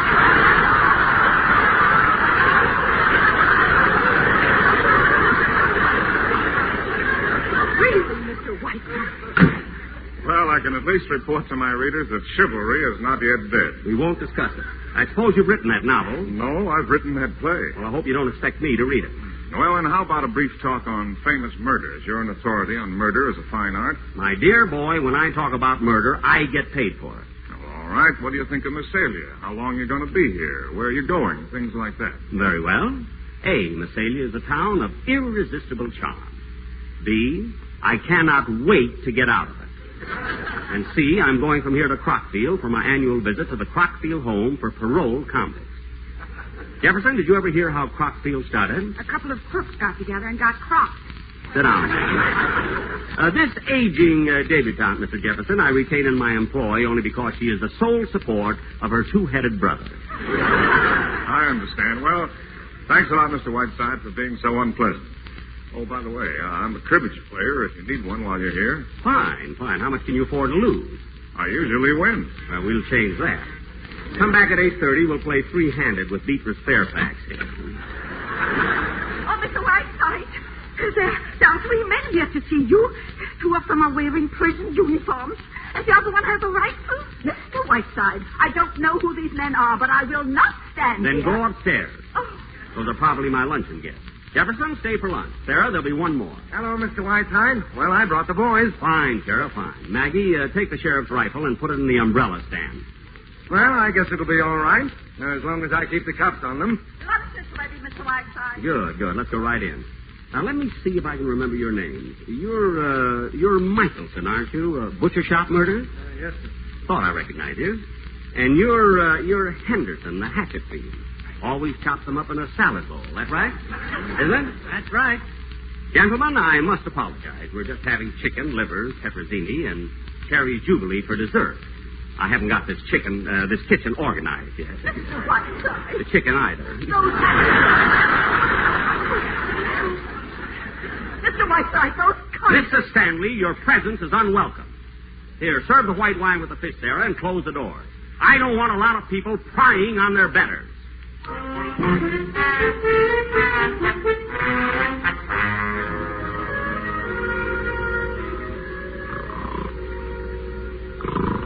Mr. Whiteside, wake up. What? Oh, it's you, Miss Stomach Pump. I was dreaming of Ava Gardner, and I wake to find you. Where's Miss Cutler? She went out with Mr. Jefferson. That's the 4th time this week. Be quiet, Dave. Mr. Whiteside, I want to talk to you. I don't care whether you're busy or not. I've stood all that I'm going to stand. Indeed. This is the last straw. Look at this bill from the telephone company. $784. Oklahoma City, Calcutta, Hollywood, Rome, New York. Now, I realize, Mr. Whiteside, that you're a distinguished man of letters. Yes, of course. We both do. Please. Oh. But in the past week, we've not been able to call our souls our own. We've not had a meal in the dining room once. I have to tiptoe out of the house in the morning. Now, Ernest. Convicts sit at my dinner table. Butcher shop murderers. And furthermore, I don't like coming home to find 22 Cherokee Indians using my bathroom. For your information, Mr. Stanley, those 22 Cherokee Indians came straight from the White House, where I assure you they used the bathroom, too. Oh, Mr. Whiteside, my husband didn't mean... Yes, I did. I meant every word of it. There's only one point that you make in which I see some slight justice. I do not expect you to pay for my telephone calls. Can you provide me with the exact amount? I certainly can, and I certainly will. Good. I shall instruct my lawyers to deduct it from the $150,000 that I am suing you for. Come along, Davy, before I lose control of myself. And I'll thank you to stay out of here till I send for you, which I doubt. Good evening, Terry. Really, you've got this room looking like an old parrot cage. Did you nap while I was out? What's the matter, dear? Can't run away with your tongue. Now, don't look up at me with those big cow eyes, you moonstruck hag. Where have you been all afternoon? Smooching with Bert Jefferson? Oh, Sherry. Bert read his play to me this afternoon. It's superb. It simply cries out for Catherine Cornell. Here, read it. And if you like it, will you send it to her, Sherry? And will you read it tonight? No, I will not. And while we're on the subject of Mr. Jefferson, you might ask him if he wouldn't like to pay your salary, since he takes up all of your time. Oh, Sherry, stop behaving like a spoiled child. Will you stop acting like Zazu Pitts and explain yourself? Well, I'll make it quick. Sherry, I'm in love. Nonsense. This is merely delayed puberty. No, Sherry. I'm afraid this is it. When you get out of that wheelchair and leave Massalia, I stay.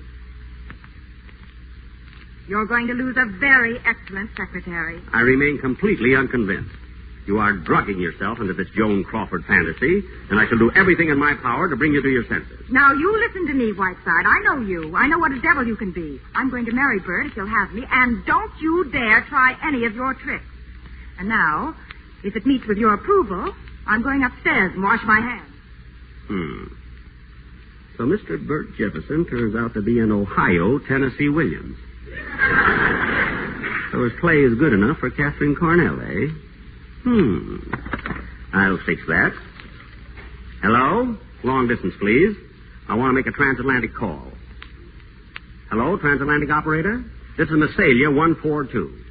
I want to talk to Miss Lorraine Sheldon. Sheldon. Sheldon. She's on the Queen Elizabeth. It sailed from Southampton day before yesterday. Will it take long? My name is Whiteside. Thank you. Oh, come in, Dr. Bradley. Good evening, Sarah. Well, good evening, Mr. Whiteside. Come back tomorrow, would you, Doctor? I'm busy. Now, what would be the best news I could possibly bring you? You have hydrophobia. No. Mr. Whiteside, you are a well man. You can get up and walk now. You can leave here tomorrow. What do you mean? Well, sir, I looked at those x-rays again this morning, and do you know what? I'd been looking at the wrong x-ray. I had been looking at old Mrs. Moffat's x-rays. You are perfectly, absolutely well. Lower your voice, will you? Huh? What's the matter? Aren't you pleased? Naturally. This is a very unexpected bit of news, however. Dr. Bradley, I have some good news for you, too. I've been reading your book, 40 Years, what is it? An Ohio Doctor. Yes? Well, I consider it extremely close to being one of the great literary contributions of our time. Mr. Whiteside. Dr. Bradley, I have a proposition to make to you. What I would like to do is to stay here in Massalia and work with you on this book. Oh, Mr. Whiteside, I would be so terribly honored. Thank you. But there's just one difficulty. You see, if my radio sponsors were to learn that I'm well, I would be forced to leave Massalia. Therefore, we must not tell anyone that I'm well enough to get out of this wheelchair. I see. Not even my secretary, Miss Cutler. You understand? Oh, yes. When do we start work? Tonight?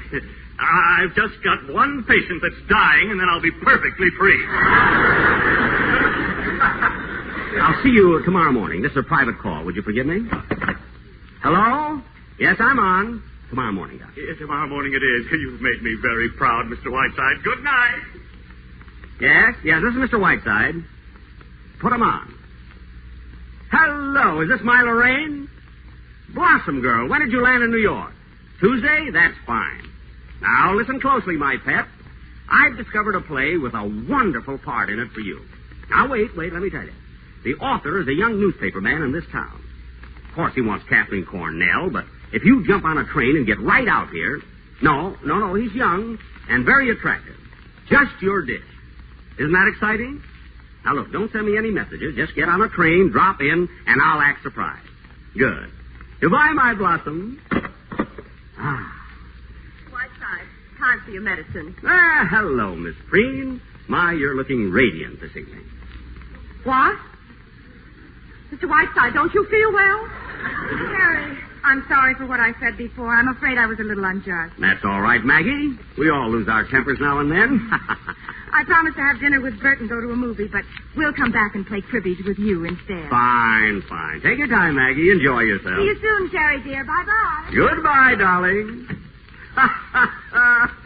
If there's a bigger louse than I am, I want to meet him.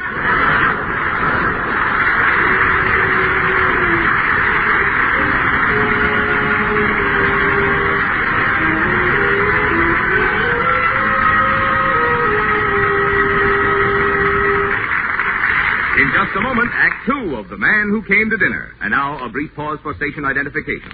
This is CBS, the Columbia Broadcasting System.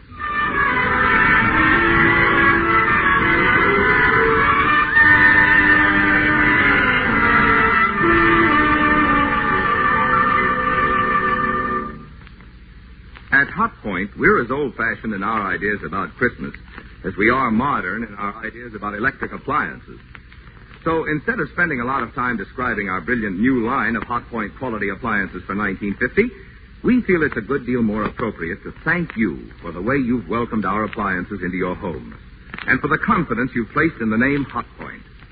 It is, after all, your recognition of Hotpoint value which has made us one of the world's largest manufacturers in the appliance field. More people choose Hotpoint ranges, water heaters, and dishwashers than any other make. More than 5 times as many people are buying Hotpoint refrigerators today as in 1939. Also, there are more Hotpoint ranges in use than any other kind.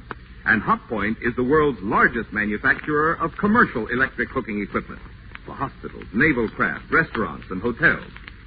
We sincerely believe all Hotpoint products you can buy today are the very finest that experience, research, superb craftsmanship, and engineering can produce.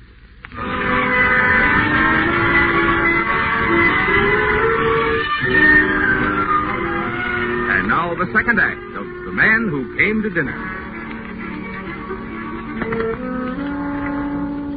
Hello? Will you get me Miss Lorraine Sheldon at the Mansion House, please? No, I don't know the number. I'm not Errol Flynn. Hello? Mansion House? This is Mr. Whiteside again. Has Miss Sheldon arrived yet? Hasn't, eh? Thank you. Nobody around. I wonder if I dare get up this wheelchair. Uh-oh, somebody's coming. Back in the saddle again. Oh, Mr. Whiteside. There's a telegram for you. Thank you, Sarah. Excuse me, Mr. Whiteside. I'll answer the door. Well, it's a wire from Monty Woolley. Oh, well.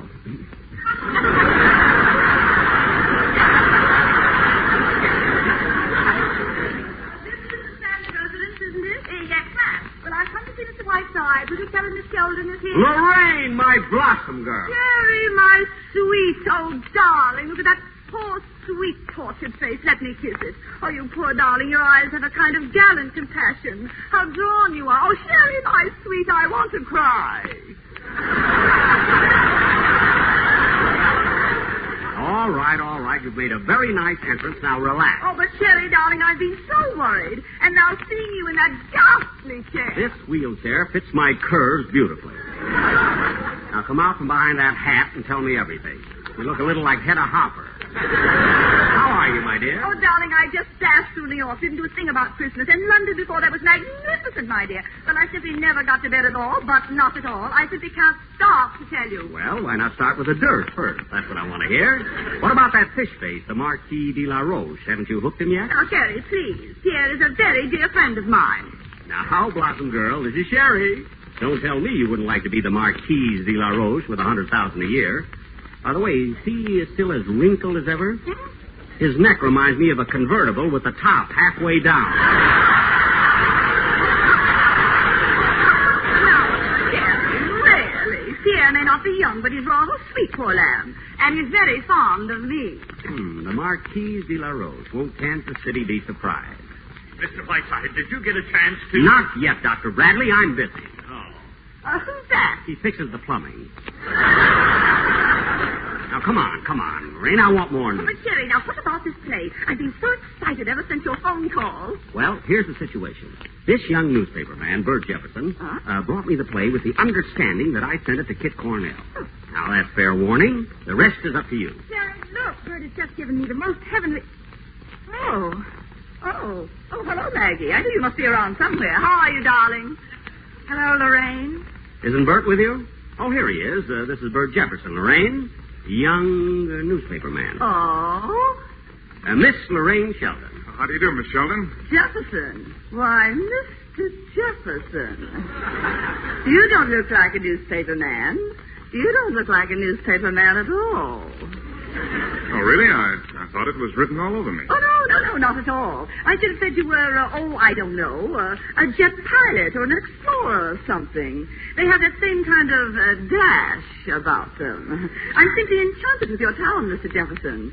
Tell me, have you lived here all your life? Not yet.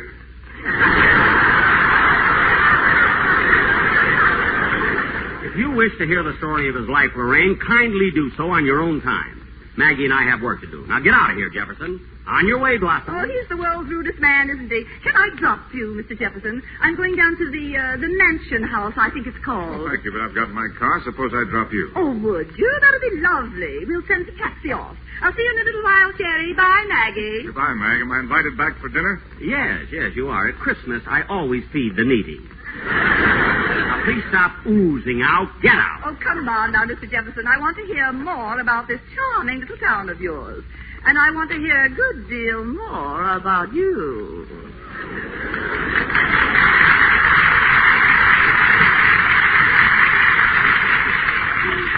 She's looking very well, isn't she? What's that? Who? That fox in mink. Quite a surprise, wasn't it? Her dropping in. See who that is, will you, Maggie? Oh, all right. Marcel! Maggie, you look ravishing. You may kiss me. Marcel! Come in here, you amorous ham, and gaze upon a soul in agony. Anna, please don't tell me how you are, Sherry. I've only 10 minutes between trains, so the conversation will be entirely about me, and I shall love it. How are you, Sherry? I'm fine, you love-bitten Latin. Now, how was the trip? Wonderful. I've never given of myself so freely. By the way, did I not see that refugee from Reno, La Sheldon, as I came in? You did indeed. Santa dropped a clinker down the chimney. Ah, dear Lorraine. She would flirt with a chimpanzee if she thought he had money. Sherry, my evil one, not only have I produced the finest comedy since Molière, but also the best review since my last one. I shall act in it, of course, for 8 weeks in Paris, 6 in New York. Then I leave for a trip to Bali to meet Simon. Now, Maggie, my sweet, why don't you desert this lump of tapioca and come with me? Oh, Marcel, dear, be careful. You're catching me at a good moment. Tell me, Monsieur Bouquet, did you have a good time in Hollywood? How long were you there? 3 unbelievable days. I saw everyone, from Colette Colbert to Gorgeous George. They came to me on their knees, as to a shrine. I was charming to them, of course, but I refused $7 million to star in a picture with Gertrude Lawrence and Lassie. What about banjos? You see that maniac in Hollywood? Oh, just for a moment. Then the place blew up. Mr. Whiteside? No, not now, Doctor. Go away. Hmm? Are you hiding someone, Shirley? Yes, Dr. Kinsey. Go ahead, Marcel. More dirt. What happened at Monte Carlo? Well, I tell you, no one is playing roulette this season. Everyone is betting on Lorraine to marry the Marquis. Oh, Maggie, have you ever met the Marquis de la Roche? No. He sounds a little bit like this.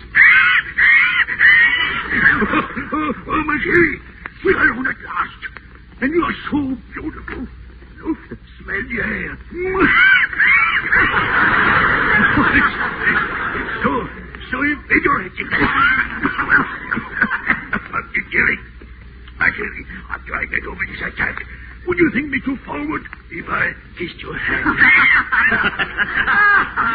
That's the Marquis right down to his last week. Oh, you're making it up, Marcel. No one sounds like that. Oh, but you don't know Pierre. Maggie, whoever that is, get rid of him. Hello? Oh, hello, Bert.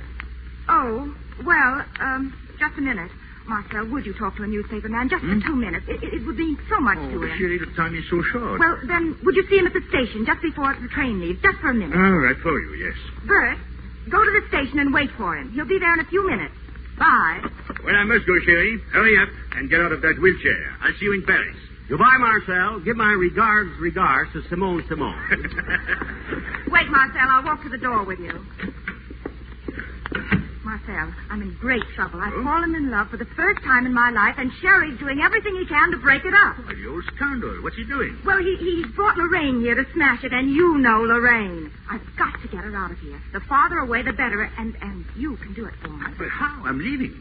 Well, let me explain a little idea I just got.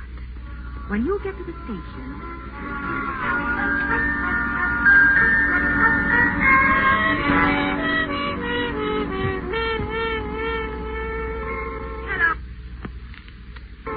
Maggie. Who's Sherry? In the library, working on its script. Oh, of course, the Christmas Eve program. Oh, by the way, what time does Marcel get here? I'm not over anxious to meet him. He's been and gone. Oh. Tell me, Lorraine, have you found a new play yet? No, I haven't. Did you know that Mr. Jefferson has written quite a good play? The young man that drove you to the hotel. Oh, really? No, I didn't. Isn't that interesting? Yes. Isn't it? Oh, I'll get it. Hello? Yes? Miss Lorraine Sheldon? Huh? What? Why, yes, she's here. Here, there's a transatlantic call coming through for you, Lorraine. Transatlantic for me? Here? What in the world? It's from Monte Carlo. Monte Carlo? Hello? Hello? Pierre! Why, what a surprise. How'd you know I was here? Oh, darling, your asthma sounds worse. Well, you're wheezing. Oh, yes, I can hear you very clearly. It's as though you were just around the corner. Oh, I see. What? Oh, darling, darling, you don't know how I've prayed for this every... Oh, darling, yes. Yes, 1,000 times, yes. Oh, dear, I'll take a plane right out of here and catch the next boat. What? Pierre, you're wheezing so. Yes, I love you, my darling. Oh, so much. Oh, you've made me the happiest girl in the world. Goodbye, darling, goodbye. Sherry! What's all the yammering now? Oh, Sherry, Pierre's just called me from Monte Carlo. He's asked me to marry him. Well, I've got to get right out there and catch the next boat. Lorraine, are you going to toss away the best part of your career to marry that reasonable facsimile of an accordion? Really, I haven't got time to argue. Now, Maggie, you must help me. Why, I'd be delighted. I have a timetable right here for you. You can make a Friday sailing. Oh, Maggie, darling, you are wonderful. Lorraine, you're making a big mistake. Oh, Maggie, what's the number of that hotel I'm at? Messelia 32. Messelia 32, please. Oh, look out the window, Sherry. It's starting to snow. Isn't that wonderful? Oh, I never felt more like Christmas in my life. Don't you, Sherry, dear? Shut your nasty little face.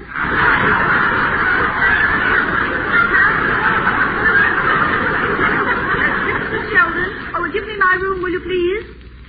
Oh, Cosette. Now, listen carefully, Cosette. We're leaving here tonight by plane and sailing Friday for Monte Carlo. Now, I want you to send 3 cables for me. Ready? The first one goes to Lord and Lady Cunard. My darlings, returning Friday. Pierre and I, being married immediately on arrival, wanted you to be the first to know.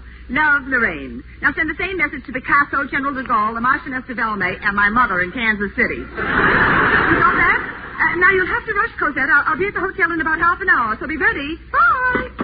Oh, well, life is just full of surprises, isn't it? Now, who would have thought an hour ago that I'd be on my way to Monte Carlo? Hello, everybody.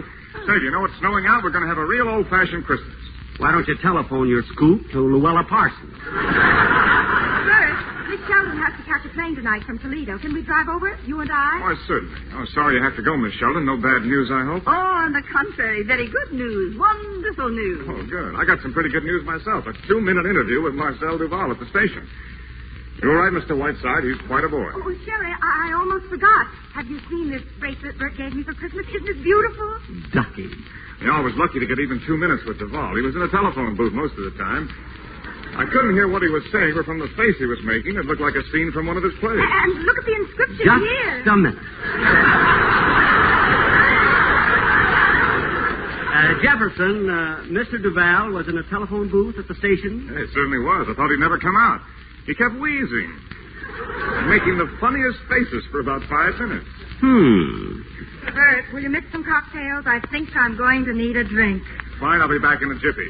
I've got a new recipe for martinis that'll really open your eyes. They're already open. Lorraine, my blossom, hand me the phone. Here, Sherry. Operator, has there been a call from Monte Carlo over this telephone within the past half hour? Yes, I'll wait. Sherry, what is this? What's that? There have been no calls from Monte Carlo for the past week? Thank you. Now, will you repeat that, please? Lorraine, hold this receiver to your shell-like ear. Hear that, dear? Yes. Thank you, operator, and a Merry Christmas. Sherry, now what is all this? What's going on? What does this mean? Lorraine, you have just played the greatest love scene of your career with your old friend, Marcel Duval. Now, Sherry, stop it. I want this thing explained. Explained? You heard the operator, my pet. All I can tell you is that Marcel was indulging in one of his famous imitations, that's all. You've heard him do Pierre before, haven't you? Yes, of course, but why should he want to do such a thing? Oh, those cables. Now, steady, my blossom. Take it easy. Steady. Do you realize that I'll be the laughing stock of Europe? I always knew that Marcel Duval was a stinker. Well, why would he try to ship me over to Monte Carlo like that on a fool's errand? Cocktails are ready. Only 10 to a customer. Oh, I think I begin to... Of course, that's it. Of course, that's it. Mr. Jefferson, that's a very charming bracelet you gave Maggie, isn't it, Maggie, dear? If I were you, I'd hang on to that bracelet, dear. It'll be something to remember him by. Well, you're still here, Miss Sheldon? I thought you were leaving. I've changed my plans. Wild horses couldn't drag me out of here now. Really? Well, good. And I hear you have written a simply marvelous play, Mr. Jefferson. I want you to read it to me tonight. Will you? We'll go right back to the mansion house now, and you'll read me your play. Well, I should say so. I'd be delighted. Maggie, did you hear that? Come on, Miss Sheldon. Let's have at it. Yes, let's have at it. Oh, Maggie, this would be a good time for me to go over my radio script. Where is it? On the table. Oh, yes, thank you. Let's see this now. Jerry, I think you're the meanest man I've ever met. Ladies and gentlemen, this is Whiteside speaking. On this eve of eves, when my own heart is overflowing with peace and kindness, The most contemptible... I would like to tell you the story of Elias P. Crosby. Stop slow. Some 13 years...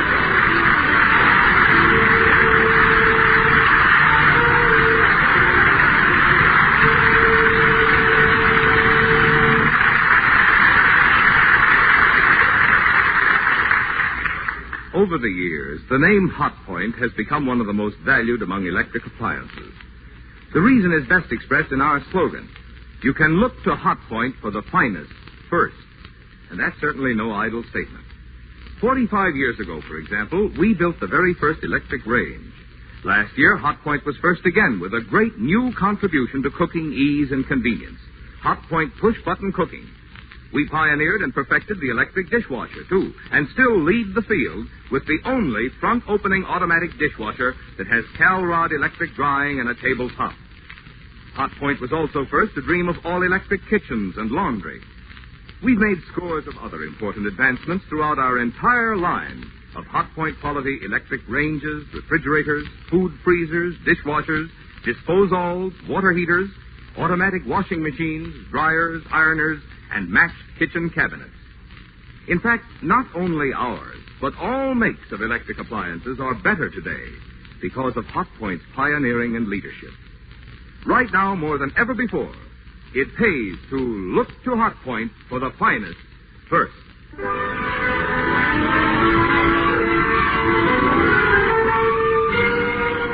And now for Act 3 of The Man Who Came to Dinner.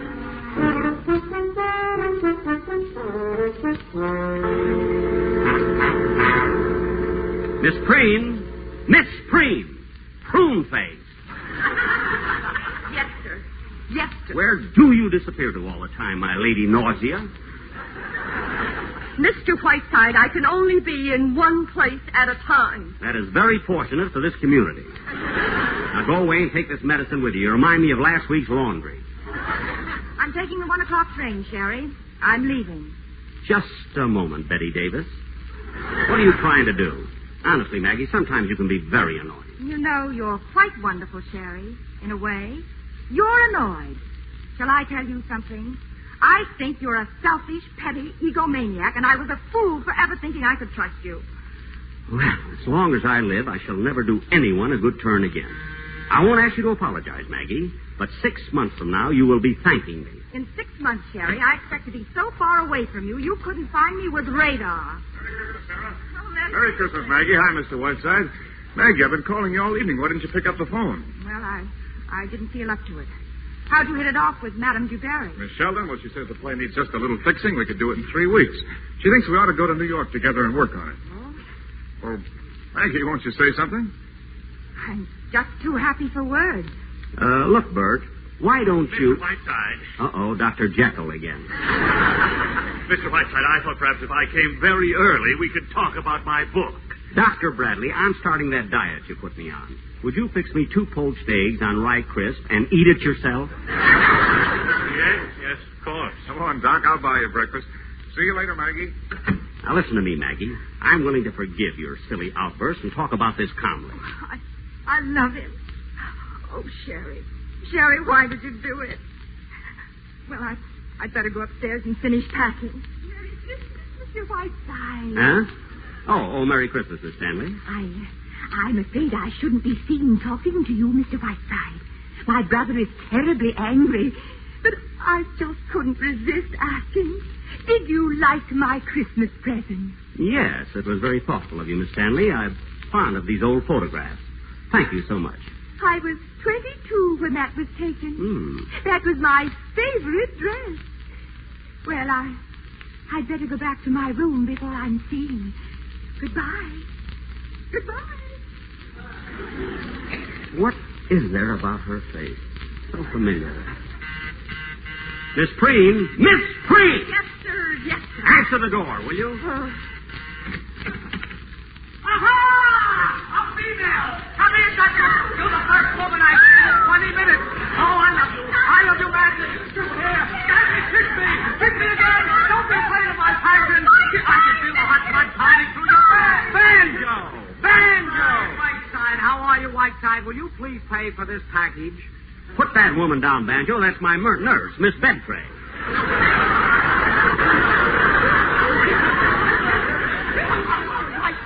Banjo, you reformed school fugitive. How'd you get here, anyway?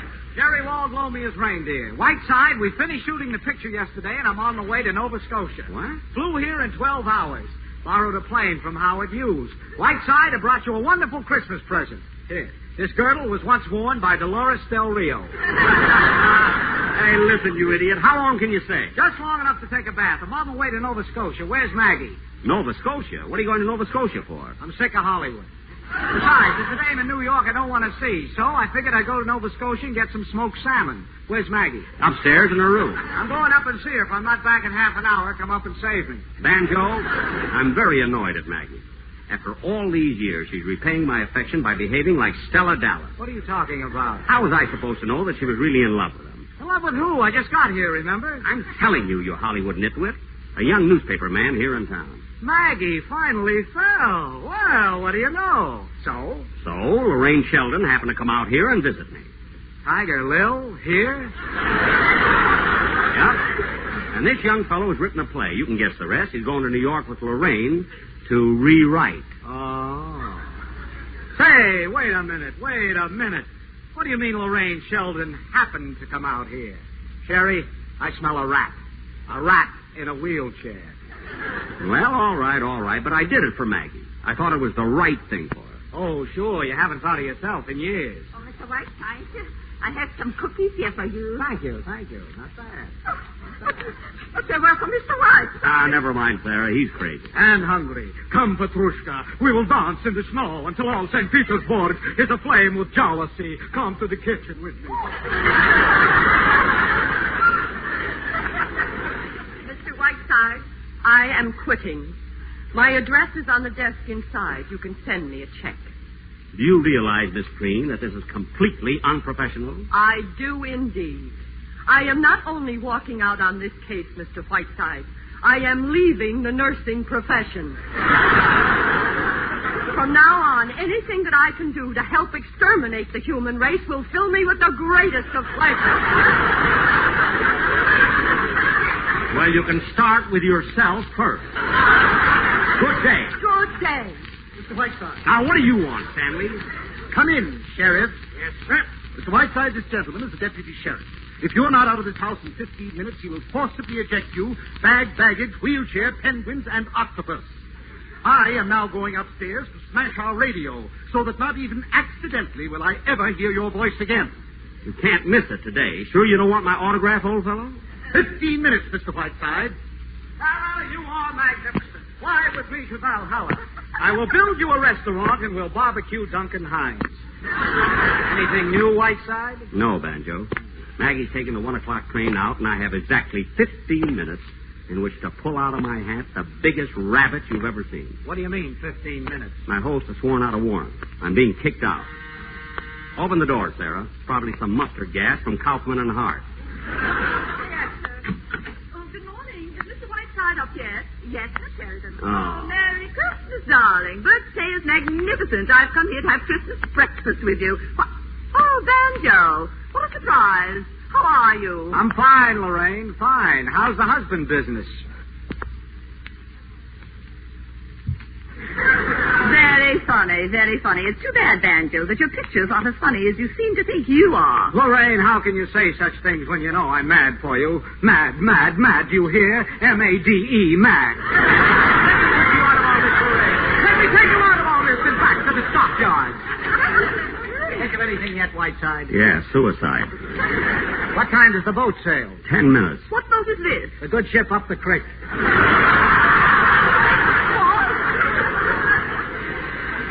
Oh, dear, that's probably Bert. I told him to meet me here. Whiteside, American Express. Right this way, please. Oh, why, Sherry, what's that? Why, it's an Egyptian mummy case. There's one thing I need right now. It's an Egyptian mummy case. Hey, there's a tag on it. It says, Merry Christmas from the King of Egypt. What'd you send him, Sidney Greenstreet? 8 minutes, Mr. Whiteside, including that mummy case. Why? What's that all about? Who is that man? He announces the time every few minutes. I pay him a small sum. Oh, but what on earth for, Sherry? I lost my watch. Oh, you know, Sherry, I think this mummy case is rather beautiful. Just think, Cleopatra might be in one just like that. A woman like myself. But not as cold. A woman who once lived in love, full of the same passions, fears, jealousy, hates. And what remains? Lydia Pinkham? Just this case and nothing more. That's all that remains. Oh, I'd like to open it and stand inside. Yes, Banjo, yes. Here, Lorraine, I'll open it for you. Here, try it on for size. Here I am, another woman living out her life. I want to cry. Lorraine, have you ever played Cleopatra? No, Sherry, I haven't.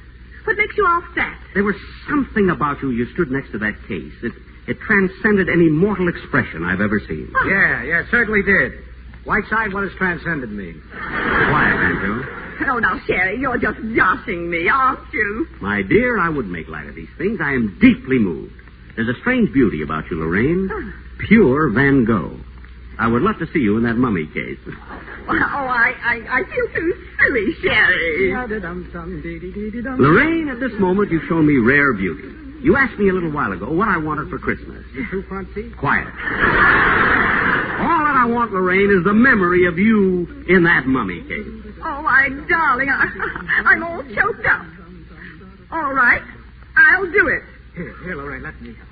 There. Here, I'm in. Well, stay there. Touchdown. I'll kick the extra point. Will she be all right in there? Sure, I'll punch a couple of holes in her so she can breathe. I'll let her out as soon as we get on the plane. Wait a minute. How do we get this mummy case out of here? Now, one thing at a time. That's the next step. Well, think fast, Captain Hornblower. Think fast. Banjo, I've got it. I hope it's not catching. Mr. Stanley's sister. I finally remembered that face. If it was me, I'd have forgotten it long ago. I knew I'd remember. The time is up, Mr. Whiteside. 15 minutes. Ah, yes, Mr. Stanley, 15 minutes. Will you do me a slight favor before I go? I certainly will not. Oh, I think you will, Mr. Stanley. Or shall I inform my radio audience that your sister, Harriet Stanley, is none other than the famous Harriet Sedley, who murdered her mother and father with an axe 25 years ago. Mr. Whiteside, how did you find that out? Now, Mr. Stanley, how would you like to have the good people of Massalia repeating that once popular little jingle? Harriet Sedley took an axe and gave her mother 40 whacks. And when the job was nicely done, she gave her father 41. You win, Mr. Whiteside. What do you want me to do? Oh, Sheriff, will you come in here, please? Whiteside, you're a great man, and I despise myself for admitting it. You call, sir? Come right in, Sheriff. Mr. Stanley, would you like to help this gentleman down to the airport with this mummy case? He's sending it to a friend in Nova Scotia. They can't get good mummies up there. Right, Mr. Stanley? Yes. Sheriff, handle that case carefully. Banjo, you're wonderful. I may write a book about you. Don't bother. I can't read. What now? Don't drop that case, Sheriff. It's loaded. Goodbye, Maggie. And Maggie, don't worry about Lorraine. She just stepped out of the country for a minute. Sherry! Sherry, was that... It was indeed. Bert is all yours, and you have my blessing. Oh, Sherry. Banjo, you're wonderful. Maggie, get me my hat and coat. I'm leaving. Come on, Whiteside. I'll drop you at the airport. Oh, you're leaving, but Sherry, you're here. Where are you going? Arthur Murray's for a rumba lesson. Don't argue. Do as you're told. Yes, sir, Mr. Whiteside. I'll get to... Come on, Whiteside. Hurry up. Before I go to Nova Scotia, I want to stop off at Lindy's for some rye bread. All right, Banjo. All right. Mr. Whiteside, you're walking. Yep, I'm back in shape again, Bert. There's been a slight change of plan. I'm taking your play to Kathleen Cornell. Maggie will explain everything. Oh, hello, Bert. Hi, Maggie. Well, I don't have to go to New York. Can you stand it? Oh, I think so. Whiteside, drop a cage over these two lovebirds, will you? And come on, we can't keep the salmon waiting. Mr. Whiteside, are you very busy? Yes, Dr. Bradley, very. But if you ever come to New York, try and find me.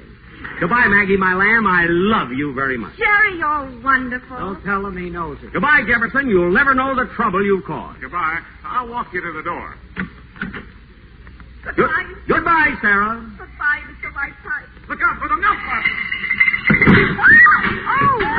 What was that? Maggie, get the wheelchair. Call the nurse. Where's the doctor? Oh, Mr. Whiteside.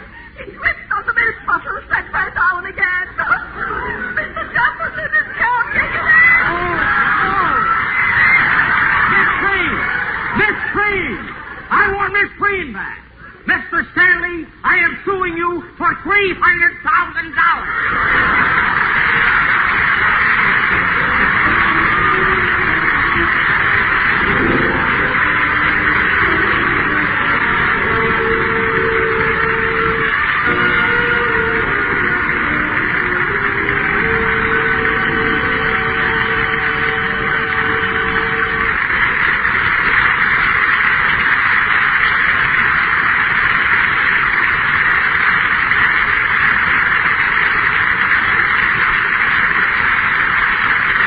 Changing in this are Jack Benny as Fred and Whiteside, Charles Boyer as Marcel Duval, Dean Kelly as Banjo, Dorothy McGuire as Maggie, Gregory Peck as Bert Jefferson, and Rosalind Russell as Lorraine Sheldon.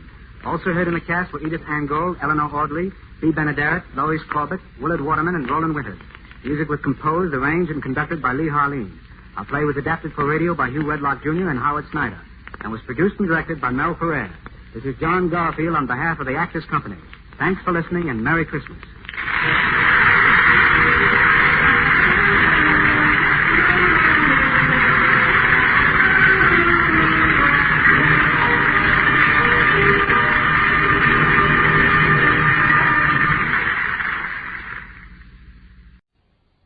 And now, our Miss Brooks.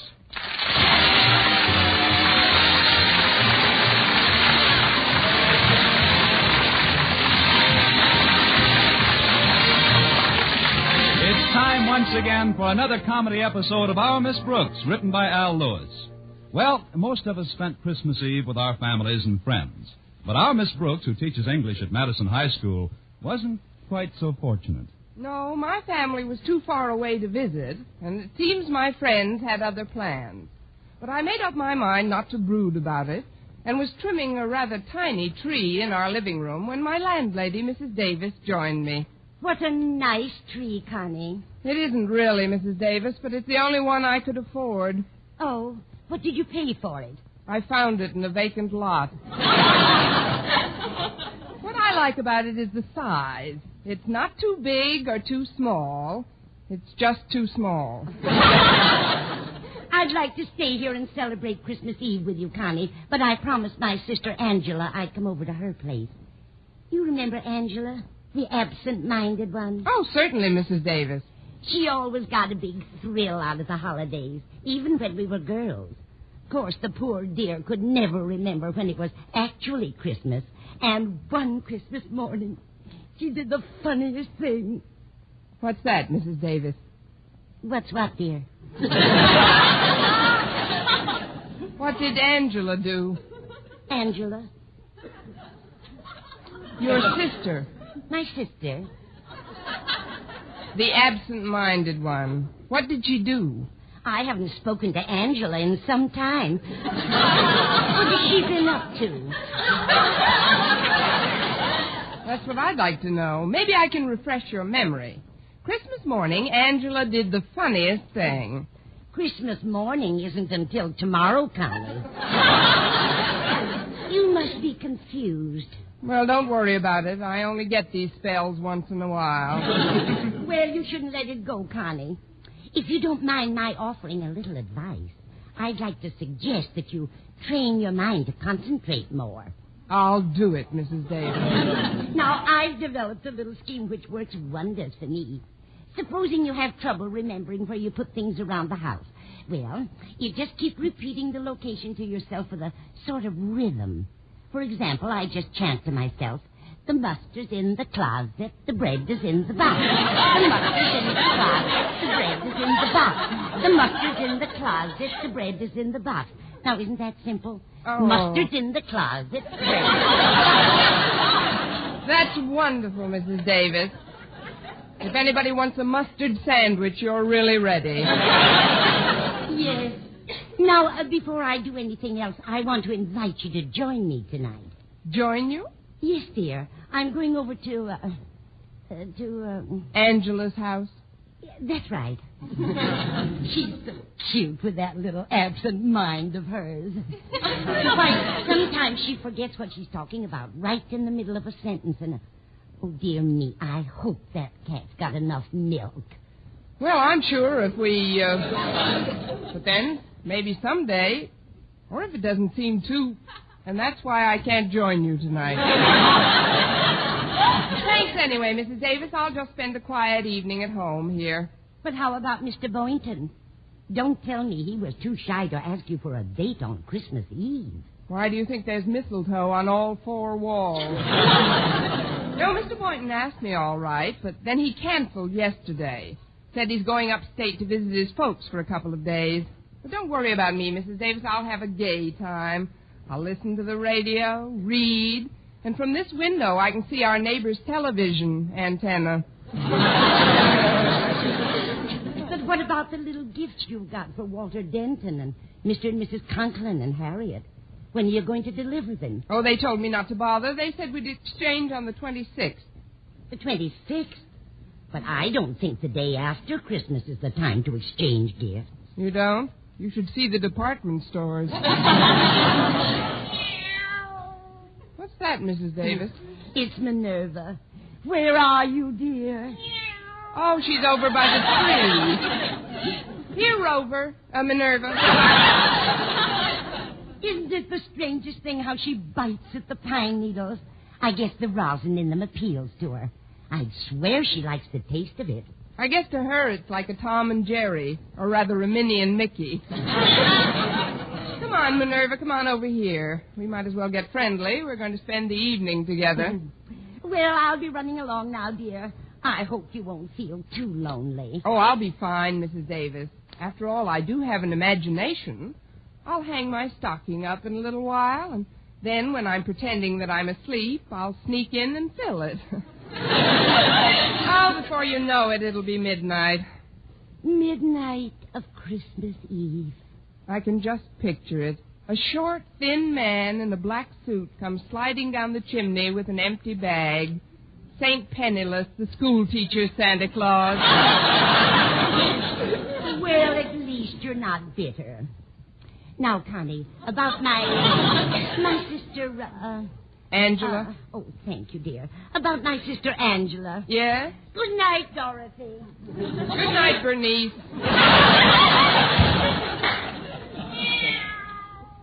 Oh, stop drinking those pine needles, Minerva. Come on over here. There's a good kitty. Now I'll just settle down in Mrs. Davis's rocker, and we'll have ourselves a nice, quiet rock.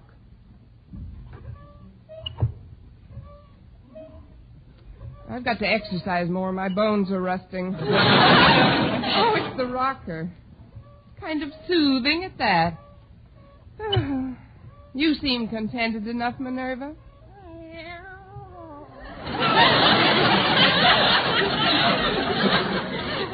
'Twas the night before Christmas, and all through the house not a creature was stirring, not even a mouse. Oops, sorry, Minerva. I didn't mean to upset you, Minerva. Oh, gosh, I'm sleepy.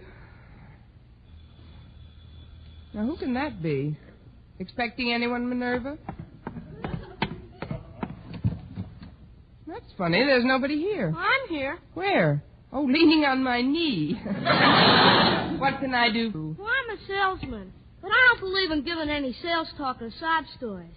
All I do is tell you what I'm selling. And if you want to buy, okay. If not, okay. Okay, what are you selling? Well, it's Christmas Eve, and I'm just a small urchin, a little on the underprivileged side. And I'm trying to make a few dollars to get some wood to heat our tiny apartment so that while she's singing to my 3 sick sisters, my mother's lips don't turn blue. That's what I like, no sob stories. If you're selling handkerchiefs, I'll take 6. Well, no, ma'am, I'm selling Christmas trees.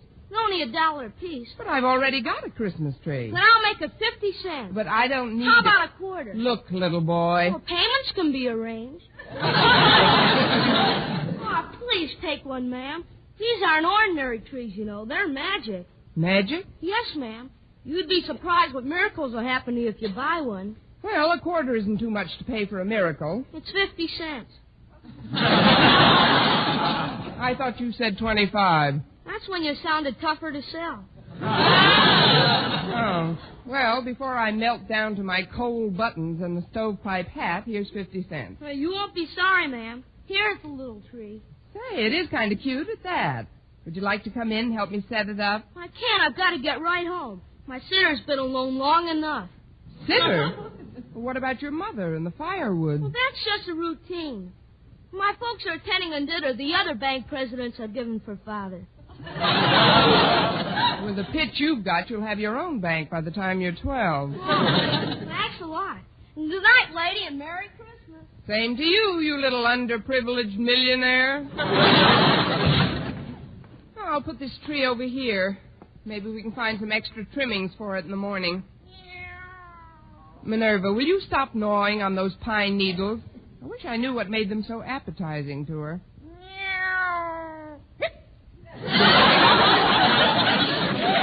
Oh, fine. Now you come over here and let those things alone. There we are.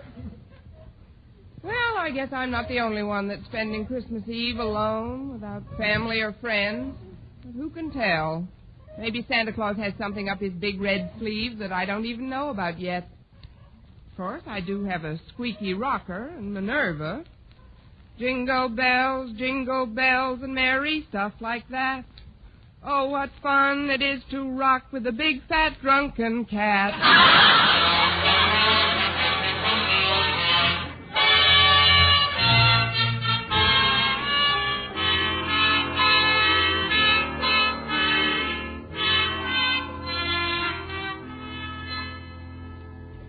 As I sat in the living room Christmas Eve with Minerva the cat on my lap, I couldn't help noticing that the tree which I'd bought from that wealthy urchin had a rather peculiar luminosity. Although there wasn't any artificial illumination, it seemed to glow from deep down in its branches. As I rocked back and forth, I started to get very drowsy. Little boy said this tree was magic, Minerva. No, I don't believe it either. Still, it is Christmas Eve, and some very strange things have happened on Christmas Eve.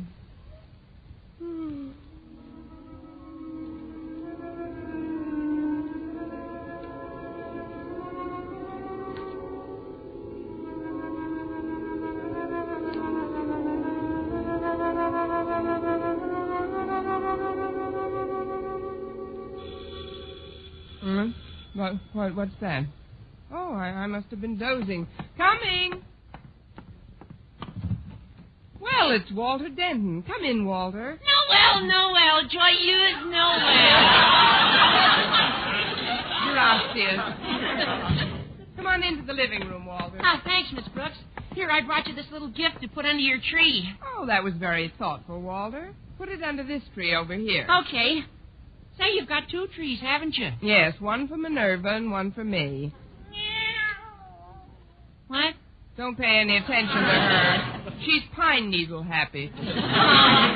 Well, Miss Brooks, as you know, I was supposed to spend the evening nestled snugly in the tight little confines of my own small immediate family circle. Oh, for heaven's sakes, come out of there. You're giving me claustrophobia. But I went to my father and mother and crowed their permission to come over. Wait a minute, Walter.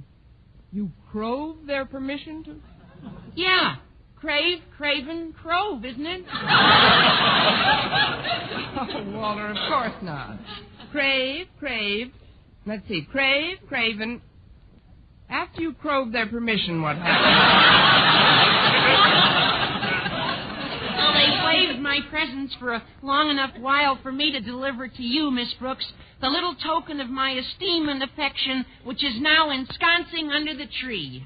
Walter, are you still in my English class? Well, sure, Miss Brooks. Well, I'd better bone up a little. One of us is going to flunk this term. Well, it isn't just the gift, Miss Brooks. That's not the only thing that brought me wayfaring from the warmth and conviviality of my own heart. Oh, please don't start that again. I'm glad you dropped over, Walter. And if you want to spend the rest of the evening with your folks, Oh, why there's you no go... rush with them. They've got my present under our tree already.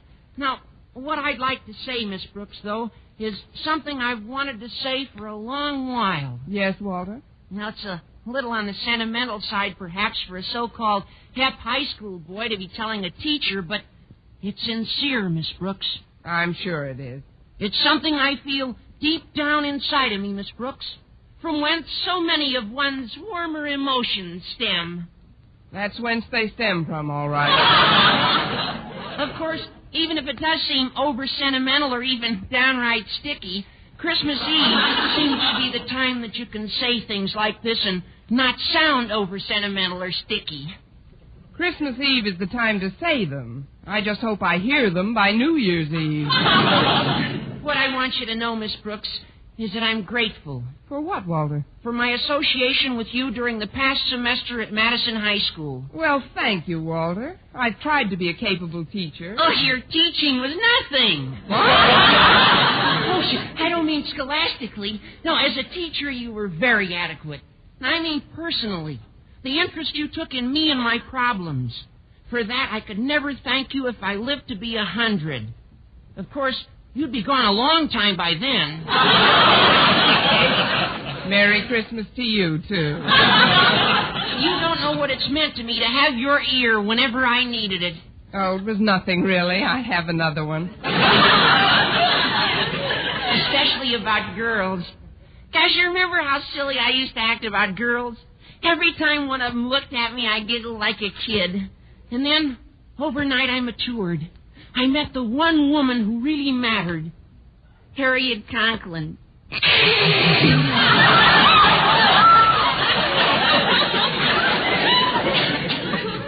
She certainly made something out of you, Walter. I don't know what, but something. You saw me through the difficult transition period of that amour as well, while Harriet and I were adjusting to one another. It was wonderful to be able to come down to you for advice, Miss Brooks. It isn't every boy who has such an interest taken in him by some intelligent, elderly person. Give me back my ear. I can't hear you. Not that you're ancient or anything. Gosh, I've seen girls who don't look as good as you do. Girls? What do you think I am? Shut up, Minerva.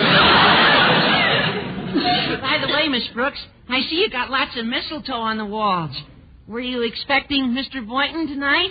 Yes, Walter, I was. We were going for a wheelchair ride together. He had to visit his folks upstate. His folks? Gosh, they must be well along in years. His father's over 50. They may shoot him next spring. Look, Walter, while you're here, you might as well pick up the little gift I got for you. Oh, but Miss Brooks, you shouldn't have. Where is it? Under the tree on your right. It isn't much, just a remembrance. Oh, gee, I almost forgot. I can't open it yet. Why not? Oh, you mean you want to put it under your tree at home and open it with your family? Oh, not exactly, but... Well, I'll get it later, Miss Brooks. Oh, there they are now. I'll answer it. There who are now? Come on in, folks. She was all alone when I got here. But it's really a surprise, isn't it? We should have stayed home Christmas Eve. Besides, it's freezing out. Now, Osgood, don't be so grouchy. Hello, Miss Brooks. Merry Christmas. Why, it's Mr. and Mrs. Conklin. And Harriet, how are you all? I'm cold. Oh, that's too bad. Come here, Minerva. Rub up against Mr. Conklin. What's that? What? Go away, cat. Why, she seems to like you, Osgood. Or is she hungry, Miss Brooks? She's not that hungry. I don't like cats. Why doesn't she go chase a mouse or something? You forget, Mr. Conklin, this is Christmas Eve. There isn't one stirring. Say, Harriet. Yes, Walter? There's a lot of mistletoe around this room. I know. It's real pretty. Osgood, notice all the mistletoe in this room? What? Oh, that green stuff. More often than not, it makes me sneeze. Oh, come on, Osgood. Let's see if it does. Oh, now, Martha, don't embarrass me so. It doesn't make you sneeze, does it, Harriet? I'm willing to find out. Here's a nice wreath of it on this wall. Yeah. Well, here we are. Yes, here we are.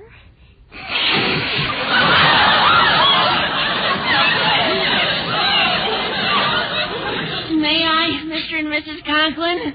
If it's all right with Harriet, it's all right with us. Oh, come on, Walter. We're getting old. Gosh, you're sweet, Harriet. Oh, isn't that cute, Osgood? Come here, dear. How about one for your faithful old wife? Well, it is customary, I guess. I'm under the stuff.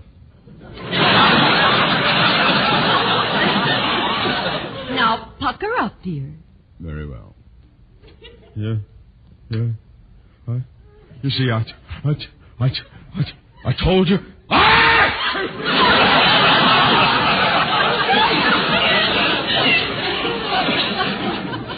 Now, let's stop this romantic drivel and act like adult human beings.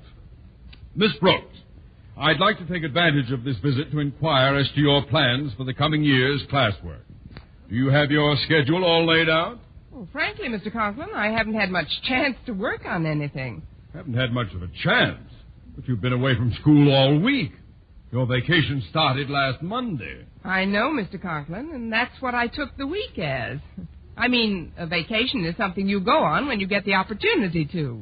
You don't work on it or during it, unless, even though I didn't actually go anywhere, when my vacation came along, I went on it or was on one, usually.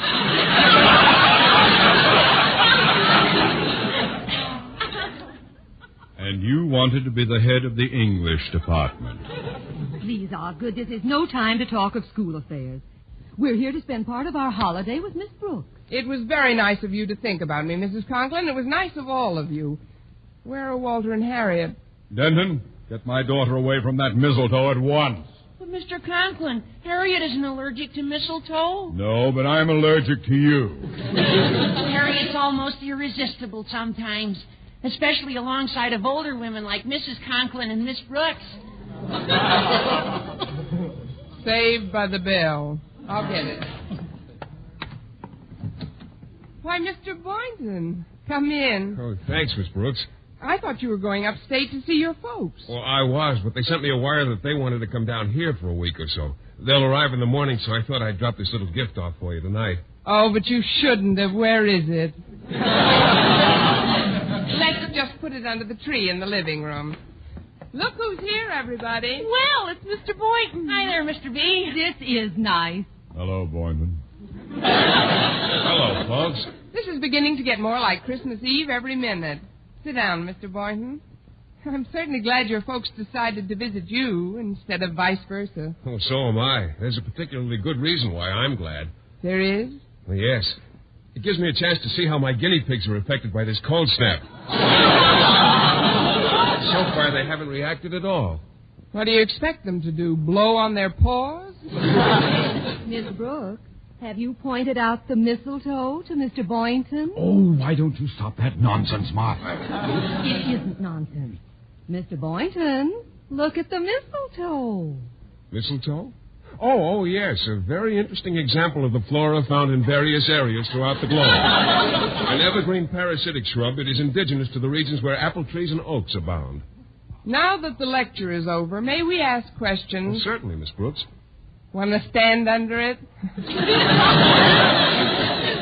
Stand under it? Well, you see, because of certain characteristics in its makeup, an allergy is sometimes aggravated by its presence. I'll take a chance if you will. Come on, Mr. Boynton. Yeah, come on, Mr. Boynton. Just bring him over to this wall here. I'll get under it if you like. Well, don't just stand there.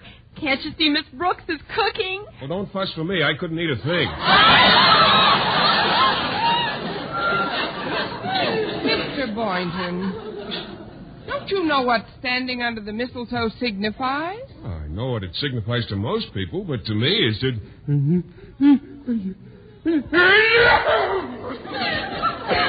Well, there goes 85 cents worth of mistletoe. Hey, I know what let's do. Let's open up the presents right now. Swell. Splendid suggestion, Walter. Shouldn't we wait until just before we leave?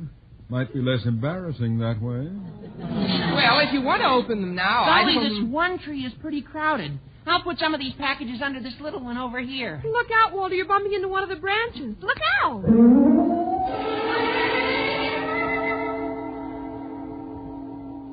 Gosh, I got the funniest feeling when I touched that branch. What kind of a feeling, Walter? Well, you're Harriet Conklin, aren't you? Well, sure, I'm Harriet Conklin. Walter, what's the matter with you? Nothing. Nothing's the matter with me. It's just that I want to tell you something. Harriet, you've got to change. You ought to try to be more like Miss Brooks. What do you mean, Walter? If you want me to stay interested in you, you've got to be more alluring, youthful, glamorous, feminine in that real feline Brooks way. Walter, have you been drinking pine needles, too? Look at that tree. It seems to be glowing. What do you mean, glowing? Just a reflection from the streetlights. This party is giving me the memes. Holidays, indeed. Here, I'll just move the tree where it won't glisten in our eyes. There we go.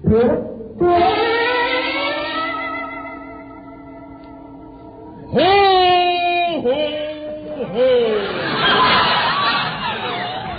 Merry Christmas! I'm Mr. Conklin. Of course I'm Mr. Conklin. Happy-go-lucky, fun-loving, gag-a-minute Osgood. Gag-a-minute Osgood? Sometimes I've wanted to. Miss Brooks, is that really you standing there? I think so, Mr. Conklin. Why do you ask? Because you suddenly look so different, so intelligent. Miss Brooks, I've made up my mind. You are now head of the Madison High English Department. Well, thank you, fun-loving Osgood. I'm going to put this wonderful tree where it belongs, right in the center of the room. Give me a hand, Boynton. Oh, yes, sir, Mr. Conklin. I'll just take this hand here and...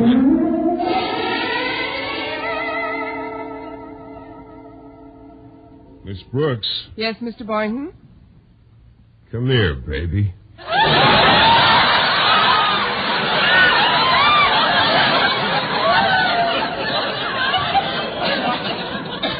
What? I said, come here, Connie. You did not. You said, come here, baby, and I'm here. Look, he's taking her over to the mistletoe. Isn't it wonderful? Well, what are you going to do, Mr. Boynton? Just call me Phil, Connie. And this is what I'm going to do.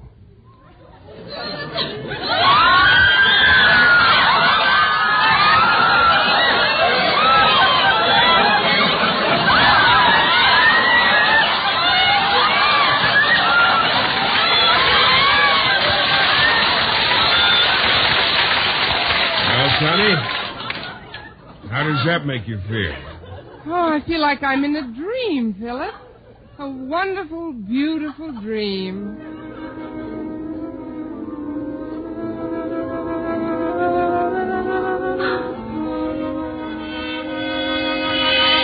Well, what's that? Mr. Boynton, where did you go? Where is everybody? Oh, I must have been dreaming. Well, that's real enough. I'll be right there. Oh, sorry, Minerva. I didn't mean to drop you.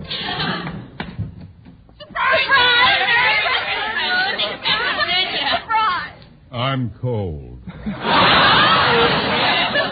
it's the Conklins and Walter and Mr. Boynton. But you all just left. Come in.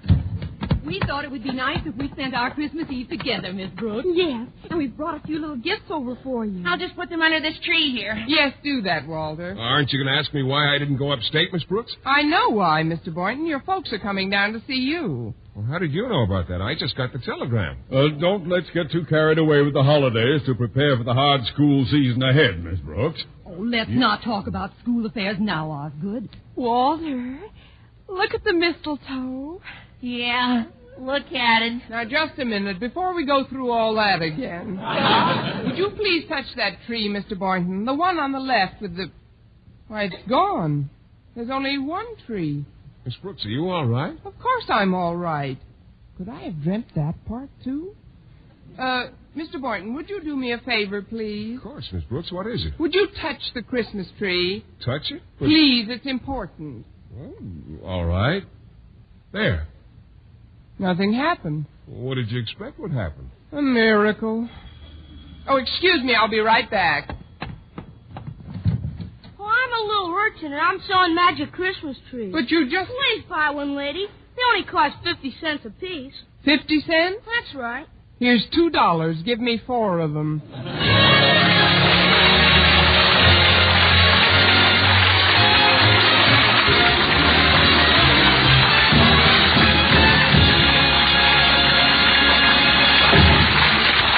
Once again, here is E. Martin. All over the studio here, there are happy signs of Christmas. Bits of red and green, holly, and some imaginative person even hung some mistletoe in the control room. Must remember to drop in there after the show. But the Christmas spirit is even more evident in the faces of our cast. Together with our sponsor, the Colgate Palmolive Peat Company, makers of Colgate Dental Cream, Luster Cream Shampoo, and Palmolive Shaving Creams, we join in wishing you a Merry Christmas. Yes, Jeff Chandler and Gail Gordon, Jane Morgan, Virginia Gordon, Dick Crenna, Gloria McMillan, Jeffrey Silver, our writer-director Al Lewis, and our producer Larry Burns, our conductor Wilbur Hatch, and all the others on the Our Miss Brooks show. And we're gathered here to say, may this be the most joyous of the holidays for all of you.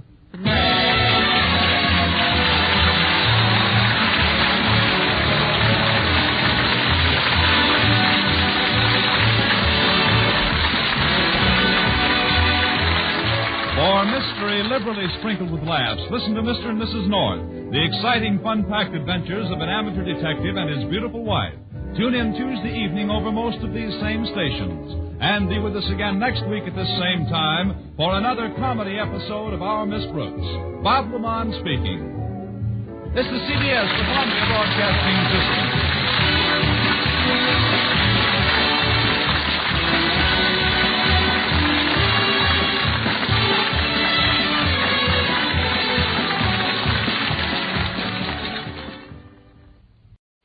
The Jack Benny Program, presented by Lucky Strike.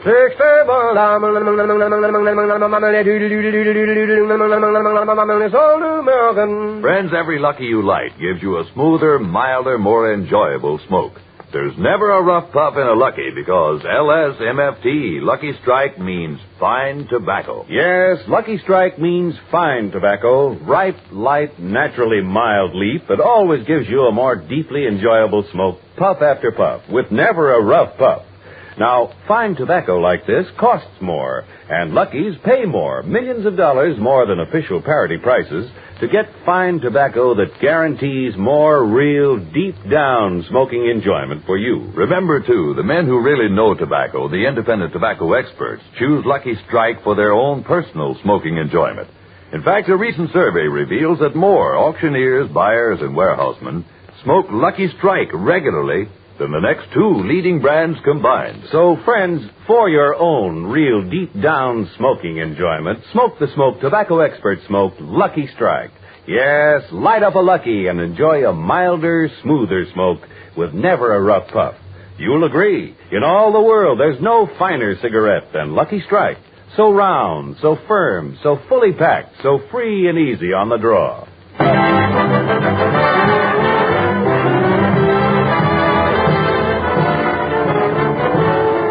The Lucky Strike program, starring Jack Benny, with Mary Livingston, Phil Harris, Rochester, Dennis Day, and yours truly, Don Wilson.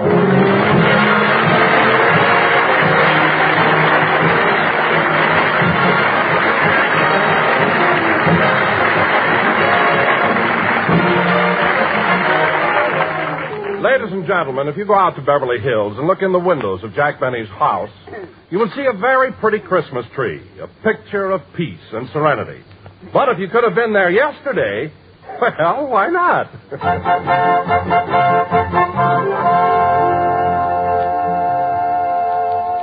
Well, we're almost through trimming the tree, Mary. It was nice of you to come over and help me. Well, if I didn't, you'd never get it done. Say, Jack, shall I put the snow around the bottom now? Not yet. I want to see if the lights are working. I'll hold up the bulbs. When I say ready, you plug it in. Okay. Ready? Ready. Pull it out! Pull it out! Pull it out!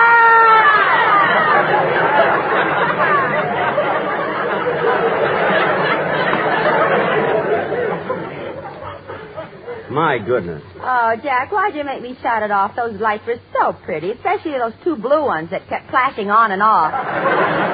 Those were my eyes. I must have been holding on to a bare wire. Well, it's your own fault. Every time you fool around with electricity, something goes wrong. It does not. I know plenty about electricity. Oh, sure. Remember what happened yesterday when you fixed your doorbell? What happened? I pushed the button, roasted a pig in Encino. Oh, stop exaggerating. Anyway, hand me that roll of tape. I'll fix this bare wire right now. Here you are. Thanks. Now, let's see.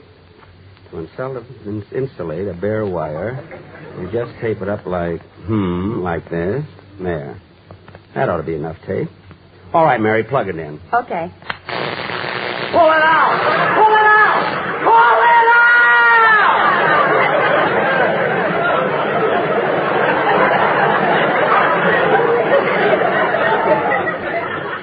Jack, what happened? I taped my finger to the wire. That's what happened. Oh, gee, and that time was even prettier than before. What do you mean? Your nose lit up, too. It did not. What are you laughing at? Benny, the red-nosed reindeer. All right. Now, let's get this tree finished before the gang gets here. But, Jack, what about the light? We'll have to let that go until later.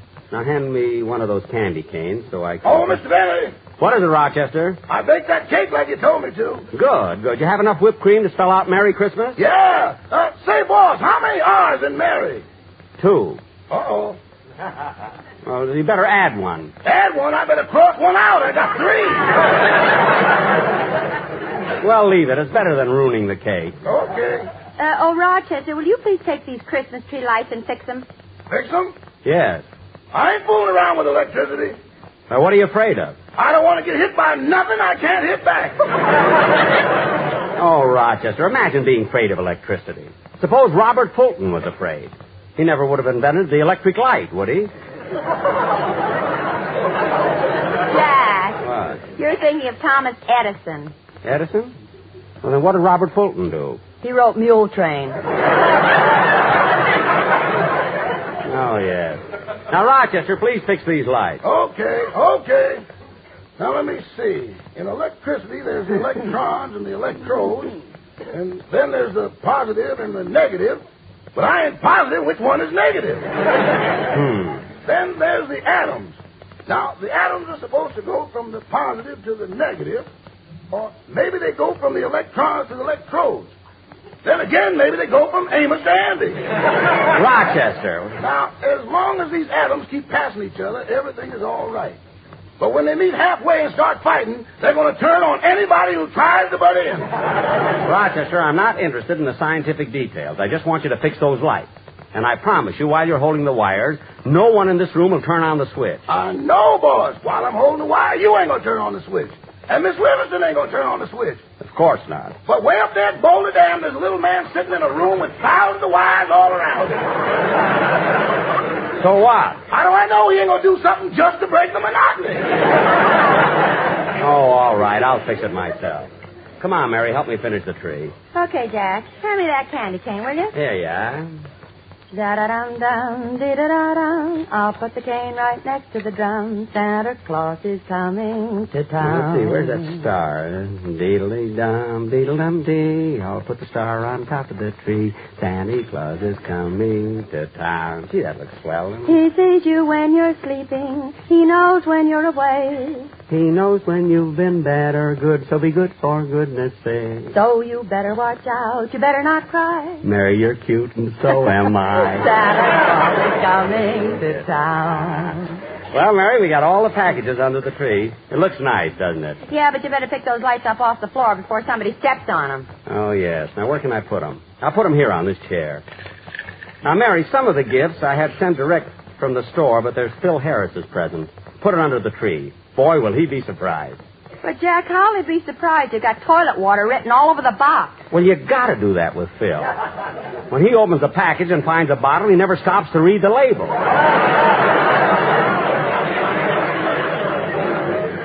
Last year, I gave him a miniature ship and a bottle, and the mast stuck out of his mouth for 3 days.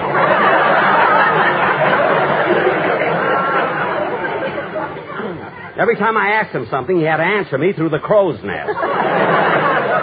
Believe me, I know what I'm doing. Well, Jack, I guess that does it. The tree's all finished. Yeah. Gee, it looks well. I'm kind of tired. I think I'll sit down for a minute and smoke a Lucky. Mary, have you got a match? No. Oh, say, boss. What is it, Rochester? Are your socks dry yet? I think so. Well, people will be here soon. You better take them off the tree. Oh, that's right. You take them off, will you, Rochester? I'm tired. I want to sit here a while. Yes, sir. Say, this tree looks awful nice, but it's kind of dark. Oh, no wonder the lights aren't plugged in. I'll fix that. Pull it out! Pull it out! Pull it out! For heaven's sake. Well, what happened this time? I'm sitting on the wire. Now, as long as you're here, Rochester, give me a match. You don't need it now. Your cigarette is lit. Oh, yes. Thanks, Rochester. Don't thank me. Thank that little man up at Boulder Dam. Never mind. Don't plug that in anymore. I've had enough trouble with it. Come in. Oh, hello, Phil. Hiya, Jackson. Merry Christmas, everybody. Merry Christmas. Yeah. Well, deck the halls with turnip greens if that ain't a lovely Christmas tree. Yes, sir. Hey, Jackson, you ought to see the one I've got. It's all decorated with a lot of ornaments, and I got tinsel on it and everything. And then right up on the top, I got a picture of Alice. Alice?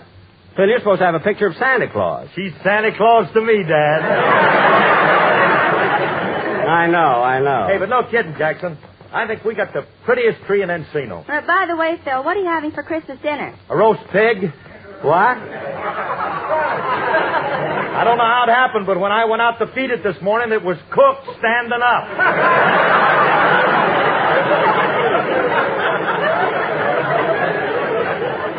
You see, Jack? I told you. I thought you were kidding. So did I.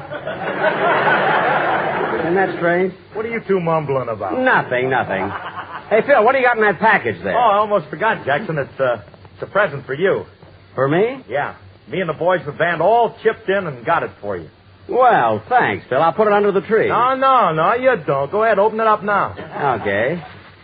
Gee, it's certainly nice of you and the boys. Oh, Phil, thanks. Gee, a beautiful turtleneck sweater. Oh, gee. Look inside of it, Jackson. Inside? Oh, Phil. What is it, Jack? A turtle.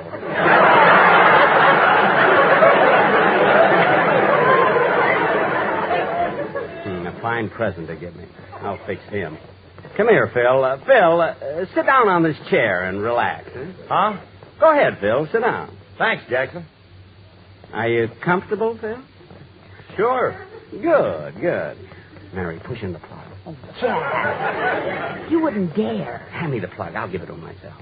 Hey, Jackson, what about my present? Just sit where you are. You'll get it. It's a surprise. Mary, watch it go. 1, 2, 3.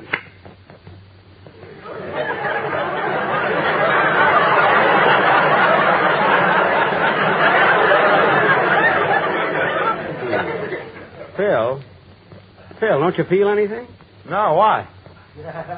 Well, what about the surprise? What's the matter? We're having a little trouble at Boulder Dam. Mary, I can't understand what went wrong. Phil, stand up a minute. Okay. Now, let's see. Must be something wrong with this thing. Pull it out! Pull it out! Pull it out!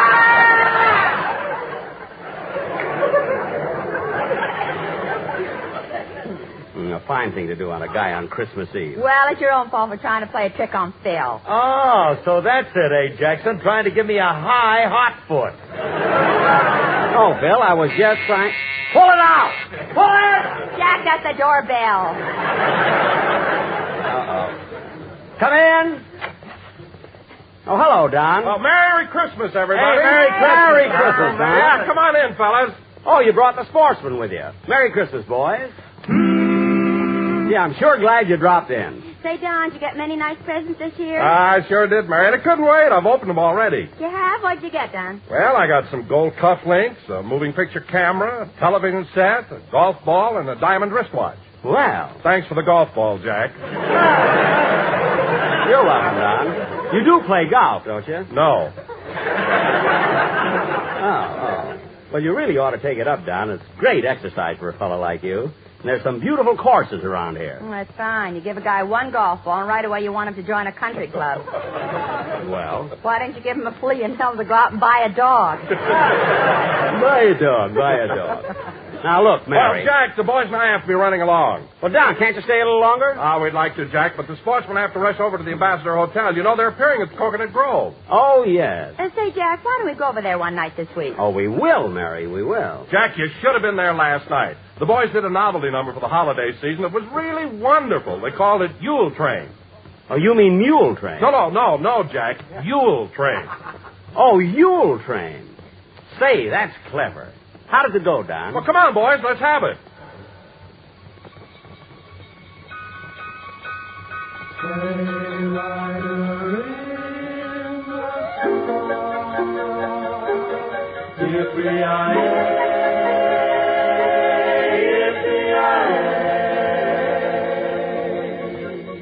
Santa Claus is riding high.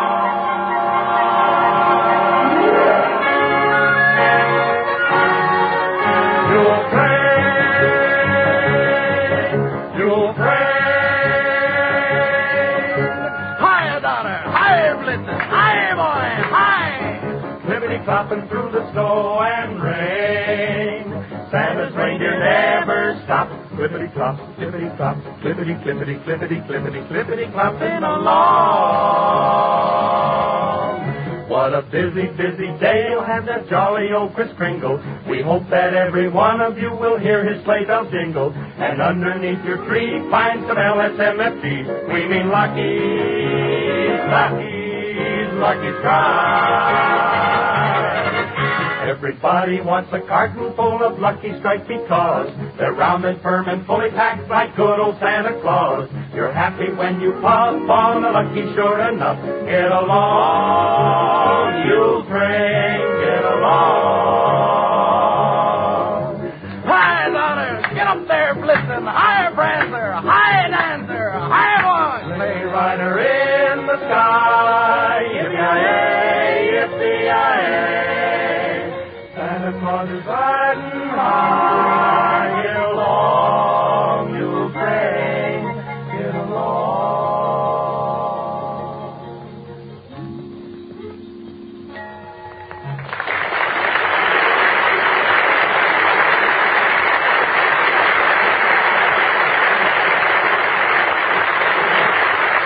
Don, that was wonderful.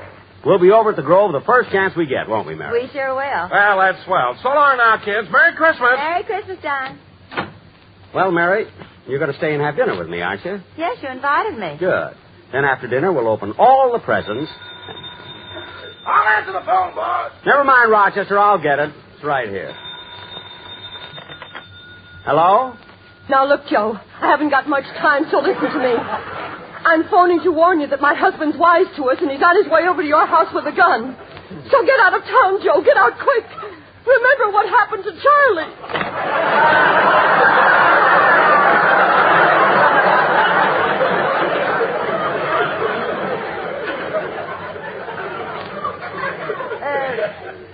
Jack, what's the matter? I don't know. Somebody keeps getting my number by mistake. It's the second time it happened. First it was Charlie, now she thinks I'm Joe. Joe who? I don't know. We'll probably read it in the paper tomorrow. Oh, Rochester, how soon will dinner be ready? In about 10 minutes, boss. Oh, good. Say, Jack, it's a little chilly in here. Don't you think so? Yeah, maybe I ought to put another log on the fire. There we are. Gee, this log is heavy. Oh, Rochester! Never mind. Thanks, Mary.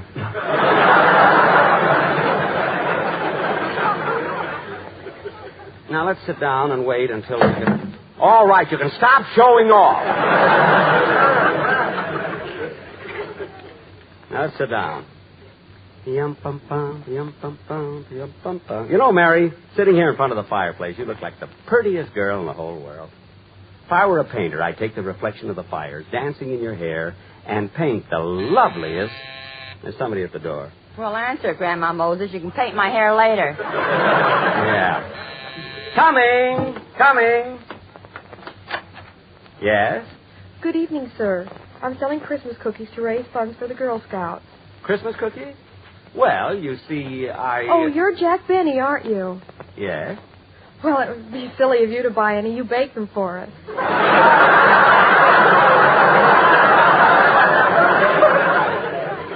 That's right. How did you know I baked those cookies? All the gingerbread men have blue eyes.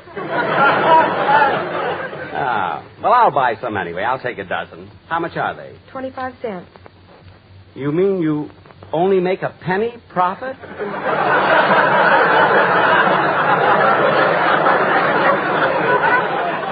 I mean, a penny on 12 cookies? If we break any, we're dead.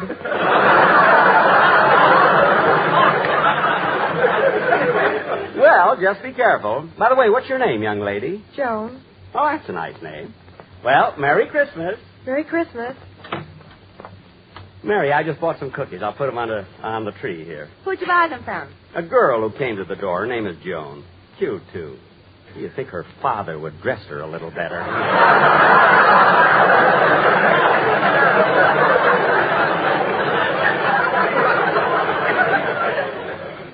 Do you have a cookie, Mary?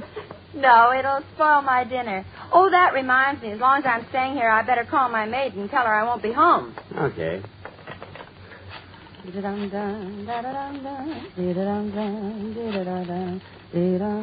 Hello? Hello, Pauline. This is Miss Livingston. Well, I won't be home for dinner, so I thought you'd like to know you could have... Pauline, are you still crying? Pauline, you got to get a grip on yourself. You've been carrying on like this all week. Now, look. He's married, on his way to Honolulu, and there's nothing you can do about it. Goodbye. What's wrong, Mary? Oh, that maid of mine. Just because Clark Gable got married, she's been crying for 5 days. 5 days? Hey, that's ridiculous. Certainly, I got over it in 2. Everybody makes such a fuss about Gable. Mary, let me ask you something. What's Clark Gable got that I... No. No, I'd be a fool to throw you a lead like that.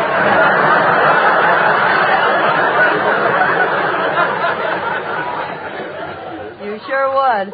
Hello, Mary. Hello, Mr. Benny. Merry Christmas. Oh, Dennis. I didn't see you. When'd you get here? I came in with Phil. With Phil? That was quite a while ago. Where have you been? Well, I sneaked upstairs and put your Christmas present under your pillow. Oh. Well, what took you so long? I fell asleep. Oh. Hey, Mr. Benny, I'd like to thank you for the present you sent me, but I'm all confused. Confused? Why? All the packages got mixed up and the tags fell off, and I don't know who sent me what. Oh, all the cards fell off? Yeah. Well, look, kid, did you get a wristwatch? Oh, a beautiful one, solid gold. Well, take my card and put it on that. Now, let's... Wait a minute. Huh? Dennis, I'll tell you what Jack gave you. What else did you get? A portable radio, a cigarette lighter, a candid camera, a silk bathrobe, a golf ball. Bingo. Mary. Dennis, Jack gave you that golf ball. Oh! I thought it was kind of funny about Mr. Benny giving me the wristwatch. Why? On the back is engraved to Dennis from Mother and Dad.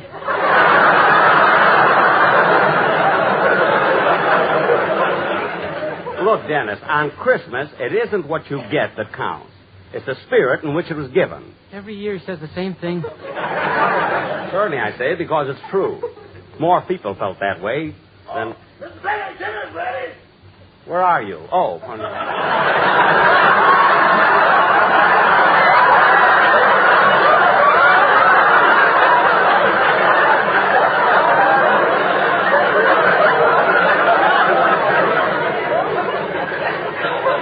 Anything can happen on Christmas Day, you know. Good. Come on, Mary. We'll go to dinner. Dennis, do you want to have dinner with us? Oh, yeah, that'd be swell. And after dinner, we can all sit around the fire and... Dennis, come here a minute. Yes, sir? Over here. Now, look, kid. There's an old saying. 2 is company and 3 is a crowd. You know what I mean? Yeah, but how can we get rid of Mary?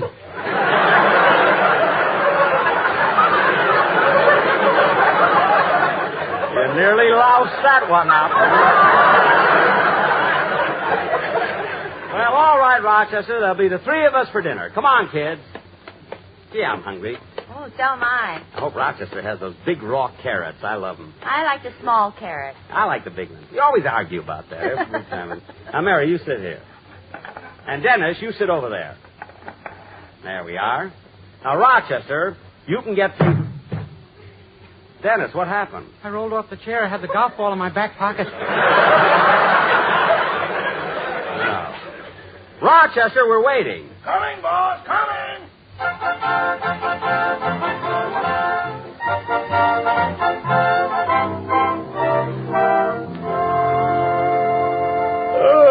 Well, Rochester's been a very nice Christmas Eve. The gang dropped in, we had a quiet dinner, and now they've gone home. Believe me, I'm ready for bed. Yes, sir. Wait a minute, boss. I'll fluff up your pillow for you. What's the matter, Rochester? There's a package under here. Oh, yes, it's from Dennis. It's my Christmas present. Well, open it. Open it. Okay. Oh, well, this is lovely. A beautiful electric alarm clock. And instead of numbers around the face, it has 12 letters that spell out Jackson Benny. Yeah. Sure is nice. Well, I might as well start using it right now. Rochester, you set it to the right time, and I'll plug it in. Okay.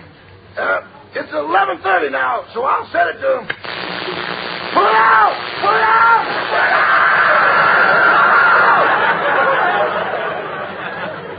Oh, I'm sorry, Rochester. I didn't mean... Rochester. Rochester. Oh, my goodness. Rochester, speak to me. What are you laughing at? The lights lit up on the Christmas tree. Oh, good. Merry Christmas, Rochester. Merry Christmas, boys.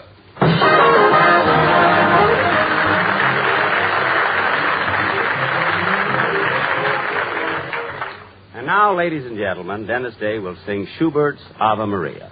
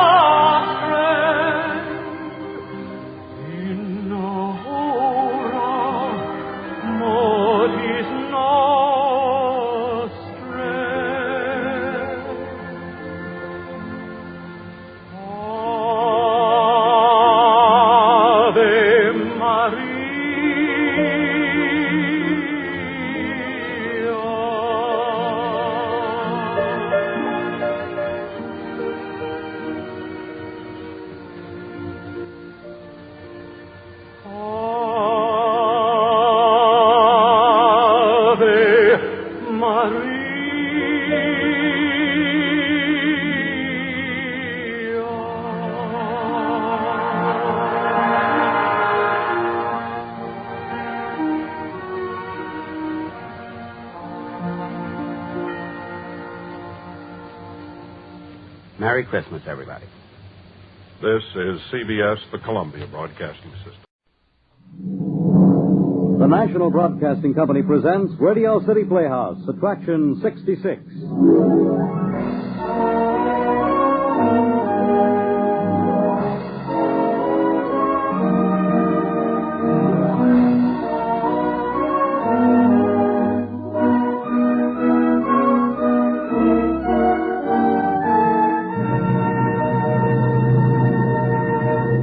Ladies and gentlemen, here is the director of Radio City Playhouse, Harry W. Junkin.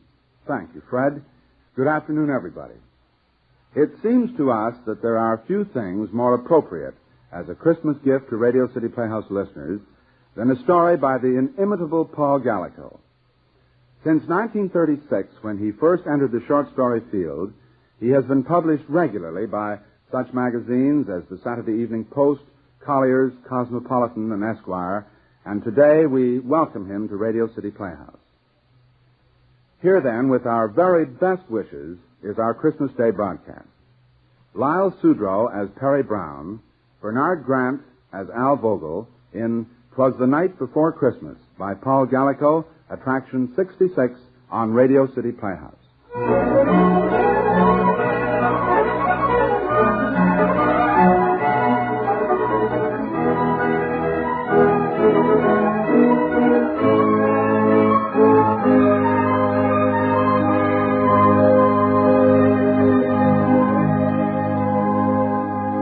It is 4 o'clock in the afternoon of Saturday, December the 24th, in the city room of the Daily Blade. Almost everybody has gone home. A couple of office boys are yawning on the call bench. 3 rewrite men are pecking away at their typewriters and watching the clock. At the head of the room, Tex Court, the city editor, is talking earnestly into the telephone with a hunted look on his face. Nearer the door, Perry Brown, the Daily Blade's best reporter, is chatting with Al Vogel, his photographer. They're both about to leave for Rusty's party when Perry's telephone rings.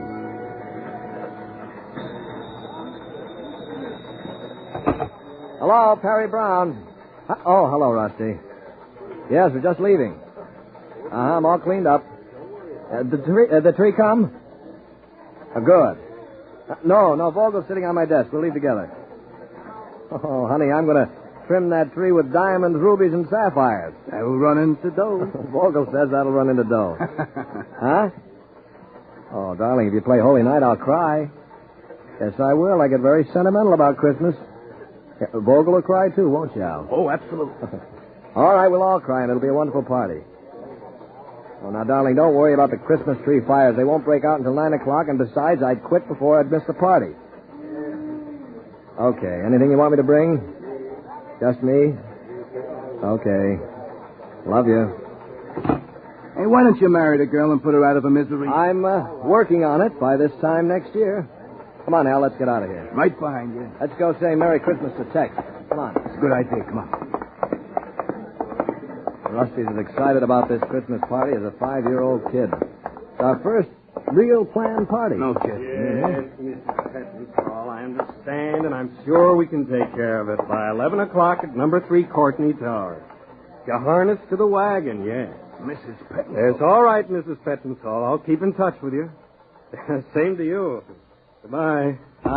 Al and I are just leaving, Tex. Merry Christmas, and try to get up to Rusty's party if you can, will you? What's the matter? Harry, I meant to let you and Al go, but no. something unforeseen has come. No, you promised us the night off. You did, Tex. Yes, I know. And you'll get to Rusty's party later. Did you, hear anything of that telephone conversation I just had? You, mean Mrs. Pettensaw? Tex. Her nephews have arrived unexpectedly from the West. She wants a Christmas present for us. Oh, no. She wishes us to secure a pair of goats for her. Goats? Harness to a red wagon. Oh, you're kidding. Goats? Harness to a red wagon. Is she crazy? Where can you find a couple of goats in a red wagon on Christmas Yeah, Eve? where can you find a couple of goats? You mean where can you find them? Oh, Tex, no. It'll be all right if the outfit arrives at 3 Courtney Towers by 11 tonight. I won't do it. I promised Rusty. And I promised the wife of our editor and managing director that I'd get her 2 goats. All right, we quit, don't we, Al? Absolutely, We we told quit. Rusty nothing would keep us away from her first party. Listen, Perry, Al, I'm sorry, but I'm on the spot. Do you think I get a kick out of having my reporters used as footmen? Mrs. Pettensall's a bad little girl. She's a gadfly sent to try us. I'm sorry, but it's all a part of the screwy business, and she is the wife of our managing director. Now, please, Perry. There's nobody else to send, please. I can't. Rusty'll give me the air. That she'll understand. She's a newspaper woman. No, not tonight she isn't. Tonight she's a kid having her first Christmas party. You'll just be a little late. Here, I'll give you a petty cash slip. Get upstairs and cash it before 5. How much? The sky's the limit. All right, $1,000. I said the sky, not the stratosphere. You want your stinking goats, don't you? How do I know what I'll run up against? I may have to buy them from the zoo. Okay. Here. Need any help, call me. Oh, thank you. And you call Rusty. I haven't got the nerve. She'll think I'm drunk. All right. Call her up and say you sent me out to get 2 goats in a red wagon. Oh, boy, she'll love you. Come on, Al.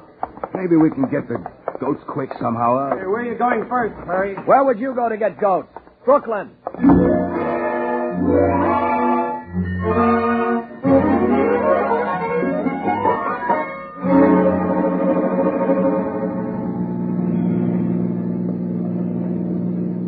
Gee, Perry, it's nice driving over Brooklyn Bridge at night, ain't it? Yeah.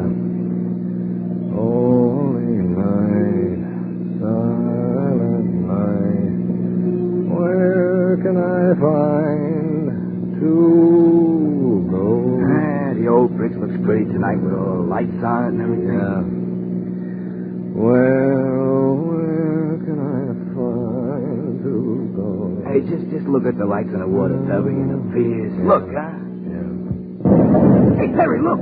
Hey, see that flash of flame down there? Look, will you? Hey, Perry, one of the piers is on fire. Look, will you? Yeah. Lovely fire. Maybe it'll burn all night. Too bad we can't go. What do you mean we can't go? You nuts? My dear Al, consider your position. We're in the service of the rich. We're after goats. We're not reporters. We're lackeys. Mrs. Pettensaw would be very, very angry if we went to a fire instead of buying her 2 goats harnessed to a red wagon. Perry, we gotta look. It's red. Look at the orange and the yellow. I know. It's like an atomic bomb. Would you look? Yeah. Maybe I can grab a shotgun. Slow down, Perry, please. Maybe I can get a picture from here. No, Al. We must let nothing turn us from our duty. We're not reporters. We're butlers. Well, I got it anyway. And maybe that won't be the picture of the year.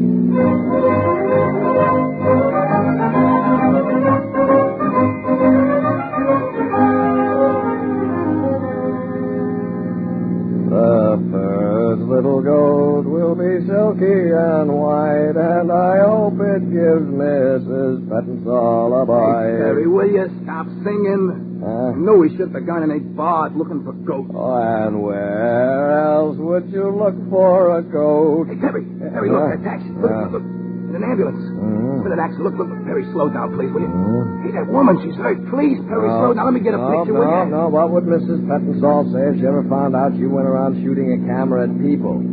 I got it. Oh, stop taking pictures. You know what? You're lost, that's what. We're lost in Brooklyn, and we'll be here for years and years. We are not lost. You you'd stop taking pictures, you'd see that we're now approaching Cypress and 283rd, and if our friend the bartender is correct, we're about to get our first goat. Did he have any number? No.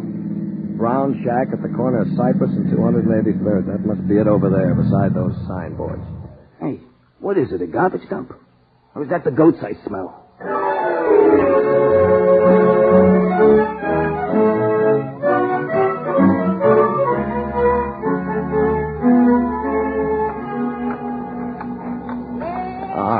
Rudolph, please, be a good goat, will you? Now, come on. What's he stopping for? I don't know. Please, Rudolph, we're almost at the car. Now, in a little while, you'll meet Mrs. Pettensaw. You like her. You can't pull them if they don't want to. Now, look, Rudolph, I paid $100 for you. Will you please act like a $100 goat? Hey, he's sniffing at something on the ground. Huh? Yeah. Hey, Perry, look. Perry. It's a body. What? Yeah, in a sack. Suffering cat. There's a note on it. Give me a flashlight. Hey. Merry Christmas from the boys. Wow. I think I know him. Hey, flashlight in his face. Huh? Yeah. Holy cow, Perry, it's Pro Guard at the Ace office. Yeah. He had his nose in the poultry racket, didn't he? Yeah. Merry Christmas from the boys. What a story. How? Well, too bad we're busy. Perry, you're kidding. I'm not kidding. Business before pleasure. We're still one goat shy. Pro-Gower. Well, let me take a couple of pictures. Okay, but make it snappy. All right, Rudolph. I'll give you one more chance. Are you or are you not going to get into the car without being kicked?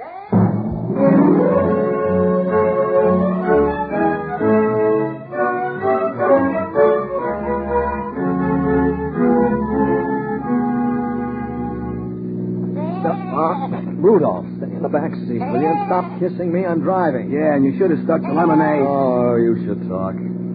While I think of it, who did you phone in that last tavern? Hey, office, Tex. Oh, what'd you tell him? Nothing at all. He said Rusty had phoned and said you needn't bother coming to the party no matter how early you got through. Oh. And I just sort of casually mentioned the fire and the Pro-Gower murder. That'll teach him to send us out after goats. Where'd that bartender say we should go? Oh, guy by the name of Constantine Buonacasa. Huh? Just a couple of blocks more. Well, now what's the matter with Rudolph? I believe he is slightly loaded. He downed a whole can of beer the barkeep gave him. More likely it's the can. He downed that, too.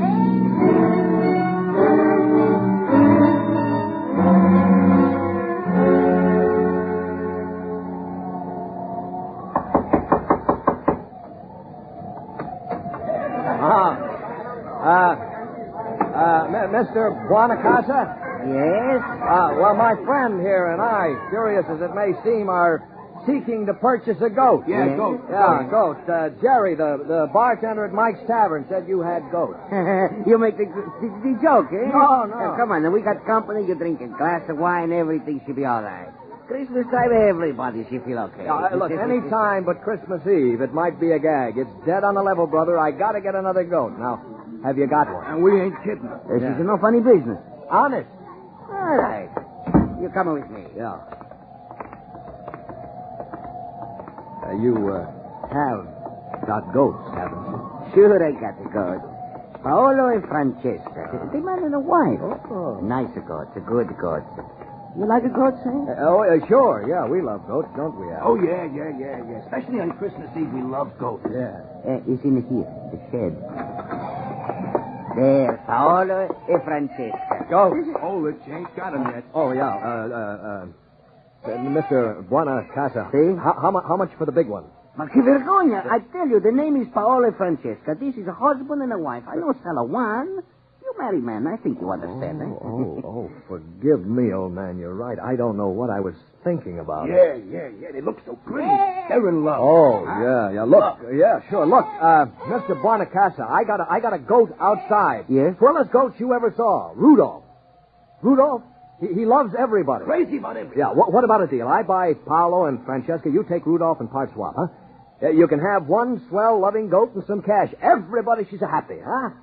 I don't want a goat. No? No. What's the matter with having one goat? What good is one goat except to another goat? Except... Look, Mr. Buonacasa, it's a deal.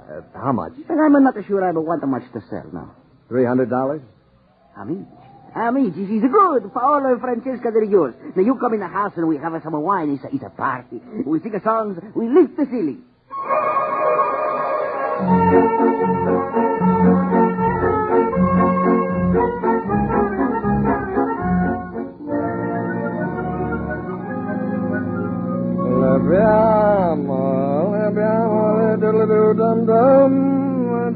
I know we shouldn't have stayed at Bonacace's party so long. I just know it. Harry, please stop, will you? If I don't eat soon, I'm going to die. Now, please. We got the goats. We got 3 goats, in fact. Let's eat and get them up to Mrs. Pettenstall's, huh? Will you shut up, Rudolph? You too, Francesca, will you pipe down? Holy smokes, up to our neck in goats. What are we going to do with 3 goats, Perry? What are we going to do?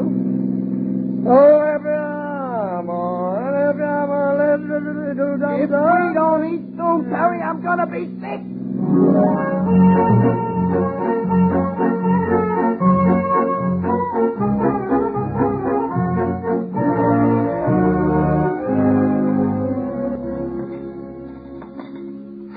You know something, Perry? I wouldn't have blamed that waiter if he'd have stopped you. Russian caviar in a dump like this. You kidding? Two, one glass. Sal, I'm sleeping. Now, please, do not disturb me. Allow me to sit here with my head in my hands and suffer.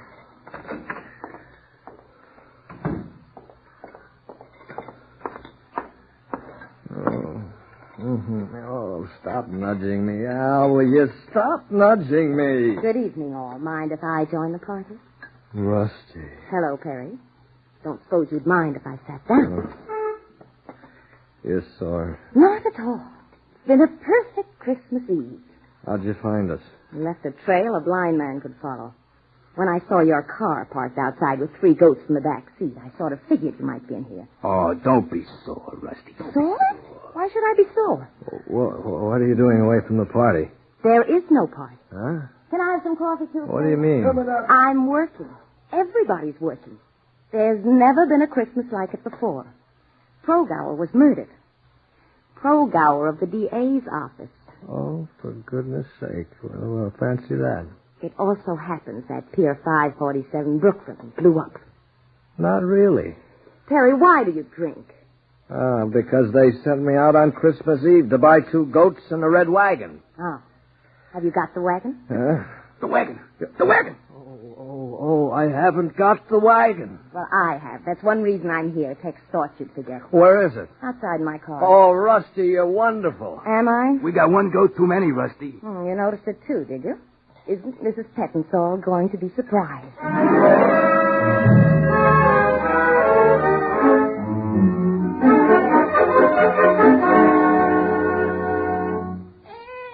What's the matter with them now? They're frightened. Now, listen, Goat, you're out of the elevator. All you got to do is walk down this nice, quiet hall here, see? That's it. Now, just walk slowly down the hall to apartment 3. Yeah, and stop kissing me. Oh, look, Rusty, Rudolph loves me. It's 11:15. The Pettenstalls will be home in 15 minutes. All right. Bolden, you take Carlo. Rusty, you grab Francesca. For you, Rudolph.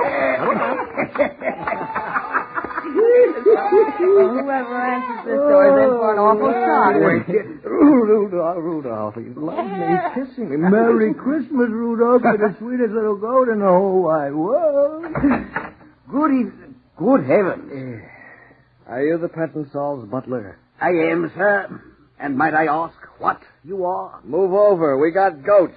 You got a bathroom with a sunken tub?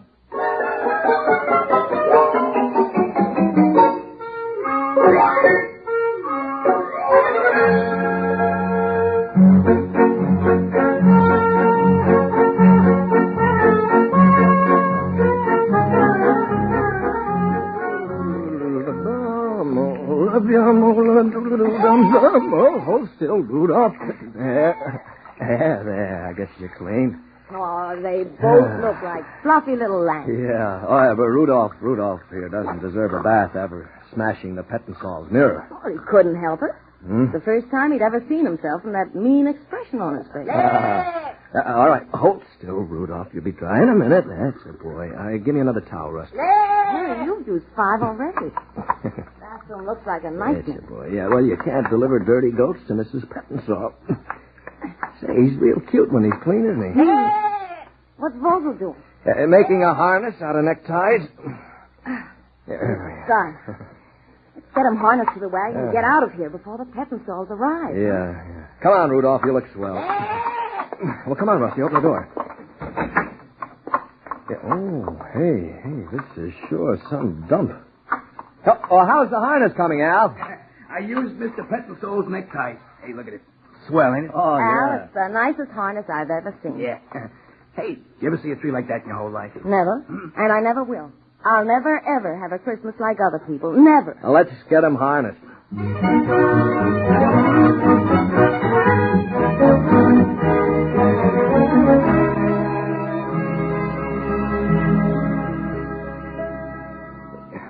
There. Finished.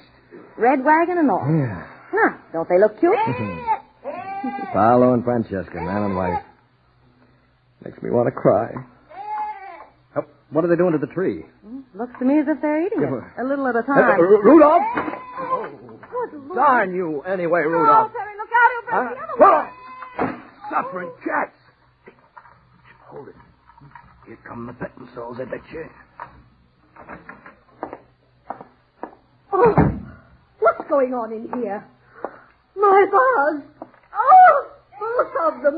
What is the meaning of this? Who are you people?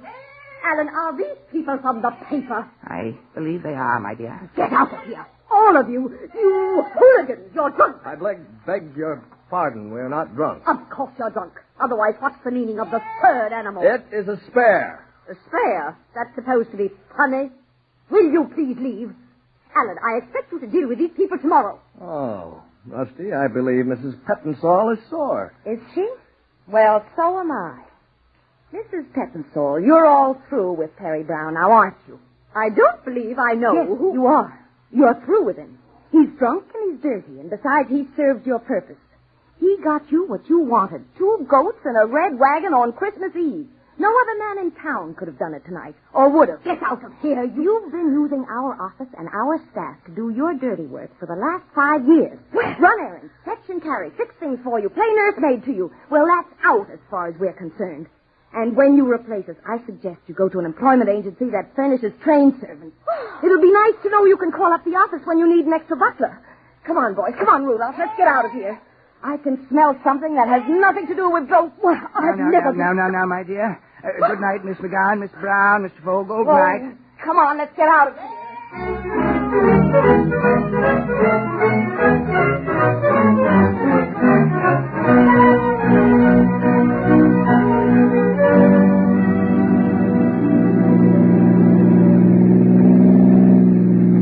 We got rid of Al. Yeah. Now, if we could only get rid of Rudolph. I call it the zoo. Well? They didn't want to go. Oh.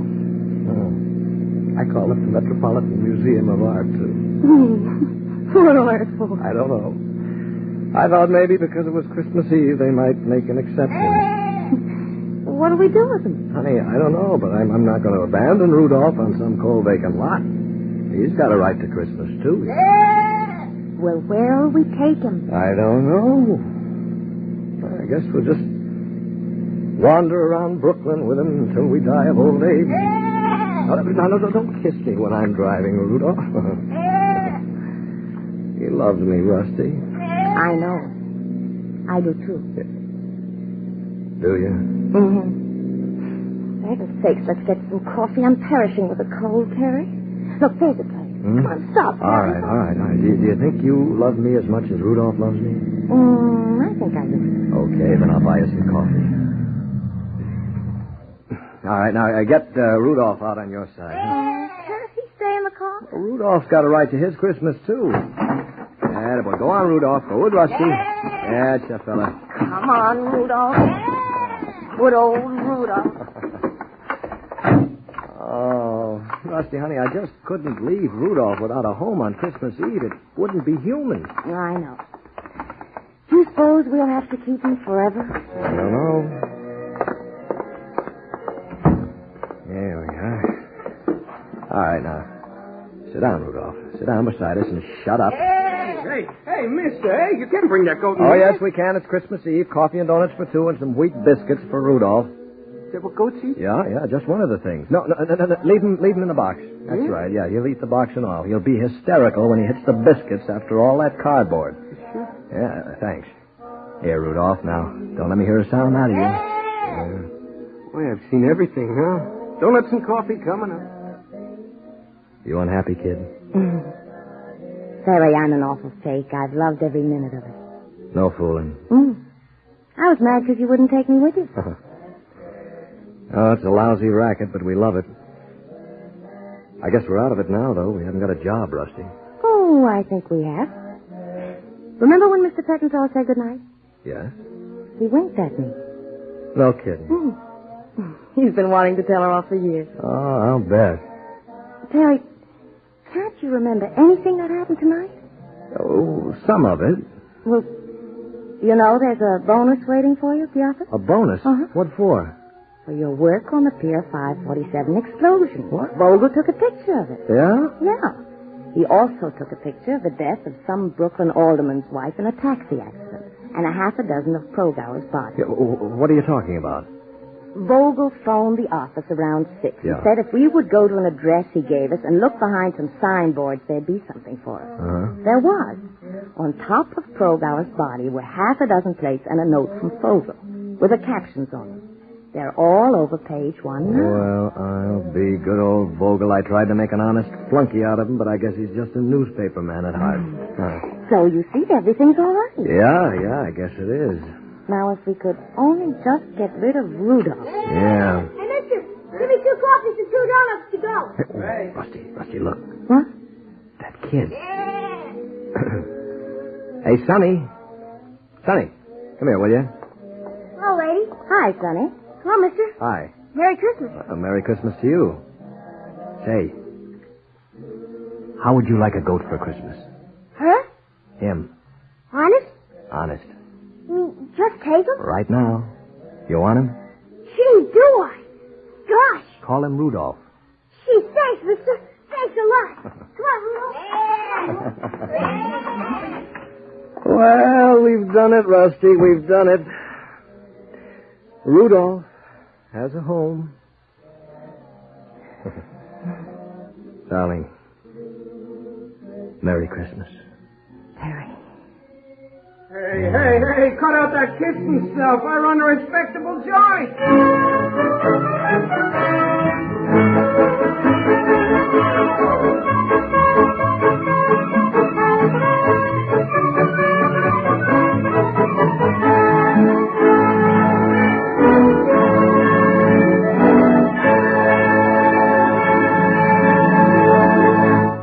You have just heard 'Twas the Night Before Christmas by Paul Gallico, starring Lyle Sudrow as Perry Brown.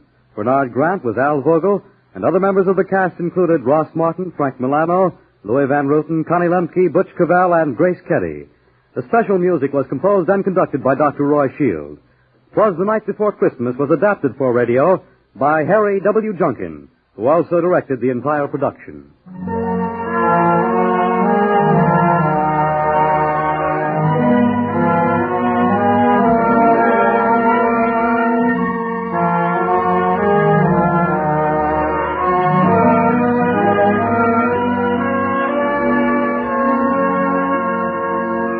This is Harry Junkin again. Next week on Radio City Playhouse, Jan Miner gives vitality and charm to the role of Anne Stratton in a tender and beautiful love story called Reflection. That's next week, Reflection, Attraction 67 on Radio City Playhouse. Merry Christmas, everybody, and good afternoon.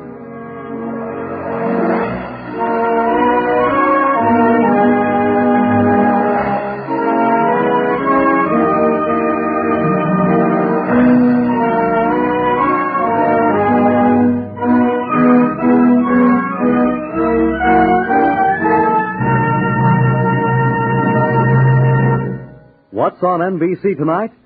There's a Christmas stocking full of entertainment. As a holiday special, Theater Guild on the Air will present Paulette Goddard and Sir Cedric Hardwicke in that perennial favorite, The Passing of the Third Floor Back. Hear this special Christmas program, Paulette Goddard and Sir Cedric Hardwicke on Theater Guild on the Air. You'll find a Merry Christmas all day long on NBC. Fred Collins speaking. Now stay tuned for James Melton and Harvest of Stars on NBC.